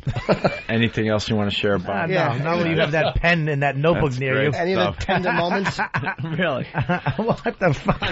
I just wanted to be fucking, Did you find a bird that fell in the Snuba nest? buddies, Opie. Hey, you got stories. I got a knife. I bought a knife for my ankle in case something would happen. Hey. You know when you want to meet, usually we meet Snuba buddies, there's a hole in the wall while you're watching pornographic videos. Yeah, I need some air. And he puts his fucking oxygen hose through, and he shoots some air down your throat. You chew some gum and go home. Let's go to Corey in Jersey. Corey?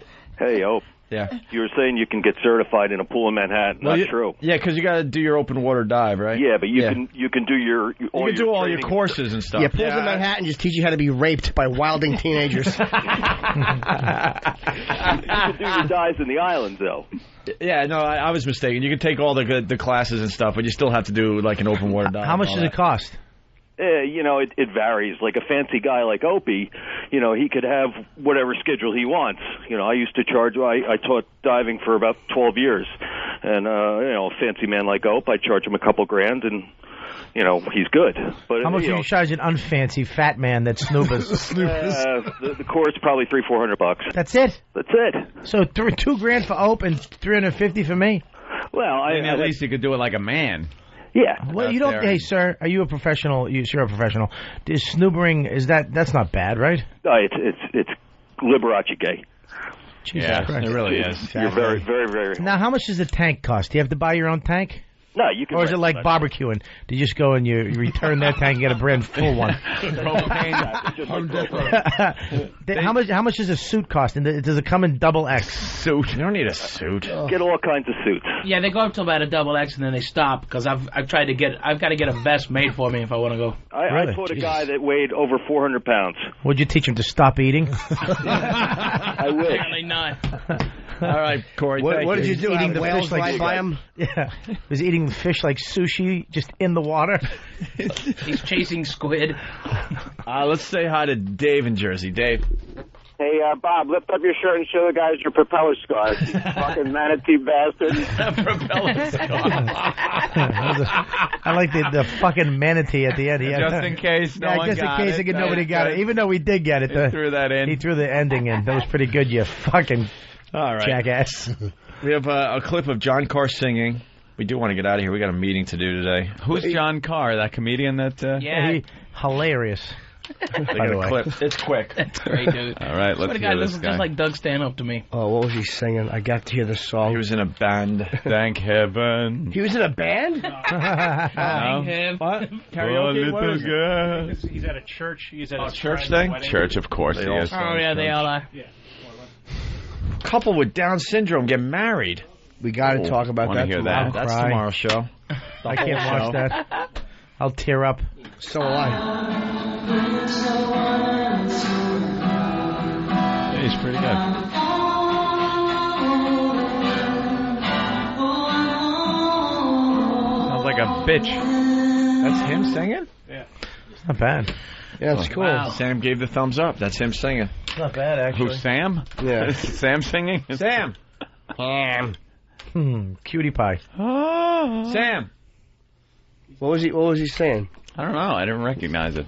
What was he singing? What song? You know what he was singing? No, that's how long the singing clip was. That was it, huh? Package of home videos, and that was the only.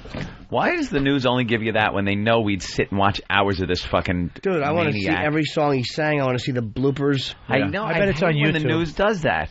It's got to be on YouTube. Yeah, good point. Kenny's in here. What does this mean? What, Kenny? What?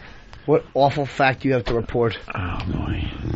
The TVs are not fitting in any vehicles that we have, so they're going to be delivered to your abodes. Not even in mine? No, because they have to be transported upright. You can't lay them flat. No, you can't. Yeah, so... So tell him to save mine until I... Well, no, someone Yes. will take it. No, I need mine delivered immediately. Yes. You'll have... Where's What did you get? I know. I don't know. Did you get a TV? You guys got TVs? What kind? For being you just got TVs. 42 What inch. they do. 42. Tell him to take That's it back. it? I want a Take it 65. Yeah, that's what I got.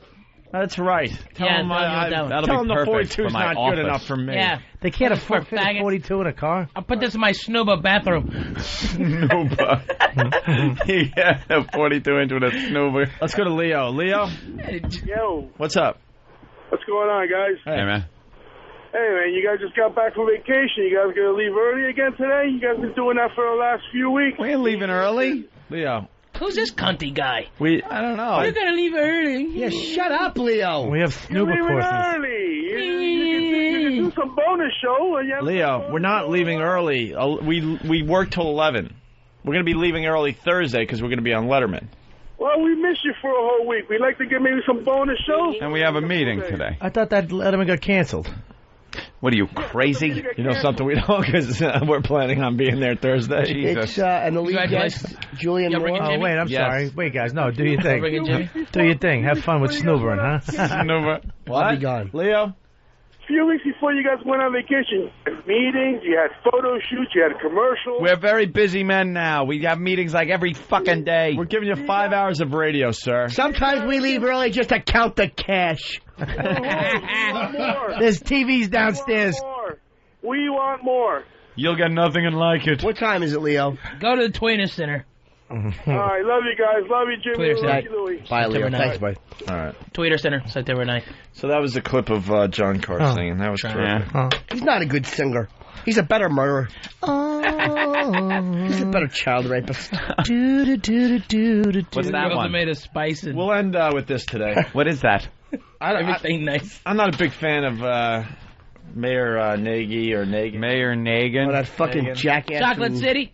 But what he said about This city will be chocolate. Okay, if you know what I'm saying. Every time it talks, it just sounds like, you know, there's a big I don't know. a lot of controversy because he said some stuff about Ground Zero, What'd he comparing say? it to what's going on in New Orleans. I actually Really? I got into a fight with a fight. Steve Byrne had his girlfriend in the car, and she said, I don't know, I almost kicked her out of the car. I called her a dumb twat. Oof. She said that what happened in Katrina was worse than September 11th. I go, Shut did up. you just compare the fucking two? Stop it. You dumb twat. There's no comparison. Well, at least you made a smart argument. Yeah. Oh, I'm sorry. Fucking CNN. Spent a fucking hour and a half Bob, talking about you there's a- shitting on people. Bob, there's a line. There's a line between "shut up, you dumb twat" Right. and CNN. There's a balance in there. Right. Oh, you're right. I'm sorry. There's a balance in there. I'm going to I therapy. didn't mean I'm to trying to be. learn. Bob acted like I was being all snooty, like he messed up the death count by 50 in Katrina. There was Yeah. 180. No, it was 230. All right, CNN. But when you called her a dumb twat, Yeah. and I said you might not have wanted to do that. Oh. There is kind of a gray area. You should have called her a could've dumb gone twat into. for dating that middle. 9/11 was a lot worse. 9/11 was a lot worse. That was my point. Well, of course. Because a lot more white people were affected. God damn it. I was absolutely going to say that. Unbelievable. We got one in studio, and he's big. I was trying to think, is Gavin... Just because he's from... Oh, wait a minute. He's black? Just because he has a fucking faggy accent. I had no idea. What do you think he was? Gavin is the I don't know. scariest Puerto dude Rican? I've ever seen in my life. Jesus Christ. Abused by a lot of fucking fat white guys. Exactly. Here we go. Gavin would beat the shit out of you and laugh the whole time. Yeah. He's that type of guy. Take out his fucking uncircumcised cock and just mush it in your face without getting hard. That's right. You call keep it rolling it around. Still works. Just keep rolling it around your cheek and stick it in your eye socket, and it still doesn't get hard. You fucking stupid bullshit fat prick. You're saying he'd hold the back of your head and mush his cock on your face and just mush it around, and he just never gets hard because it doesn't do anything for him. Just mush it around. I can still see my cock. Thank you very much. We were in the steam room. You gonna take that? Yes, I am. I'm whatever he has to give, I'm gonna take it. And if he wanted me to fucking blow him right now, I'd do that too. I'd snooba suck him. No choice. I just saw him in his ass. We worked out at my gym. I got a gym in my building. And they got remember the little steam room? What is it? The sauna in the building. Yeah. It's like a 2-person sauna. So I go in. I got my socks, my sneakers, my watch, my shirt, my shorts, everything I had in the gym on. This guy comes in. He's what? How tall are you? 6'4"? 6'5". 6'5". He comes in butt naked and sits right next to me. That's what Europeans do. That's what we do. You know. That's what, you don't go in a sauna with your clothes on. I've never been that. I was like, here it goes. I thought he liked me as a person, but I was wrong again. Bite down on this piece of wood and shut up. Oh, God. I was wrong again. A kiss. Like if he just wanted to tell you that you look good, just kiss your neck. Oh. What's wrong, mate? It's just a fucking uncircumcised cook. Did he sit down and then shut his cock in the door? His cock kept slipping through the slats on the fucking bench.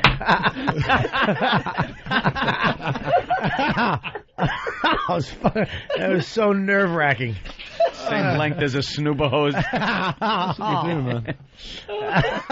Don't tell me that people in America go into sauna to clothes on, please. Yeah, we do.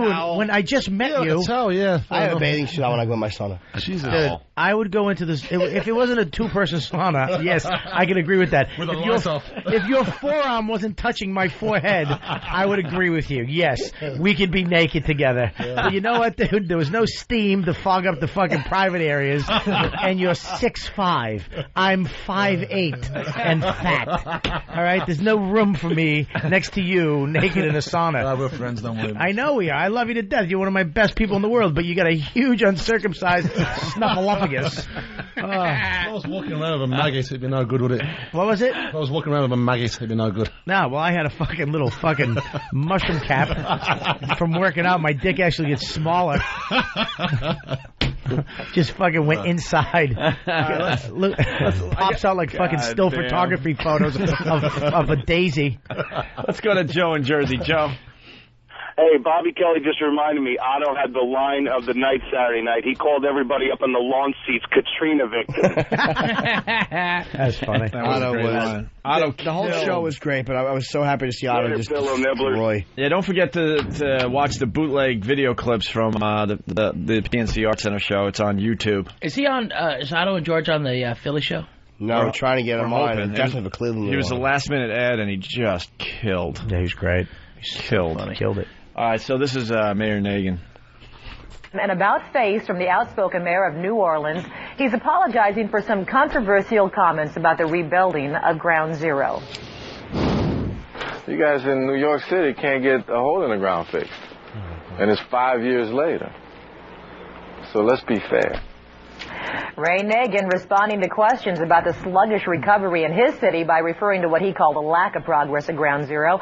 He says he wishes he called it, quote, an undeveloped site. Nagin says he did not mean to offend anyone and has directed his apology towards the families of 9/11 victims. We're kind of apology crazy in this country. Well, what he said was kind of stupid, but, basically he was saying... I think it was the way he put it. Maybe it so was like calling it that hole in the ground. Okay. pisses a lot of people off. All right. If he would have said, Ground Zero or World Trade Center, but hey, that hole in the ground. It's a grave. It's a grave site. What it is. Yeah. It's not a hole in the friggin' ground. That's like if you called places in New Orleans, hey, that friggin' toxic toilet you got over there, why don't you clean that up? And it's hey, what? I used to live in New Orleans. You called the Ninth Ward that all the time. Toxic toilet. Yeah, it's horrible. It was brutal. Yeah, and I think it's just the way he put it. But for people to get that upset, they're just looking for people to say things, and then it's like no big deal. So what? And you know what? Technically, he's right. Why the fuck has it been 5 years and there's still nothing going on? Yeah, they down put there? up 6 buildings in my neighborhood in a year and a half. It's all this. I have no sun coming into my apartment in a year and a half, and they can't put up the friggin' towers. Do something. No sun. You know what happens? I get very gray and depressed. It's dreary. It makes me want to go to Aruba and snooba. Snooba and Aruba. Snooba. Why don't you put on Manic Monday? We know how you feel. Yeah. Be okay. Wow. I wish that people could see your disgusted faces in here just looking at me. You should have raped him in that sauna. Yeah. We should have. We still got it. We can go work out right now. I have a big steam room. I like the steam room better. I'll do the pre-core. You can bench press 700. We'll go into the steam room and call it a day. I do a lot of cardio more. That's how I'm getting in shape. Hitting the bag. Really? 10 rounds, 3 minutes each. Oh, yeah? Laugh. In the back? Do that? Yeah, he hits the back. I have a bad foot, so I can't. Do you even work out? Yeah, of course I do. I have to, man. Otherwise Got to maintain that. I'll be quite fat. You're a big fella. Please don't ever hit me. No. I'm not one of those. He doesn't. You know what he'd do too? He wouldn't Holy punch you. He'd crap. headbutt you. That's what the English do. They headbutt With a smile. And I'll tell you why they do that. Glasgow kiss. Because they can't touch the ball with their hands. The Glasgow kiss. I'm not even kidding. They use their feet. They'll kick you and headbutt you because they're used to fucking soccer. That sounds like the most backwards Soccer fucking... violence is like proper fighting, my friend. It's proper Zulu war there. That's a proper job. Yeah, I'm telling you. Hey, getting headbutted. I hear they don't use their hands, those people. Hey, those tea sippers don't use their hands. Could be more wrong. The whole country's half fagged Hey, anyway. I'll tell you what, those crumpy teeth, I'll fucking go over there and... Listen, I've got perfect teeth, thank you very much. I know you do. Put that in your fucking teeth. That's why the accent's throwing me off. I got to be honest with you. What Perfect. accent's throwing you off? My English accent where I'm from? Yeah, exactly. I never thought it would be English, to be honest with you. Well, I'm Your not teeth some are Puerto Rican from Harlem or something, do I? Yeah, a little Puerto Rican. You're a little Puerto Rican. He's one of those that are the He's a scariest good-looking guy, dude. in the whole I'm world not because saying he's he not. sounds very Why you polite. throw me under the bus, too, just because you've been taking the old gay thing? He's been fucking after me. He's been after me for a while. I'm glad you fucking said something about him. Like, he's the type that would give you the first shot, and then after you hit him as hard as you he possibly laughed. could, he just maybe like touch his lip and go, "All right, my turn, mate." No. and then you just completely fucked. And with all politeness, he would kill you. He'd actually do this though. You punch him once. He'd punch him once, and he'd be like, "Mate, you're a little fucking out of your head, mate. Just go sit down." You smash him again, mate. No joke, man. You fucking interrupted my game. And then you'd hit him again. All right, mate. I'm gonna do this to teach you a lesson, but no fucking harm, no fall. Whack. You'd wake up 3 days later. You'd have an English accent and missing all your teeth. Speaking French. That too. That's why he's got such good teeth. He's been able to hand select them from other people's mouths. Take this one. English guy, I suppose. Hold on. Let's say hi to Jesse in Pittsburgh. Jess or Jesse? I like that name. Yeah, hey guys. Ah, God damn it. Hey. It's a dude. Thought it would be sorry, a I'm girl. the guy. That's all right. You spelled with an I or a Y? Sorry. What? Hey guys, I'm wondering when the virus tour is coming out here to Pittsburgh. You know, we only have 2 dates left, and I think we really should think about one more after that. Pittsburgh is doing very well. You got to do Vegas, dude. Yeah, too. Pittsburgh Vegas is is doing going to be very well. retarded. Next summer, we don't have a summer, unfortunately, because this thing's going to explode. I know. It's all Vegas. fucking... Jimmy, I'm going to see you on 28th out in the Improv in Pittsburgh. See ya. When am I should do actually the 28th of when am I there? September. You should do the I might virus be in show West during the Palmetto. Porn Awards weekend. Oh, really? That would be a great show. Keith, Jersey, what's up? Boys, how you doing? Good. The show Saturday was awesome. One complaint? Dude, FM. Stupid wheel. You stand on line for freaking 20 minutes to spin a wheel to get nothing. Not even a WOW sticker. Not even XM WOW stickers. They didn't have WOW stickers at the event? None. Zero. I bet you. Why would we? Let me guess. Let me. How about when they're coming out? Because I know what you're going to say. Okay, yeah, okay, you're right. Maybe coming out, they probably should. They probably not allowed to. I had people asking me when I was walking up to that thing, "You guys have any WOW stickers?" And I was like, why wouldn't they have WOW stickers? I'm guessing they were told not to. Hey, Pal Talk at least gave out a friggin' bottle opener. Yeah, that was cool. So, I don't know. But, I got wowed for the first time in like 6 years at the event, which was awesome. One sweet pair up in the launch section. I was so happy. I was thrilled. Tell us what happened exactly. Walk us through it. Dude, I walked on stage. I'm like a minute into my set, and this chick is showing me her tits. I asked her to show me her tits. Oh, yeah. And fucking, I didn't want to throw the set off. And some guy leaned over and just licked her nipple, and she starts smacking the shit out of him. Hilarious. God bless her. You always see that in Girls Gone Wild. If you see the white girl, she's holding the bottom of her shirt. She's about to pull it up, thinking about it, and there's always one black dude in the background just waiting. He's not even blinking. He's waiting. There's always the white guys, do it, Kathy, do it. And she does it, and he comes up, the black guy, you just see a black hand shake the tit and then pull away. Watch Girls Gone Wild. There's always a black dude comes and shakes. I've never seen a Girls Gone Wild. I can't even imagine ordering one of these fucking things or watching them. I mean, how dirty do they get on these videos? Yeah, I know. Just either give me porno or that shit is. The commercials alone annoy the piss out of me. And they've run out of ideas. Now they got them on airplanes in like zero gravity. Yeah, they have that kooky little Girls music. Gone Wild games where they go to Girls Gone Wild Island and compete in games. Who gives a shit? Show the pussy. Someone get fucked. Play cunt ball. I want to play Sandy cunt. I want to see them snooba topless. Ah, there you go. Wow, the callback is in. Snooba. They suck our dicks for air. Oh, thanks, Ant. I'm going to move the snooba into my other book. Well, how many books do you have? Opie has a book. I have the Hall of Fame book. Everything that's mentioned. All right, why don't we get out of here? Let's go. Sounds good. Ralphie, you'll be here tomorrow. I'll be here tomorrow. All right. Gavin, who are you beating up today? I'm not beating up nobody, my friend. All right, good. We'll see you tomorrow, maybe. Chilling around. All right. And Bobby? What's up? Houston Laugh Stop, Wednesday, Thursday, Friday. Cool. When do you fly?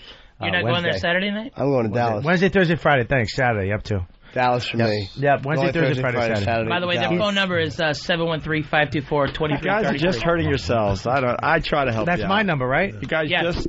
713. Hurting yourself. Yeah, no, one at a time. If you only do one at a time, you're All right, here's mine. Ready? Here's mine. I'm going to be at the Houston Laugh Stop Wednesday, Thursday. Dallas Improv, Thursday, Friday, Saturday only. 713. Not for Bobby. 524. 2333. That's not the Improv, the tickets. The Improv Get tickets for Wednesday. For me, only Thursday, and Friday, Thursday. Saturday in Addison, Texas. And I'll be there at the Laugh Stop Houston. www.laughstop.com. Cool. Go to Improv. I'll go to Club. MySpace. Whatever you want, dude. I mean, I'm in the Dallas Improv this weekend. If you want to go Good see me, club. we'd love to have you. Come down to the Houston Laugh Stop if you want to come see me. Yeah, I'm in Wednesday, Thursday, Friday, I was Saturday. just in Houston. It was good. It was good. I like Dallas, though. Dallas is hot, too. Yeah, that's where I'll be. I'm in H-Town, they call it. H-Town. Every I want to get in on it, but I don't. To have the first letter town By the thing way, going. I'm in Pleasanton, California, at Tommy T's. By the way, Voss and Bonnie are going to do an hour of radio on this channel Wednesday. Cool. I asked them for an idea, and they're going to spend an hour talking about comedy and who their influences were and how they got into the business. When is this going to be? A comedian. This Wednesday from 11 to noon. Like that comedy team thing they did, Dummy and Allen.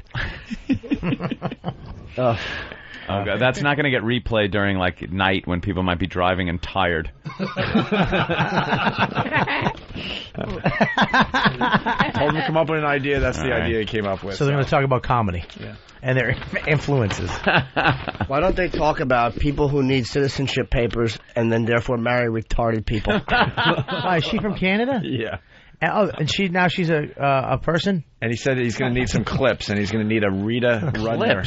A Rita Rudner. Rita Rudner. He's going to need a Rita. That better be an Rudner example of what clip. not to do. What is that? They're going to talk about his old hairstyle? I used to have hair just like Rita Rudner. Wait a second. Why do they need Rita Rudner clips? I don't know. Wow. I'm going to have to listen to this now. Because Rita at a New York casino in Las Vegas. What do you need? 2 sugar cookies and a Rita Rudner clip. Trust me, it's going to be gold. We got a meeting to get to, so thanks, guys. We appreciate it. Bye. Bye. Hasta mañana. Back from vacation. Yeah, see you tomorrow. Later. We got no heart. Someone put this thing out of its misery. Let's end on a big laugh. Shoot it. Yeah, let's end on a big laugh. Let's end on a big laugh. They already went to commercial, silly. Oh. I didn't know that. Why are we talking? We're dumb. Because you wanted to. Is it really?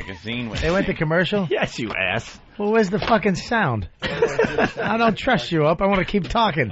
Keep talking. I want to do my own show. It's called Bobby Kelly. 20 Seconds with Bobby Kelly. Hey, what's going on, guys? This is Bobby Kelly. 20 Seconds. My influences are Jimmy Did the Norton. buzz like you did on HBO. Oh, dude, I was just fucking with you. This Snoop is pretty cool, actually. You motherfucker. Yeah, I decided just Did you really? kill you for Did now. you have a snooper? Tell me you it's great. snoopered. You snoopered? You fucking homo. You fucking snoopered. I just did it for the show to kill you for an hour. Ah, nice. You want to go snoopering together? We'll save some turtles. Me, you, and then we'll go boogie boarding. Hey. What? Nothing wrong with boogie boarding. Yeah, I went boogie boarding. I'm gonna throw a picture up on the website tomorrow. The sad part is that you didn't there wasn't a boogie board at the house. You just, hey, whose is that? Oh, you can use that one. You went and bought your own boogie board. You have an Amex with a boogie board on it. Yeah. And I got the wax and everything. You have to wax a boogie board? So you don't get nipple chafing. Nippleitis? No. You get nippleitis? Don't you have to wear shirts? You should wear some kind of surf shirt, yeah, or get the Who wax we got down. tomorrow? Anybody in? Ralphie, No. obviously. Great. So we better pad with better guests here. No, Damien Faye's coming in, I think. Oh, is he? I haven't seen him in a while. Very cool. And John Mayer's coming in tomorrow, too. No, is he? No, he's not. I'm kidding. I was fucking with Ralphie. I really wanted to see him last night, actually. I was so annoyed that my tooth hurt was fucking... Bobby, now that we're really off the air, I never fucking snooped, you faggot. Are you really off the air? Yes, stupid. We were just on the air. No, we weren't. Yeah, that was the goof. That was the goof. Oh. But now that we're really off, I never fucking snooped. Why are you getting angry, though? You can just say, Opie's hilarious. These fucking mood swings are priceless. Now these fuckers think I snooped. Opie's now we're commercial, you ass. Opie's... I never fucking did that, you fucking cunt. You ever punch a Frenchman underwater? What? Story for another day. See what you missed? You punched somebody underwater? Yeah, 60 feet, about 60 feet underwater. Why? Fight with a Frenchman. French. Did he just pull his mask? Why? Because he fucked with you, right? It's a true story. Did he fuck with you? He landed on top of me. So I pushed him, he pushed me back, and then I punched him underwater. Excellent. It was like slow motion fighting. It was hilarious. So there's bubbles flying everywhere. Well, because you can't get any traction. No so as you're punching, your legs are going this way. Look like you're diving.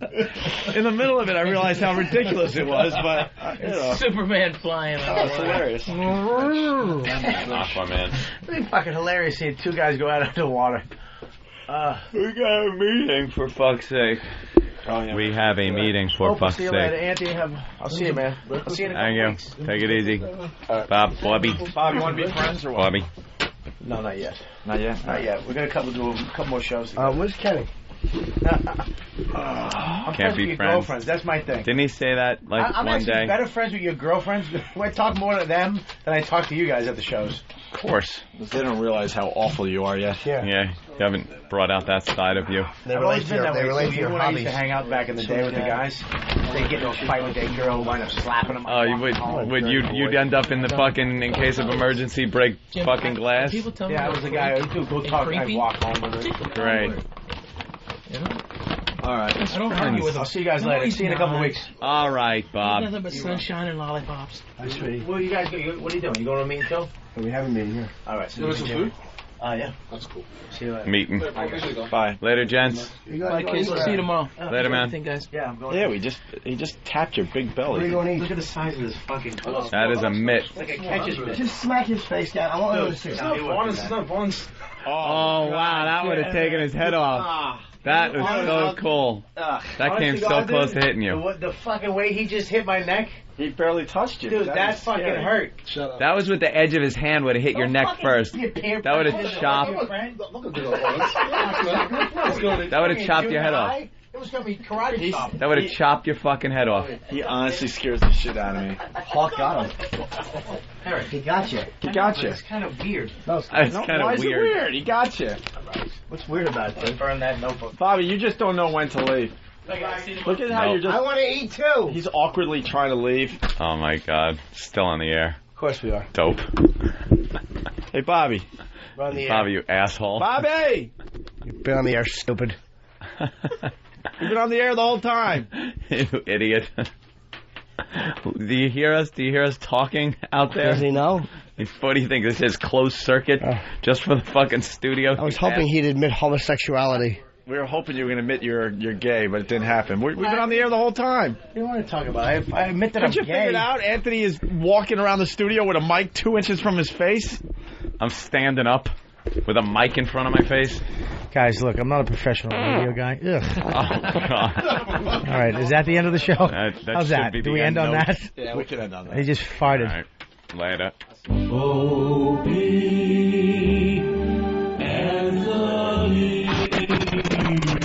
This is unpredictable radio. Holy crap! We need to remember that we are professionals in the entertainment industry. Look at you! Oh, man! Oh, my God, I'm a grown man and I'm being yelled at. You're idiots.